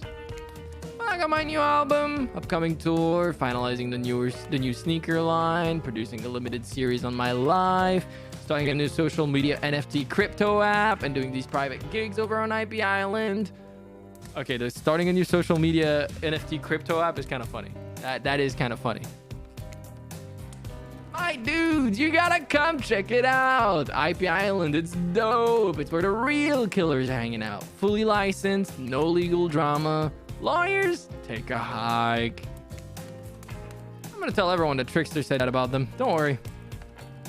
I'm talking to your favorite established characters from all over pop cultures that can't be seen on this island. Hell, you probably can't even mention them, like Ghost. Don't you say it. Look, we get it. You're very popular and in demand, but we have a game to get back to, and I don't want to get sued. I guess that's why Michael Myers isn't in here, Ghostface isn't in here, Pyramid Head isn't in here. If they would, they could, but I doubt the rights havers would ever allow that shit. But it would be funny if somehow Dead by Daylight had acquired like all rights to those characters and could do whatever the fuck they wanted with it and just went hog wild with it. Now that would be hilarious. That would be great. But you know, one song. Ghostface. Come on! Whatever. I don't even care. I'm the Trickster. See you around, Ciel. You too, narrator.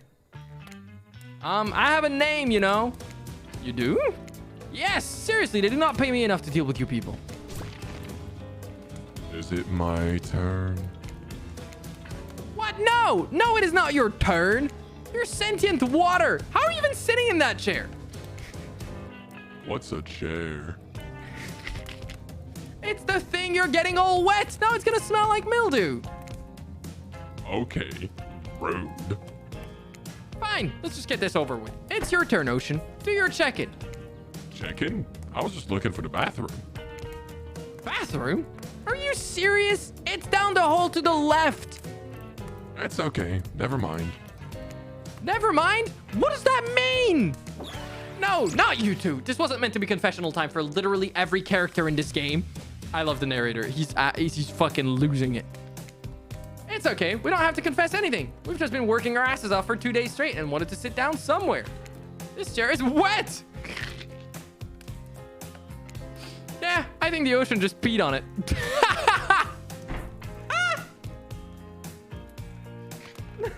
What the fuck? What does that mean? Oh my fucking god, dude. No, this is fucking stupid. Oh my god. How is that possible? You know what? I don't care. You two are looking pretty pleased with yourselves. I've got something to confess. Oh great, what's it gonna be? You ate glue in the 2nd grade? You cheated on an algebra test once? Watching Trapper get eliminated was the first time in this unending spiral staircase of pain that is my life that I felt even a modicum of joy. Every minute that I'm alive is a nightmare. This place, this sun, these sweet, sugary drinks, it sounds fun for a long weekend, but for an eternity? The unrelenting rhythm of crashing waves and wailing seagulls. It's like a crescendoing song of evil that makes me question the very foundation of the universe. Why am I here? Why are any of us here? What kind of sentient being would do this? Please erase me from this existence. Make it so I was never born. Pull the plug on this experiment and let my soul be free. Ben, please get me out of this polo shirt. Okay, let's get you to bed, buddy. I don't want to go to bed. Going to bed means eventually I'll have to wake up. Yikes, huh? That was a weird way to end. Ah, well, what are you gonna do? You let the camera roll long enough, someone is bound to say something crazy. Anyway, seems like everyone's had their shot to annoy me tonight, so hit the hay and get some rest. Tomorrow's gonna be a doozy. The universe! It sings to me! Sorry, I was having a voices moment. Soft sunlight warms your skin, nudging you awake. Also, you're using a killer crab as a pillow, which is sort of okay with. Nice. What's that? You don't know about the killer crabs? Oh, right. You didn't go on that hunter state. You really missed out. It was thrilling. Or I guess it would have been. You don't have to play the game again to get that reference, I suppose. You pull on your beach attire and splash water on your face. Dwight and Claudette approach. Is that look on their faces excitement? Terror? You notice your stomach flutters with butterflies. Someone's in love. Or you've been infected with zombie butterflies in your sleep. It has happened here before, but it's probably the love thing. It's time. Claudette gestures over to the beach where the killers all stand flanked by tiki torches. It's a scene very reminiscent of a TV show you used to hate watch with your ex. I never hate watched. I think it's supposed to be referencing whatever the fuck Temptation thing something. I never watched that. Hey, I dodged it. Let's fucking go. Suddenly the message is clear. You're going to declare your affections for a killer in front of several other killers. Hey, isn't Trickster supposed to be here? We paid him good money to make some half-assed cameos in this show. I'm gonna chew his agent out. But before they walk you over for your big moment. Don't think we haven't noticed how you've been. How come you've been to us, Ciel? It can't be easy being thrown onto a mysterious island for seemingly no real reason, surrounded by terrifying killers trying to manage your most primal impulses. Murder and making out! And you've kept a cool head and treated us, your friendly island host, with dignity and respect. So don't tell anyone who told you this, but Claudette and Dwight look around conspiratorially. What the fuck is that word? Conspiratorially? Is that a word? What the fuck is... anyways, just a little hint for you. Going forward, don't try to go all the way with a killer who isn't into you. Wait, don't try to go all the way with a killer who isn't into you. Okay, thank you. Relationships are two-way streets, and if you don't have a green light in the other direction, you might end up in the friend zone. The friend zone? That doesn't sound so bad. What do you think you are exactly? Dead by Daylight doesn't do friends. There are killers, and there are survivors, and I'm afraid we can't say more. Okay, so who's into me? Blood and Dwight look around conspiratorially again. Well, I've never seen Spirit open up to anyone like she has opened up to you. I've seen her open up the insides of plenty of people, but thankfully for you and for us, that's in a different type of game. So, are you ready? Of course you're not, but too bad. We're on a schedule. Let me save. I want to save. I want to try to make the wrong decision and see what happens at some point for this. Anyways, you make your way over to the row of hotties. Claudette and Dwight stand off to the side, hands behind their backs.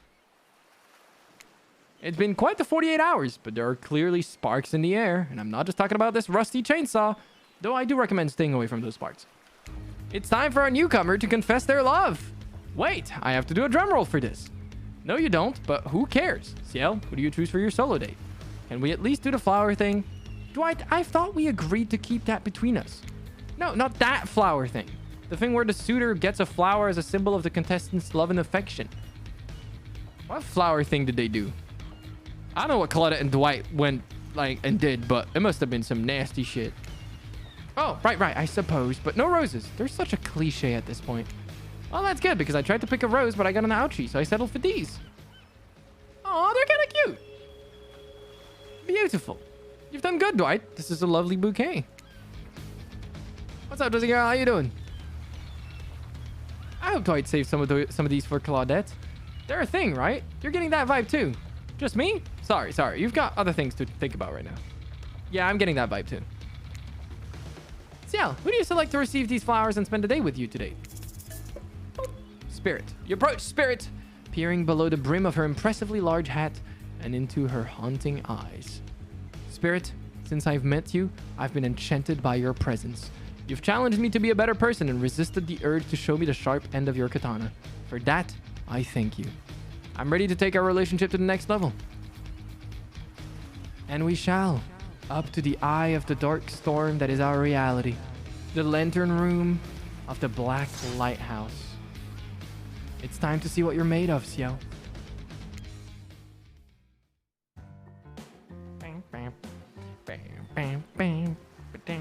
I thought it might be nice to start... Oh, wait, whoops. I thought it might be nice to start the day out on Trapper's yacht before we head up to the Black Lighthouse. Even if I kind of hate this basic tropical vacation stuff like yachts and snorkeling or whatever, it's good for you to see me in the sun a little bit, at least. There's more to me than what you've already gotten to experience. I know that my whole vibe can be a little dark. The hat, the swimsuit, the plume of floating hair. This wasn't always who I was. I was a normal young woman once. Went to school, hung out with friends. I even had a part-time job working at a restaurant in my town.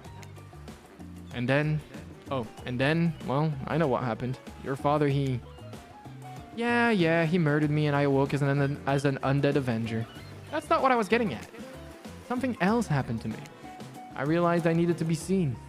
I don't even know by whom, A lot of time when you think about ghosts, they're these kind of see-through flickering specters. You imagine reaching out and having your hand go right through them. Ooh, like that sort of thing. Maybe there's some warpy effects on the world around you, I don't know. Depends on which movie you're watching. But when I died, well, I dare you to try and reach your hand through me. Not really. That's not an invitation. It's rhetorical. Why did I end up this way? Who brought me here to this island? Who knows? I sure don't. I've got my ideas, but I'm not exactly out here digging around in caves or dusting off antiques and trying to find clues and analyze their meanings. I do want to take this experience seriously, though. I want to give the process a chance. It may be a dumb process, and what that I have extremely little respect for as a person, but you just woke up on this beach with no memory of who you are or where you came from, and rather than freak out and simply try and swim away, you're giving this a chance. I actually didn't know that swimming away was an option. It's not.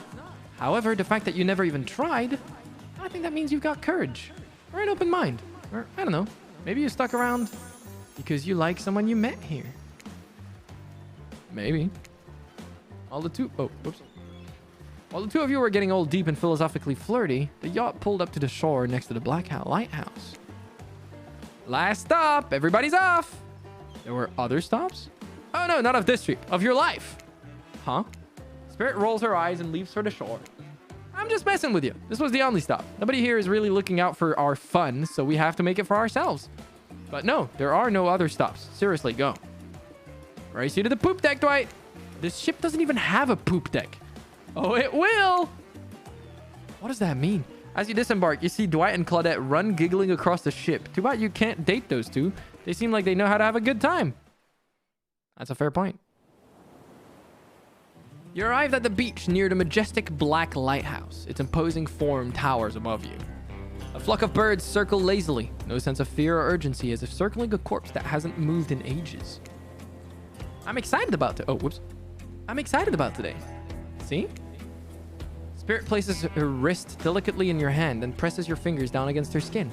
It's cool to the touch, but you feel, is that the faintest of pulses? My blood is absolutely pumping. So, what happens now? Now I show you something that no one has ever seen up close before. Well, no one who has lived to tell about it. We're going there. Spirit points to the top of the lighthouse amongst the circling birds. What's actually up there? Have you seen it? Hey y'all, how's everyone doing today? Hi Wraith, you sure seem chipper today. Something strange is definitely going on with this guy. Well, something else strange. Something different than what's usually going on. Wraith takes a deep breath, sucking in the ocean air like it's the greatest air. Like it's the greatest air that has ever been sucked. You cannot say those words like that, game. Like, no, you cannot. That is not okay. Ciel, thank you. Thank you for choosing anyone else to go on a date with today. Alone again forever. This is how I was meant to be.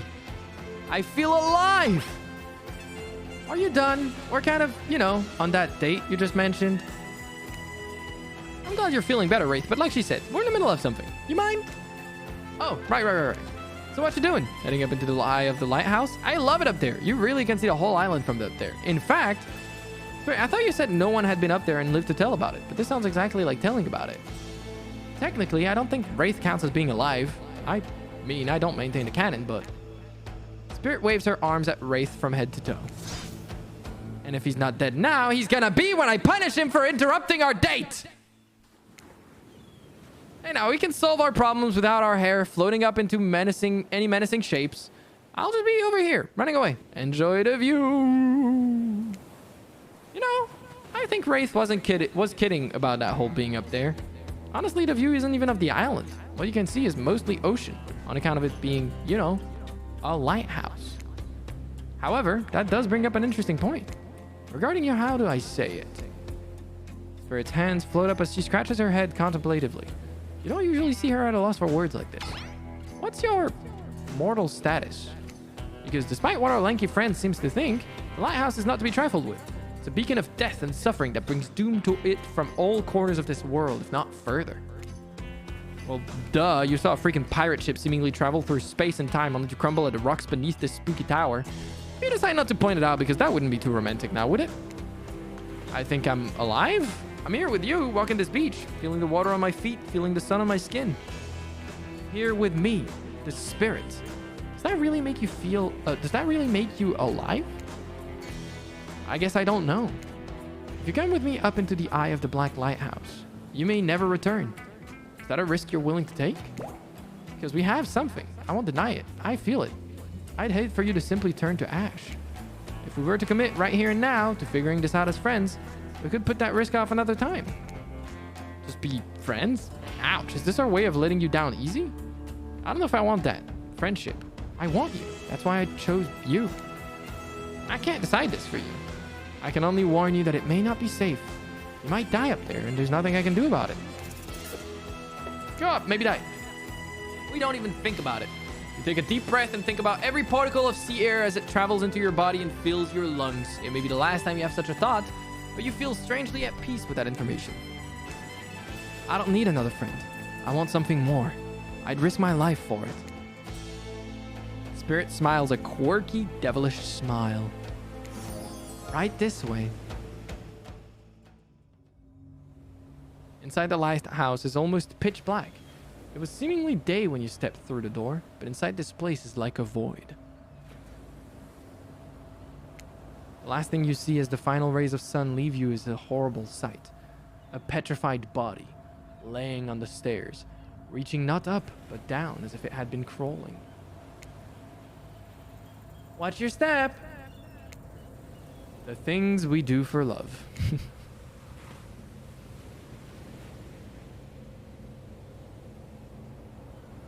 You arrive in the lantern room at the top of the Black Lighthouse. You breathe a sigh of relief. The light is out and seemingly defunct. Dust cakes the room as though it hasn't been operated in a century. However, somehow, it was just morning a moment ago, but now it's night? What do you mean a moment ago? We've been standing here looking out over the ocean all day. I've really enjoyed the peaceful time together with you. Taking in the view, standing in complete silence for hours. It was kind of my perfect date. Really? I don't remember that. I just called it the perfect date and you can't be bothered to remember it? What kind of game are you playing with me? I want to remember it. It's just that for some reason my mind is completely blank. But hey, I'm not dead. Or you're already dead and have been this whole time. That's true. Maybe we'll never know. Doesn't look like the light is working. Even turned off, the light has a power to it. The massive lens refracts moonlight through itself. A subtle sparkle that has a hypnotic effect. Maybe that's where the day went, staring into this light as the sun fell and the moon rose. Thanks for spending the day with me. I really had a good time. That's it? Don't get me wrong, this is really cool and all. I guess I don't know what I expected. I suppose if you thought you were walking into your death and nothing happened, it might feel a bit anticlimactic. Sorry. Anyhow, it's time to go. Here, let me just flip on the light for the staircase so it's easier to get down. The stairs still look pretty dark. Spirit is interrupted by a strange hum, and it becomes frighteningly clear to you. That switch wasn't for the stairs. It was for the main lantern. A lantern that is now beginning to power up. The faintest smell of burning begins to reach up to your nose. Oopsie, looks like maybe that switch wasn't for the stair lights after all. Now we see who is really alive and who is really dead. I suppose it was bound to happen sooner or later. What does that mean? You slam your eyes closed, hoping that somehow not looking at the light itself will protect you. Not sure I see the logic in that, but if it is magic, it kind of defies logic. I want to see it, but well, I'm a little scared. Don't look directly into the light. Open your eyes and look only at me and I'll keep you safe. Oh, I can do that easy. Sorry, I can do that easy. I'm looking at... Yep. I'm ready. Perfect. Perfect. Not bad. Actually, I should have saved before this. Fuck. So I could get the full perfect on this.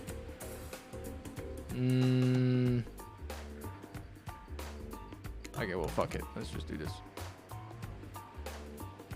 There you go.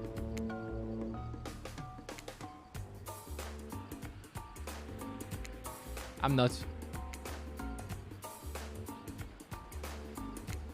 So close. So incredibly close. Take care of yourself, Josie girl. Have a good night, Prussia. Not bad. Okay, I'll take that. Are you... Wait, oh, whoops. Are you okay? You seem okay. I hope I haven't ruined this by pushing you to do something you aren't meant to do. You're so brave. Maybe not so coordinated, but certainly brave. I'm so lucky you'd put yourself through this for me. It shows that you're real. Despite your attempt to resist it, the incredible force of energy from the Black Lighthouse's lantern eye refuses to subside. No, it cannot be ignored, and it doesn't matter if you look directly at it or not.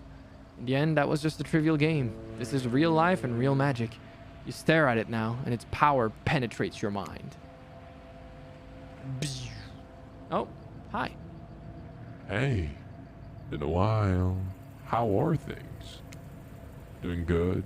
Feeling more dead or more alive? Yeah, love will do that to a person. Don't worry, it'll make sense soon.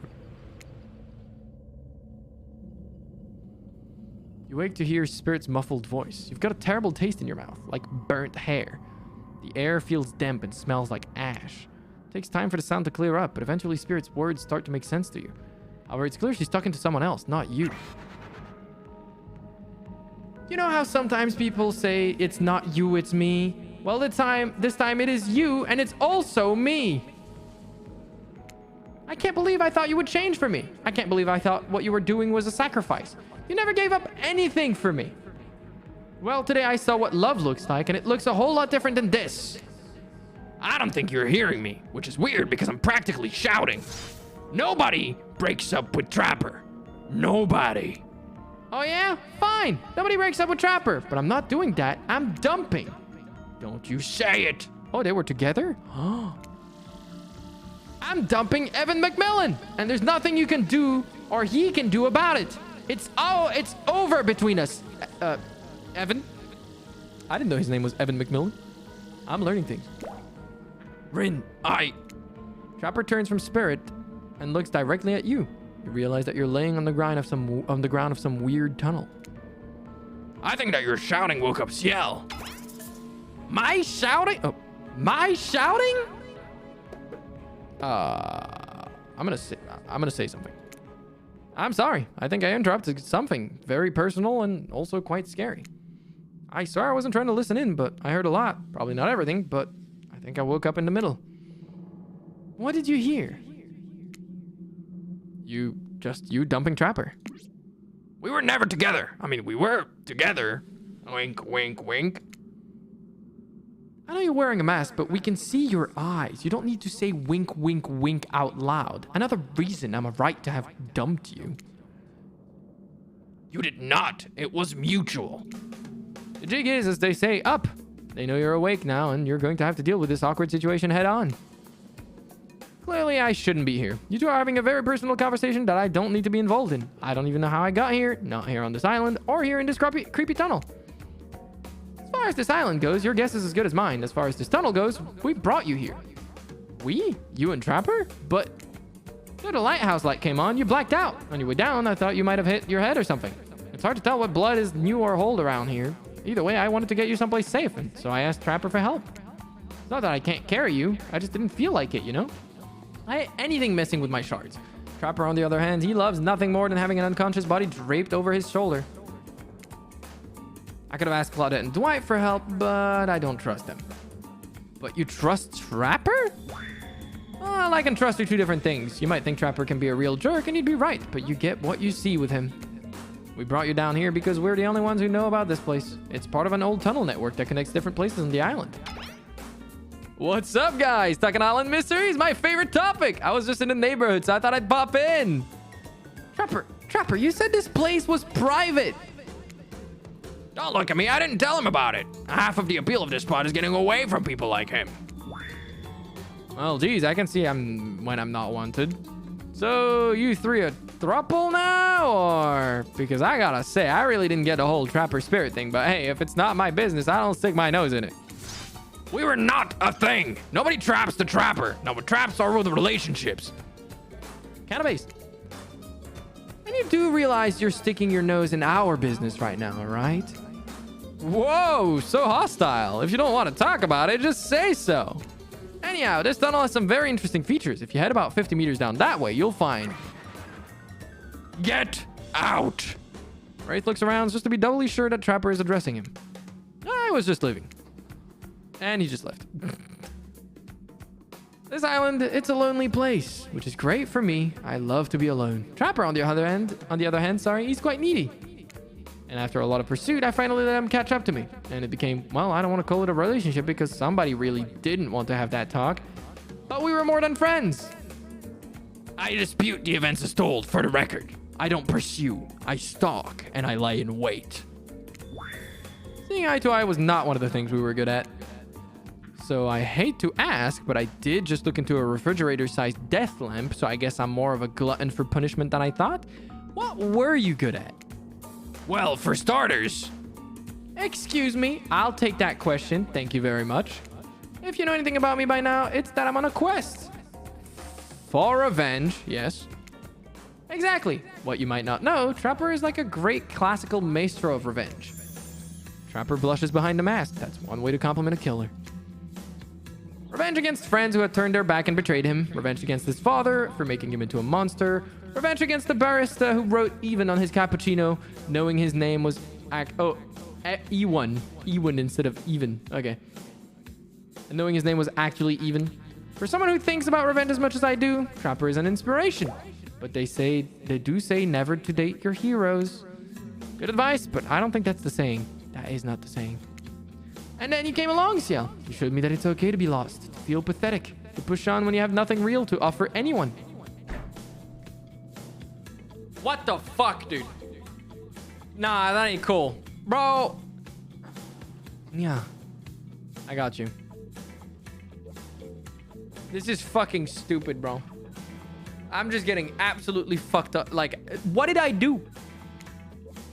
I'm not sure where you got all of that from, but okay.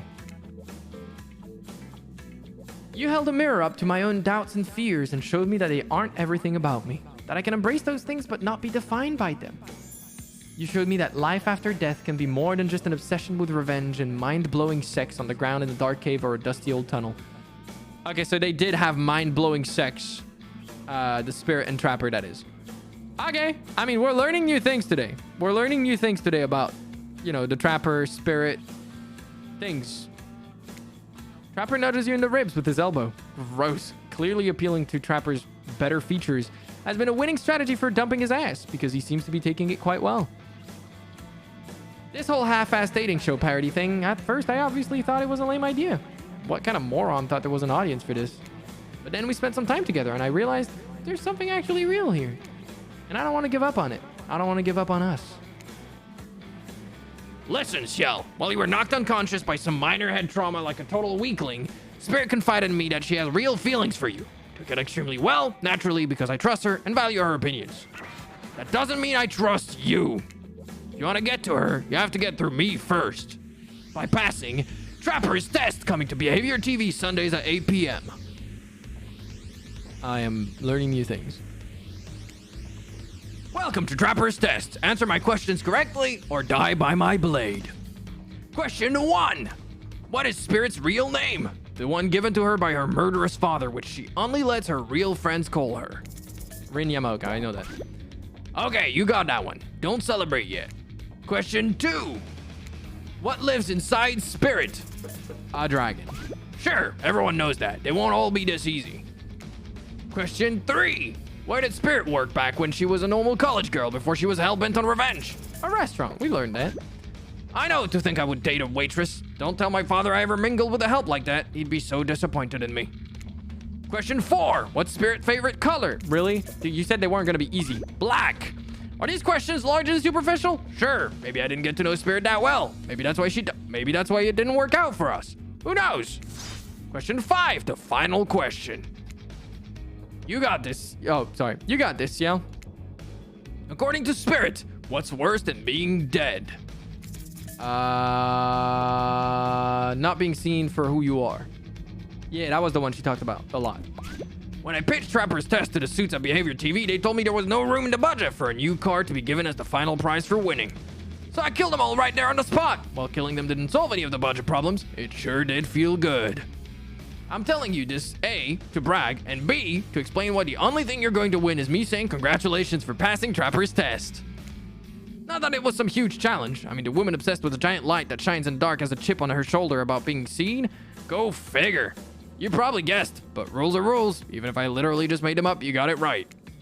So I guess I'd approve of you dating Spirit or whatever. Never really cared in the first place. I was just hoping you'd slip up and give me a good excuse to wet my blade with your blood. Maybe I'll find a reason tomorrow. For now, you two have fun. Wink, wink, wink. Trapper out. I'm sorry you had to endure that. What, 5 measly questions? That was nothing. Not even that. As ridiculous and as unnecessary as it was. The whole thing. The waking up in a random tunnel, the overhearing our argument, the news that Trapper and I had something going on, and the stupid quiz. All of it. Especially the whole Trapper out catchphrase. It's only because I actually like you. None of it would have happened if I didn't. And I like you too, Spirit. Please, call me Rin. Rin. I didn't really feel like our lighthouse experience was completed. There was something else I wanted to show you. Alone up in the lantern room of the tower. Get your mind out of the gutter, Ciel. It's not that kind of game. I mean, it could be if it was modded. I'm just saying. What's that? Hold on a moment. I'm being told. No, wait. It is that kind of game. Disregard the gutter comment. Wait, hold on a minute. What? I am mildly terrified. There is no titties in this game, right?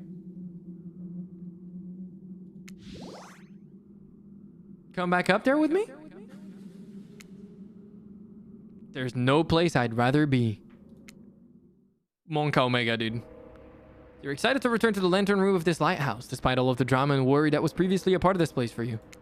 More importantly, you're excited to be there with Spirit, which makes it all the more crushing when you're interrupted by the arrival of Claudette and Dwight. Claudette, Dwight, funny seeing you here. Wait, did I say funny? I meant tragic. Tragic? I don't think so. What could be tragic about a family reunion? Those are always joyous occasions in my experience. Before they can explain what that's even supposed to mean, the lighthouse begins to howl a low, frightening sound. The lens begins to glow in a now familiar way. You prepare to shield your eyes in case something bad happens to you again. Now isn't the time for any reality show adjacent shenanigans. Dwight, Claudette, shield your eyes. We don't know what the lighthouse will... Oh. Okay. Now, please don't interrupt. You'd think after all of this time, you'd know that we've got your best interests in mind. Wait, what? No, of course I don't think that. I got wax in your ears, friend. I asked you not to interrupt. Too late. The black light flares. In the darkness, you see something horrible and strange. In the place of Claudette and Dwight are 2 ghoulish silhouettes. But before you can focus on them, the light passes and the 2 survivors are returned to their normal states. It's breezy up here. Should have packed a sweater. What in the hairy hell? Hey, watch the language. You shouldn't speak that way. Around your elders. Grandpa? Is the Oni supposed to be the spirit's grandpa? What the fuck? My little Rin. Okay, sorry. My little Rin, you're such a woman now. They grow up so fast. What? Ciel, meet Grandpa Kazan Yamaoka. Well, technically not just Grandpa. Technically, he's my great-great-great-great-great-great-grandpa. But that's a lot of greats to say in a row. Wait, they're actually related lore-wise? Or is that just like an... I mean, it has to be. I guess this... Because I think this game is supposed to be canon in terms of like what the character relationships are and stuff. I didn't know they were related. That's so cool. Because like, the Oni is my favorite killer in the game. Like, to play. He's really fun. I like him. I'm going to play more Spirit too now. I'm going to become a Spirit main. A Spirit and an Oni main. I haven't seen my little Rin since I watched over her from the afterlife when she was just a little girl. And I expect you all to say the greats. It's a matter of honor and respect. Except Rin, she can do whatever she wants, my precious little angel. But you... Oni stares at you with his demonic red eyes. You're pretty sure even the Decartive's third eye on his mask is looking at you. You mongrel. You must treat me with respect. Or so help me, I'll be cleaning bits off your head off my kanabo. A kanabo is like a metal baseball bat covered in spikes, FYI. Oh, that's the kanabo. I didn't know that was called a kanabo. I'm not sure what a peasant like you was doing so close to a descendant of the noble Yamaoka bloodline in the first place. Dirk, Claudine, explain what's going on to me. It's Dwight, sir, and Claudette. Remember? We explained to you that you were going to come meet with your great-great-great-great-granddaughter's suitor and to give or withhold your approval. 5 greats. Great-great-great-great-great-grandfather, sir, your honor, master, sir. Dwight, he's a samurai, not a judge. Grandpa, they must have summoned you here because they think you have great judgment, and because if they summoned my father, I would be too distracted by torturing him for all of eternity to continue with the rest of whatever this is? Show? Game? Experience? Ah, yes, that makes sense. Only a man of my own power and magnitude can help. Self-important much? Nice to meet you, Kazan. Only my friends and family call me Kazan. Those who tremble in fear at my presence call me Oni. You're seeing a serious resemblance to Trapper in not only the sheer size of the man that Oni is, but also his attitude. Apparently, Spirit has a type. You're sure you can or want to measure up to that? It dawns on you that, wait a second, maybe you do resemble Oni. Every time you've tried to look at your own reflection, however, you've become dizzy and confused. This definitely deserves more thought, but now's not the time to consider the fact that you might be some kind of hulking vampire with the first ever case of cell blindness. What does that mean? There's a massive samurai mad dogging you from 2 steps away. Well, you don't scare me at all, so I'll stick with Kazan. Peasant, I realize now the true purpose of my visit is to extinguish your light. Only waves this katana in the air at you menacingly. Like great-great-great-great-great-grandfather. Like great-great-great-great-great-granddaughter, apparently. Hold up there, Grandpops. Not so fast. You're only supposed to kill them if they deserve it. First, you should get to know them a little better. Young people these days, always wanting to kill people, insisting they must deserve it. Back in my day, you did what needed to be done because your nobility depended on it. In his day, for such an imposing presence, he sure is giving off serious old man yells at cloud vibes. He really does. You see, when I was a young man, we didn't have foreigners in our land. Didn't need them. We had an abundance of culture already. A little too much, if you ask me, but I didn't make the rules. The rulers did, exactly how it should be.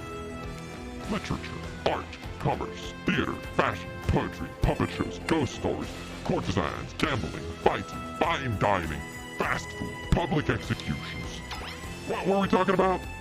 Spirit giggles at her okay, I'm not saying all of those every time. At Oni's forgetfulness. You wonder, does she even like this guy? She sure hates her father, so... Listen up, old man. We don't have time for you to do a list of every activity available to a samurai in the entirety of the Edo period. He's not wrong.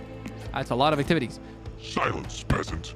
You're showing your ignorance. Samurai were forbade from many activities that didn't befit the Bushido code, such as attending certain theatrical performance, for instance. Sometimes, however, the samurai would put on a disguise in order to seek out entertainment. Now, I'm not saying I did that because I had honor and a body built like an entire castle that is quite hard to hide, but clearly you have neither my honor nor my physique. You don't even know about the ins and outs of the shifting rules of traditional Japanese samurai etiquette, you fool. Rin, what would you want with such an uneducated admirer as this? You find it hard to believe that any contemporary person knows all that much about who was and wasn't allowed to do leisure activities over 100 years ago. However, you're really not sure how to handle this massive demonic old man. Whoops, I didn't need to do that. Oh wait, I get it. Sweet Rin, my beautiful descendant. You've invited me here to do what you're too kind to do. Bash this jerk's head in. Claude, Doris, fetch my Kanabo. Rin, wrap your robe around this mongrel's hands and hold them still. We'll splatter their brains on the beach together as a family. Grandpa, no! That's not why I invited you here at all. In fact, I didn't invite you. Claudette and Dwight did. Yes, sir. Wink, wink, wink. Oh, this whole saying wink out loud thing is getting out of hand. Him and Trapper really do have a lot in common, don't they? I swear, Ciel has a good soul and the heart of a warrior. They fought for my love in their own way, faced down death more than once, and put up with their fair share of nonsense. Nonsense which seems to be endless. Can we, I don't know, wrap this up already? Of course. Who am I to expect anyone to wait around for my approval? I've only been hanging out as a ghost and watching my bloodline be polluted by cowards and quitters for 5 generations. Just come give your ancestor-in-law a hug. Sword drawn, Honey beckons you closer. There's no way he has ever hugged anyone in his entire life. I think I'm good over here, actually. Rin, now, push them my way and I'll split them in half. The sacrifice of this usurper to the Yamaoka bloodline will surely bring us back to life and set us back on the course of honor. You're so silly, Grandpa. We both know that only one sacrifice can get our family back on track. Revenge on my father, your great-great-great-great-grandson, traitor to the Yamaoka name. The lust for violence in your voice, it fills me with cheer. I'll never forget who I am. I suppose if this is a person you want to be with, to go on your journey of bloody revenge with, I should trust your judgment. The strength inside of you blooms from the same cherry tree that was planted centuries ago by our shared ancestors. And if Ciel ever treats me poorly, you have my word on our family's honor. I will wield my katana and gut them like a fish. A tear rolls down from behind Oni's demonic mask. You sure you want to marry into this? And one last word of advice, my dear girl. The father stuff, don't forget it. But maybe stop focusing so specifically and obsessively on it. Well, indeed, it was awful, but it was already done. Do something for yourself now. Just my 2 cents. Be well, Rin. I will see you again soon. Now let's go, servant. Clint, Dennis, return me to the stable. I assume my dragon has been fed and tended to. Yes, sure. I swear this is still better than dealing with Trapper's dad. I'm sorry if I was disrespectful of your great-great-great-great-great-great-grandfather. He seemed like a very special man. I realize I will never measure up to someone like that. A warrior with a hell of a fashion sense. I mean, that mask. Don't worry. I would never expect you to. Or want you to, really. If all I wanted was the biggest brute alive, I'd be down in Trapper's cave right now, not avoiding his vintage bear traps. But that's not the life I've imagined for myself. A sense of abstract duty, anger at a world changing around me, a lust for blood. That's no way to live. And yet, as you now know, that is the Yamaoka way of life. Forever, I'm cursed to battle against the dragon that lives inside of me. Or at least, maybe I was. Until now. Call me the Dragon Tamer, baby. You haven't won this game yet. Please don't ruin it. Sorry, I have no idea where that came from. I think we spent enough time in this lantern room. We should get back to the beach. Call me the Dragon Tamer, baby. What a fucking line. Wicked. The moonlight sets a romantic mood as storm clouds roll in and surround the black lighthouse. You know, the sun might have set, but if we wait long enough, it will rise again. Whoa! Spirit removes her sheer robe, showing you her strappy black bikini. Her pale skin glows under the light of the moon. Maybe you could help me get a head start on applying tomorrow's sunscreen. Again? I mean, yeah, of course. Last time was, well, I definitely felt more connected to you afterwards. To be totally real with you, I kind of just asked you as a goof, but I really enjoyed it. I swear though, if you tell anyone about this, I will not be labeled a foot freak. Not that there is anything wrong with feet. It's just that something about that kind of attention really gets people talking. Steady. Steady. Oh god. No! Close. Okay, we got this. What do you mean almost? That was in. No. Reload. When was the last time? Oh my god, it was a while ago. Wait, is there more saves? Are you serious? Fuck.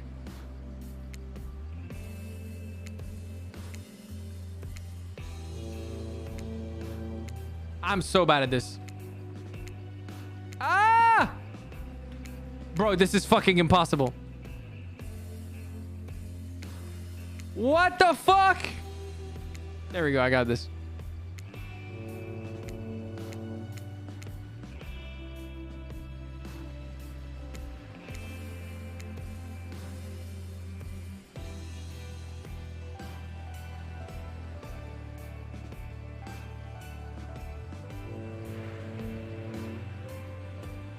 Let's go!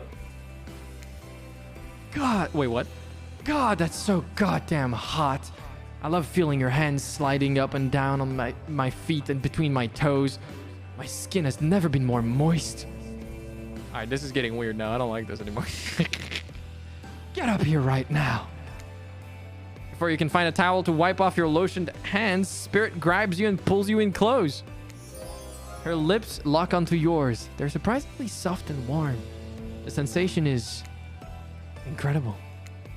Clouds cover the moon and you find yourself on the beach with Spirit in complete darkness. You can feel the narrow straps of her bathing suit come undone and come to life, snaking through the air, wrapping around your body, lifting you off your feet. Come here, you. This is what it feels like to fly. As Spirit pulls you close. Wait, whoops. As Spirit pulls you close, you feel bits of glass press into your flesh. Pain and pleasure mix and wash over you like the ocean. Salty air stinging your skin as you breathe against your undead lover. The lighthouse howls. In the darkness, you're pretty sure that Spirit lets the dragon inside of her take over. If it kills you, you're sure it will all have been worth it. The clouds part just as you manage to pull yourself, exhausted, away from Spirit. Okay. A chunk of broken glass is lodged in your shoulder. When you pluck it from your skin, it drips blood. Sorry, I think this got stuck to me when I was having the best night of my life. Spirit drags her fingertips over the sharp end of the glass shard. Keep it. Consider it a memento. I've got plenty more where that came from.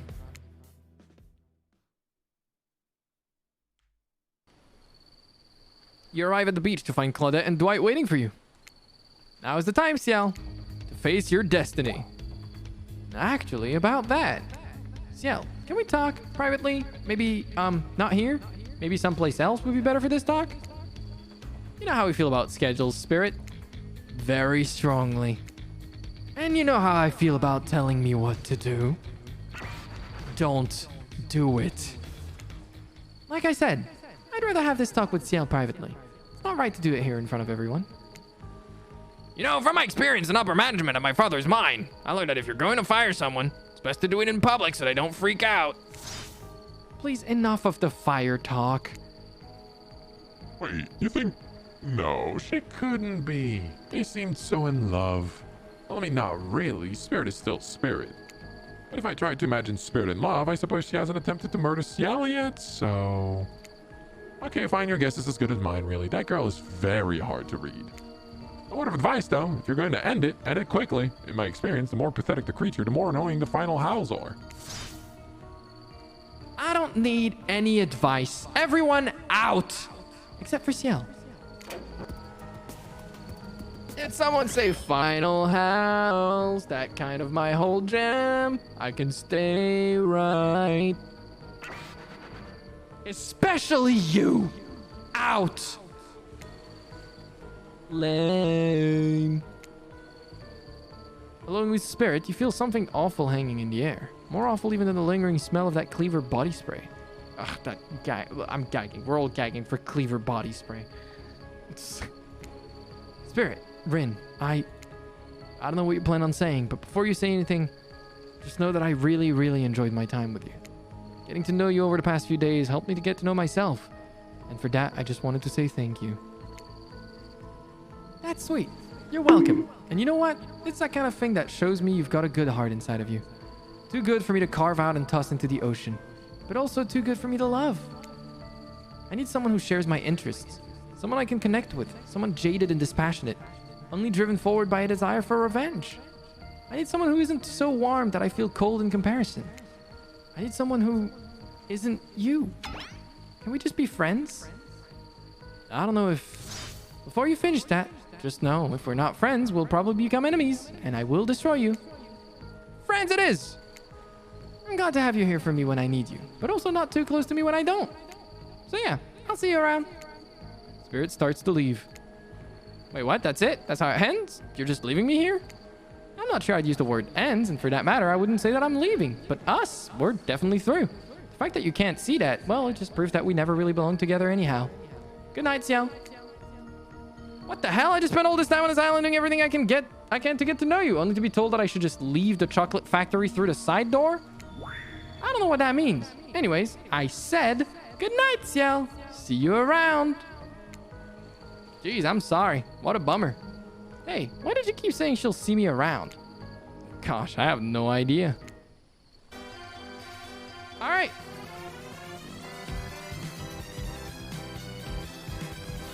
So I didn't do this. I think I got the like normal spirit ending. But I think there's like a better ending if you like try hard, but I'm not going to do it.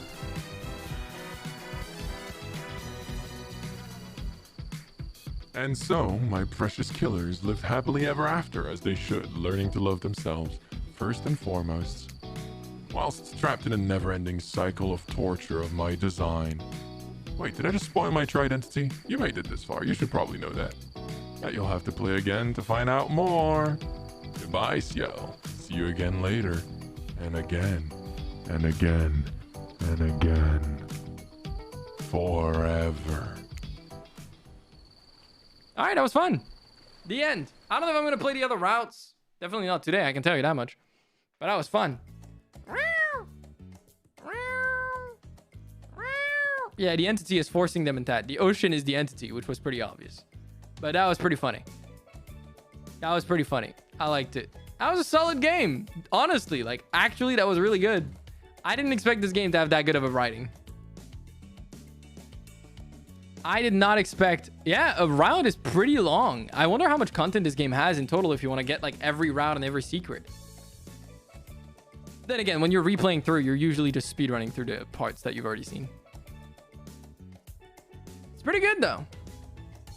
I wonder if they have, like... Because I've seen that some visual novels have that, where they have a mode where, like, if it's a dialogue you've already seen, it auto-skips it for you. But if it's a dialogue you've never seen, they don't skip it. That's always something that I feel like visual novels should have, because otherwise replaying them is an like exercise in absolute madness. That's just how you like go fucking insane. Yeah, I assume this game has like, I mean, a good few runs or a good few different things you can do. A good few different routes you can take or something. You know? It's kind of wild to me.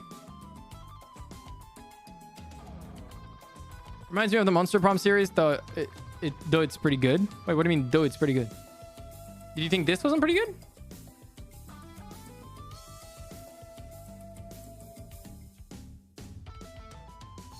Dude, I want to sing to end the day. I really do.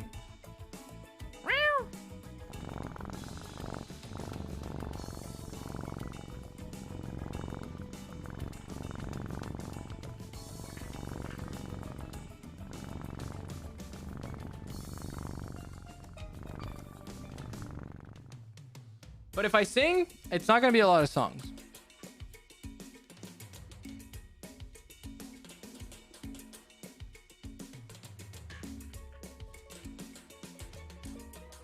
Oh, it reminds me of the Monsters Prom series, though. Okay, now I get it.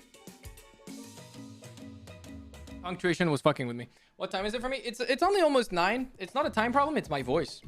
After fucking talking that much, my voice is a little tired now. Especially with a trapper voice. That kind of voice fucks me up. Because it really is raspy and everything, you know? So yeah, I've been talking a lot. But we are going to be singing a little bit. I'm just not going to sing that many songs. I'm going to be right back. I'm going to leave you guys with the credits for a little bit. And I'm going to go to the bathroom. And then when I come back, we can try to figure out the singing. But yeah, I'll be right back.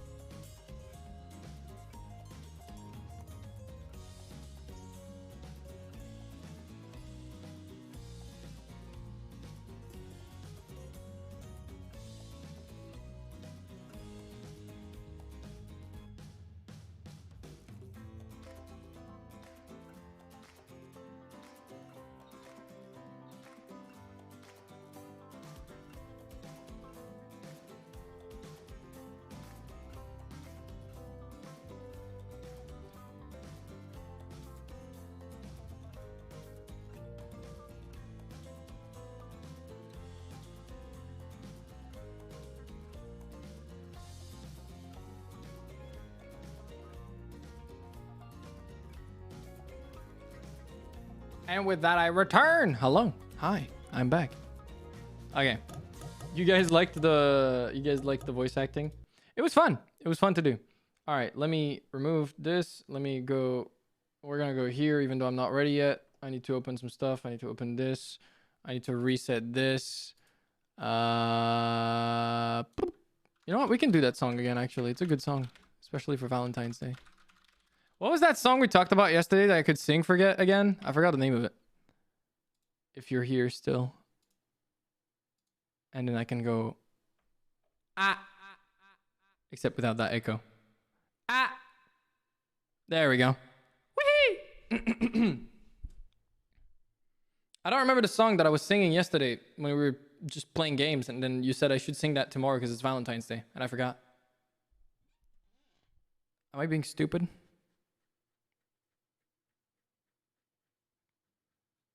Do you remember? I know you forgets a lot, but maybe you remember. Maybe you remember better than me. Let me just grab this, put this here. Go to karaoke. Find the karaoke for this. Wait, where is it? Wait, where is this one? Do I not have it? Oh, there it is. The Just the Two of Us song? Was it? I thought there was another one. I was convinced there was another one. Oh well. We're gonna do that. Was it that one? I thought there was another one. I might be tripping.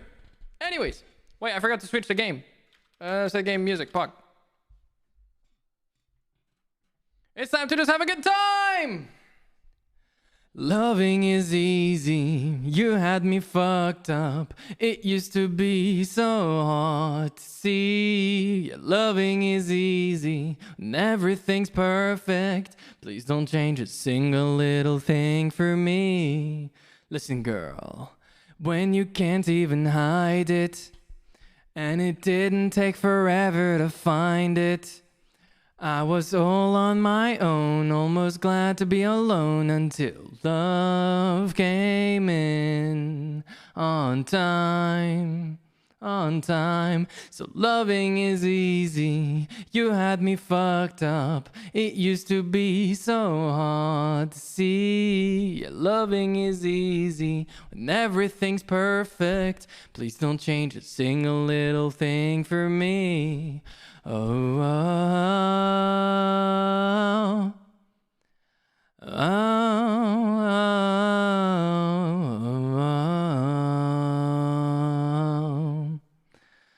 oh. So listen, girl, when you can't even hide it, and it didn't take forever to find it.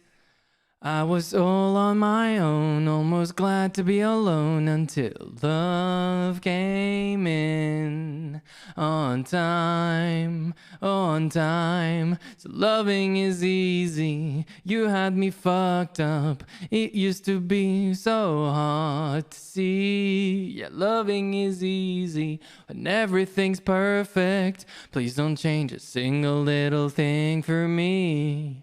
Whoa. Oh, oh,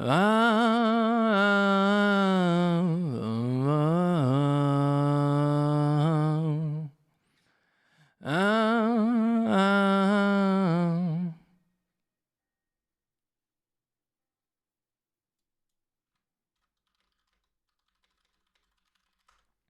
Okay, being completely transparent with you, I don't know how to sing that song properly. Ah, not this one. Not this one. Go away. Shush. But I'm going to try my best. And I'm probably going to suck. But it's going to be fun either way. Because it's just the two of us, baby.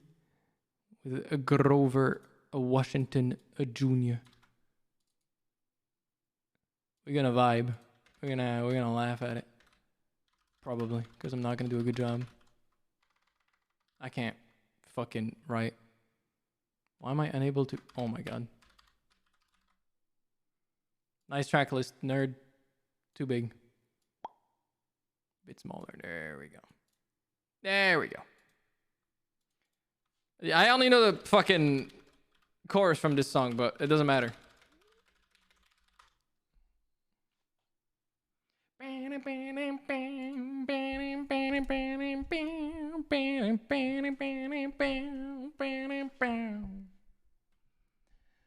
I see the crystal raindrops fall, and the beauty of it all is when the sun comes shining through to make those rainbows in my mind when I think of you sometime, and I want to spend some time with you.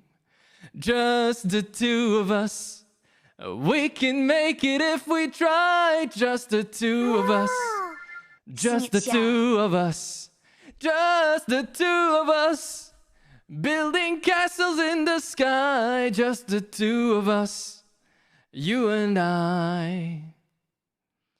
We look for love, no time for tears. Wasted water's all that is, and it don't make no flowers grow.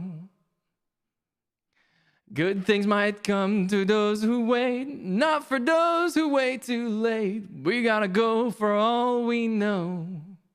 Just the two of us. We can make it if we try. Just the two of us.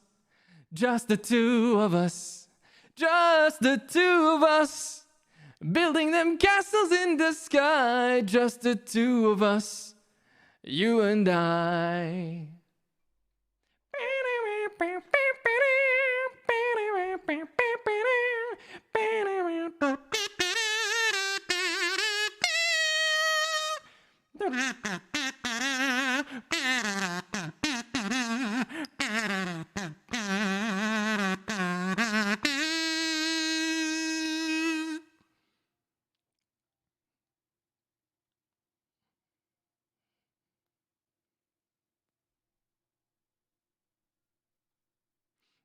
The crystal raindrops fall on the window down the hall, and it becomes the morning dew. Those are not the lyrics I expected.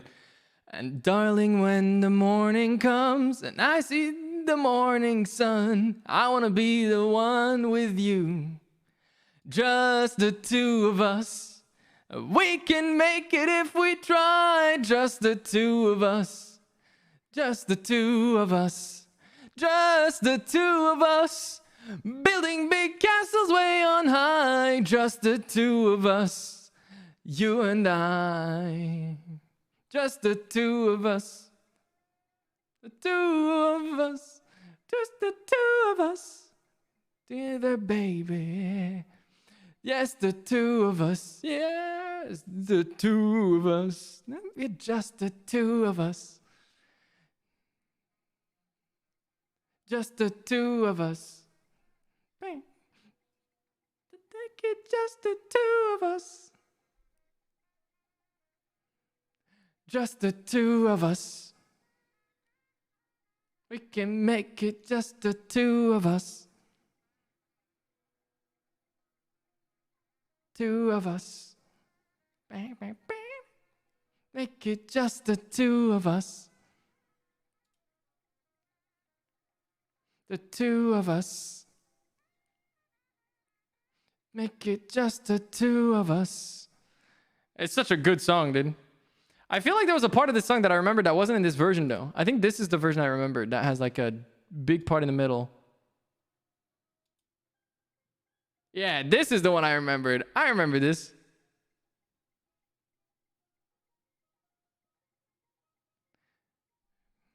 The fucking... I don't know what instrument that is, but I remember this.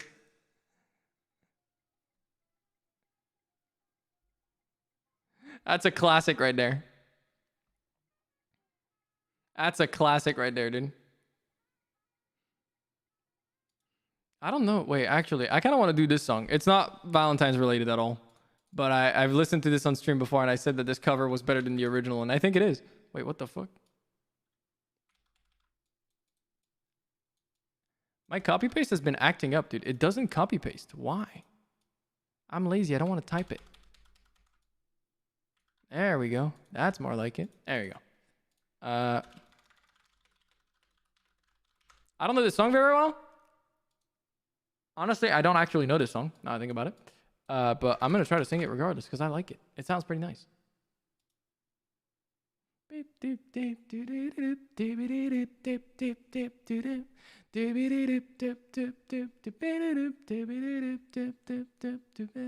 Holding me back, gravity's holding me back.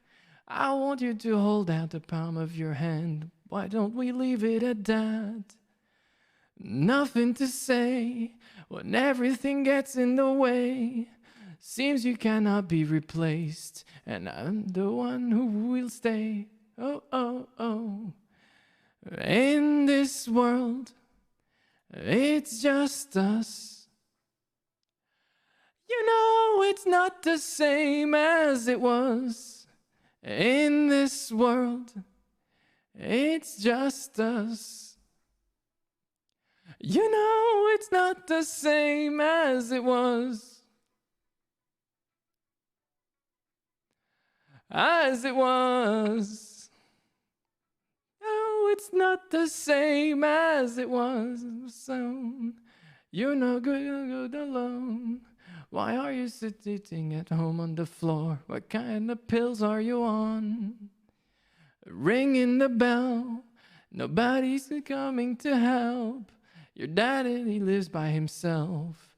He just wants to know that you're well. Oh, oh, oh. In this world, it's just us. You know it's not the same as it was.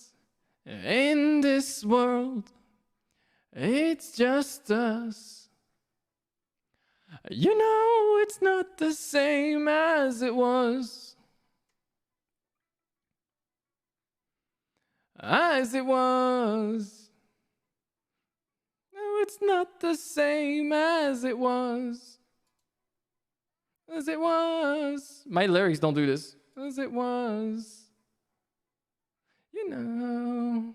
I mean, this is a cover, so that's to be expected. Only if he feels like it. It's not if I feel like it. It's if I know the song. I don't know Sweater Weather. I'm so sorry. It's not that if it's like I feel like doing a song. If I just don't know it at all, it's harder for me. I can't even pull off what I'm doing right now, which isn't even that good.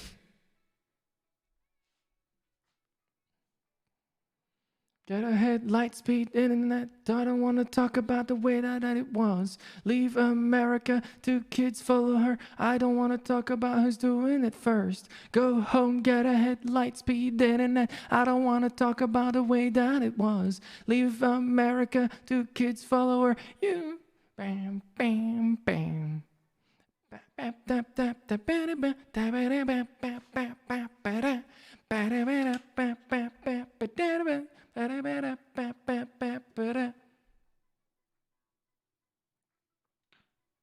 You forgot what you forget. You know it's not the same as it was. As it was. As it was. You know it's not the same as it was. As it was. I love this song. It does sound pretty. I know it's itchy. It's very itchy. Pretty song. I want to learn how to sing this song for real. It'd be nice. Happy Valentine's Day! I'm glad you guys liked it. I hope you guys liked it. What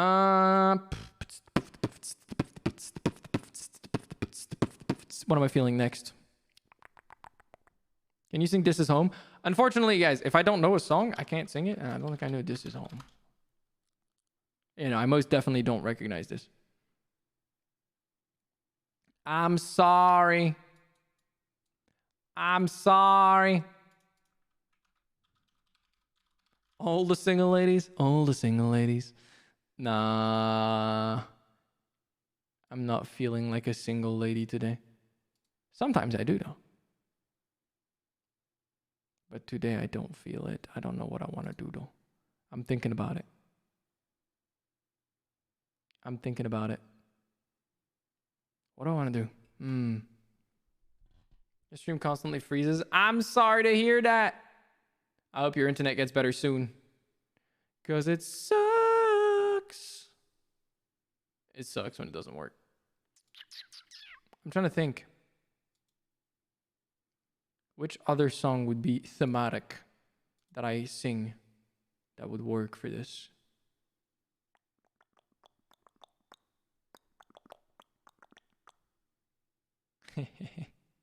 I could technically sing a Jakey song. They're about relationships a lot. They're not quite happy though. They're not quite happy. You know what? Nobody is a pretty good song for this. Not a happy one either. But hey, it kind of fits the vibe, I'd say. It kind of fits the vibe. Oh, come on. Why doesn't that copy paste? What is wrong with this? Like, I'm most definitely pressing the key, so I don't understand. Blueberry Eyes could be a good idea as well. Could be a good idea as well.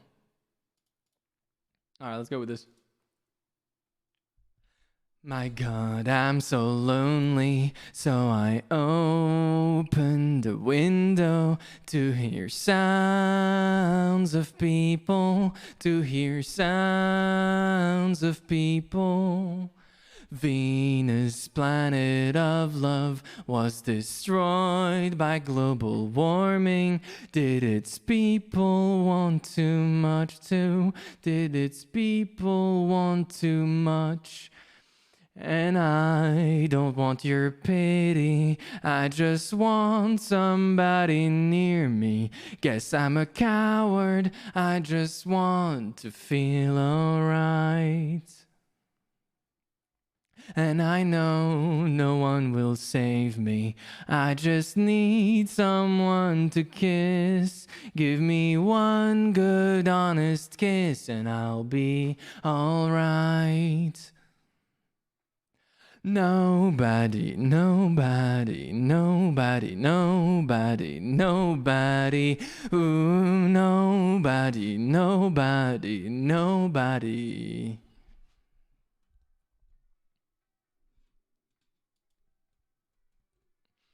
I've been big and small and big and small and big and small again, and still nobody wants me, still nobody wants me, and I know no one will save me. I'm just asking for a kiss. Give me one good movie kiss and I'll be alright. Nobody, nobody, nobody, nobody, nobody, ooh, nobody, nobody, nobody, nobody, nobody, nobody, nobody, nobody, nobody, nobody, nobody, nobody, no, nobody, nobody, nobody, nobody.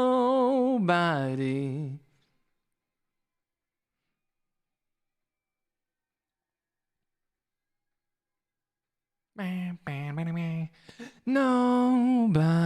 nobody, nobody, nobody, no. I love this song. It's a good song. Blueberry Eyes. I can try to do Blueberry Eyes. However, I can't do the Korean part. I don't know how to speak Korean. I don't even know how to sing Korean. Yeah, this song is really good. It's a weird vibe, but it's a vibe. All right, let me.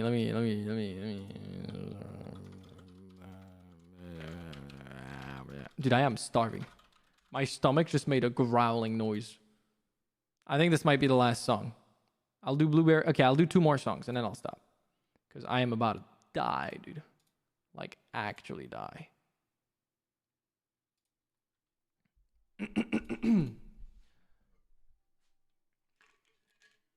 Yeah.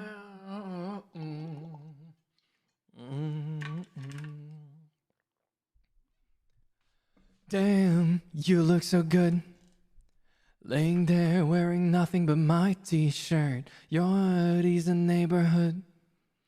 Wanna drive my lips all around it, 'cause I'm holding my breath Wondering when you're gonna wake up in my arms. Heads on my chest, my heart's beating. I can't wait to kiss you each morning with strawberry eyes. 'Cause I get so lost in your blueberry eyes. I'm running to my dreams to see you in the light. 'Cause I get so lost in your blueberry eyes.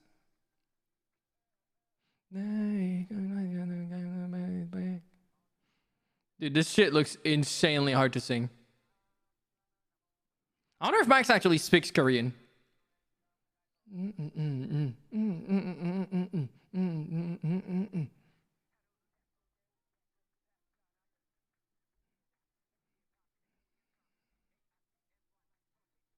Kiss you each morning with strawberry skies. I get so lost in your blueberry eyes. I'm running through my dreams to see you in the light. 'Cause I get so lost in your blueberry eyes.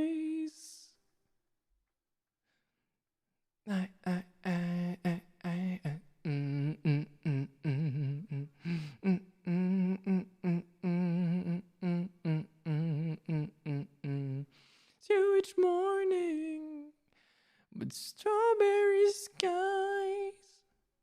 'Cause I get so lost in your blueberry eyes. I'm running through my dreams to see you in the light. 'Cause I get so lost in your blueberry eyes. He sings so beautifully, even with high notes, dude. It's insane. My man's goated. I wish. Actually, like, spine chills from his music, dude. Sure. Yeah, you guessed what I wanted to do for the last song. Fuck out of here, dude. Stop being in my head. Oh, I forgot to put it in the thing. Hold on. I forgot to put it in the thing. Your cat is meowing? That's cute. 5. Blueberry eyes max. And 6. This. No, not this. Okay, you know what? Fuck it. I'll type it.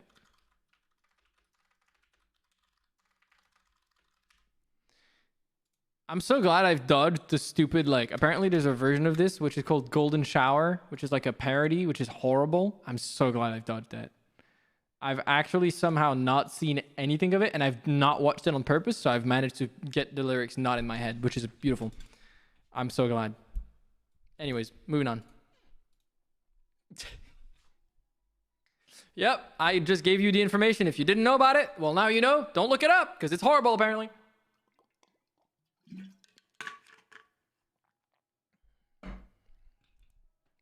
It was just two lovers sitting in the car, listening to Blonde, falling for each other. Picking orange skies, feeling super childish, no Donald Glover. Missed call from my mother. Like, where you at tonight? Got no alibi. I was all alone with the love of my life. She's got glitter for skin, my radiant beam in the night. I don't need no light to see you shine. It's your golden hour.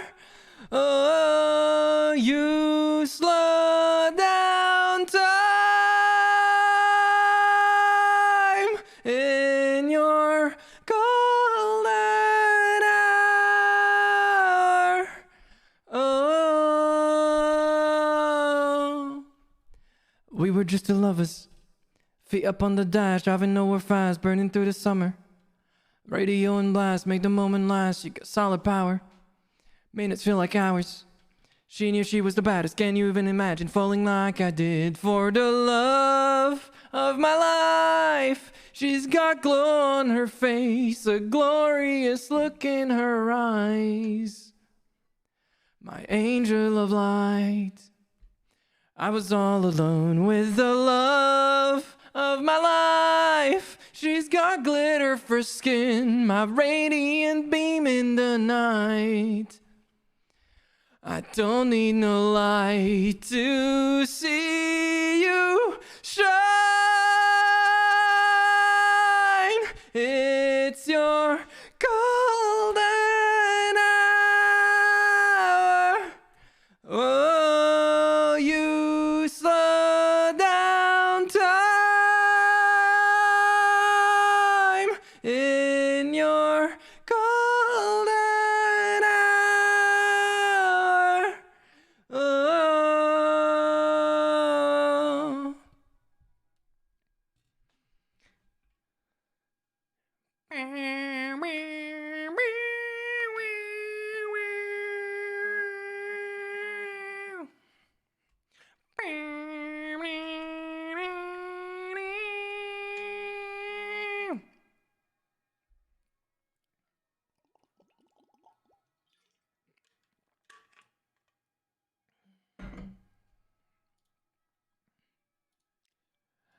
Bam, bam, bam. Bam, bam, bam. Bam, bam, bam, bam. Bam, bam, bam.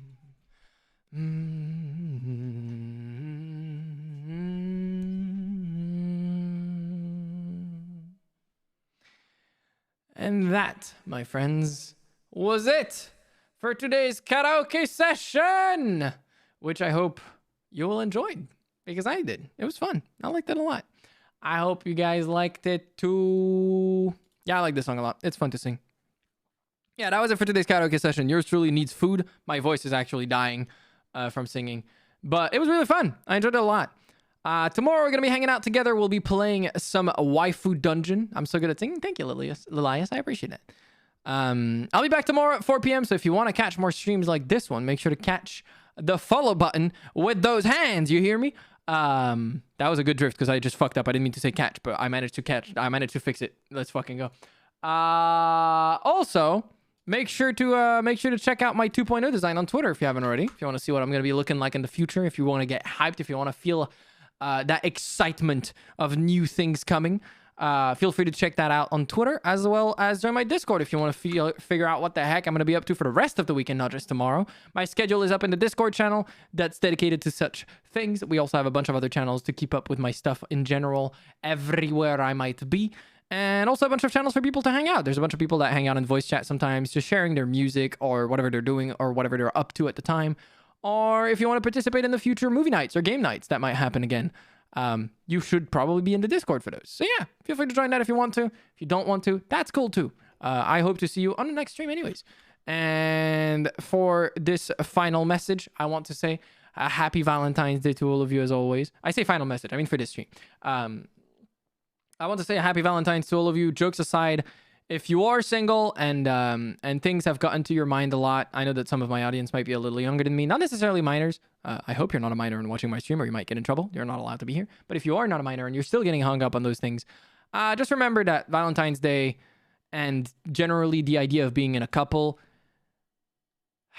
it's a little bit something that's been pushed onto you by a lot of people around you, and generally generally society expects you to want to be in a relationship with somebody else.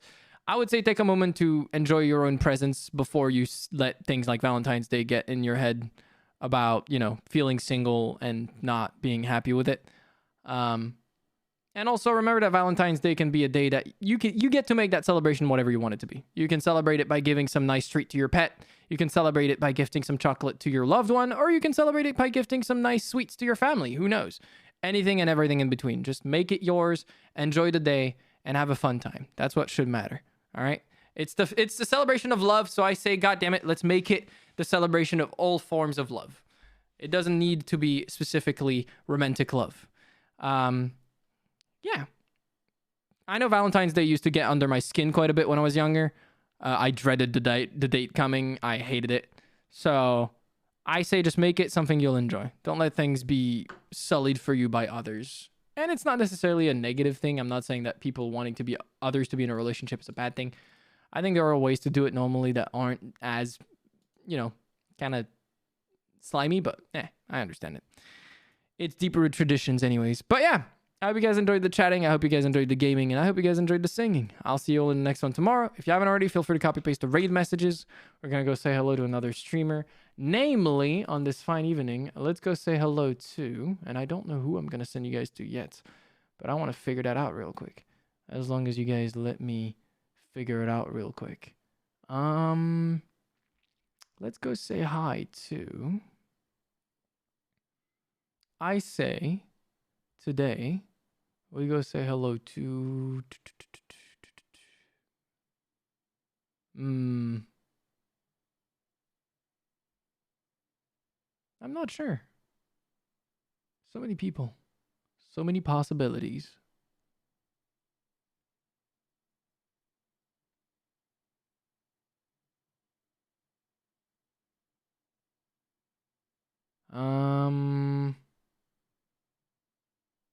There's too many people that are alive. I don't know who to send you guys to. This is a complicated setup. There's like 47 people that I follow that are alive. I don't know who to choose. You know what? Fuck it. I'm doing it. I'm not gonna raid tonight. We don't raid. You guys scatter wherever you want. I can't choose someone to raid, and I'm stupid and it's too hard. So I'm just not gonna do it. I will see you all in the next one. I hope you guys have a fantastic rest of your evening. And yeah, take care of yourselves. Scatter, everybody. Bye-bye, everyone. Good night. I'll see you all tomorrow for some dungeon, some waifu dungeon. Bye. Mwah.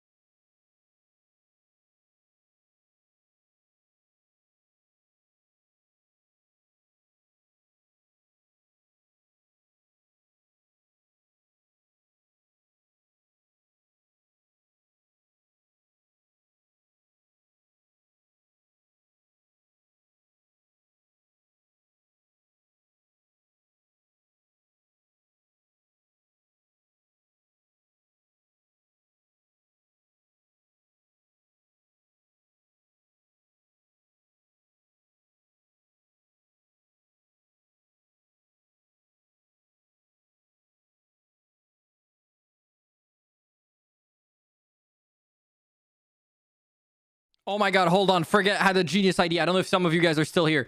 Fucking Enrico is streaming and his thing is who wants to date my mom. Hold on. Guys, I have an idea. We have a raid. I repeat, we have a raid. I don't know if anyone's still fucking paying attention to this. We have a raid. No. It's not We Come with the Flower of Friendship. Ciel's wicked. I will do it if I must. I will do it if I will date your mom if I must. Ciel's wicked. That's the message. There we go. I spammed it. We're going, ladies and gentlemen. All right. See you guys in the next one. Take care.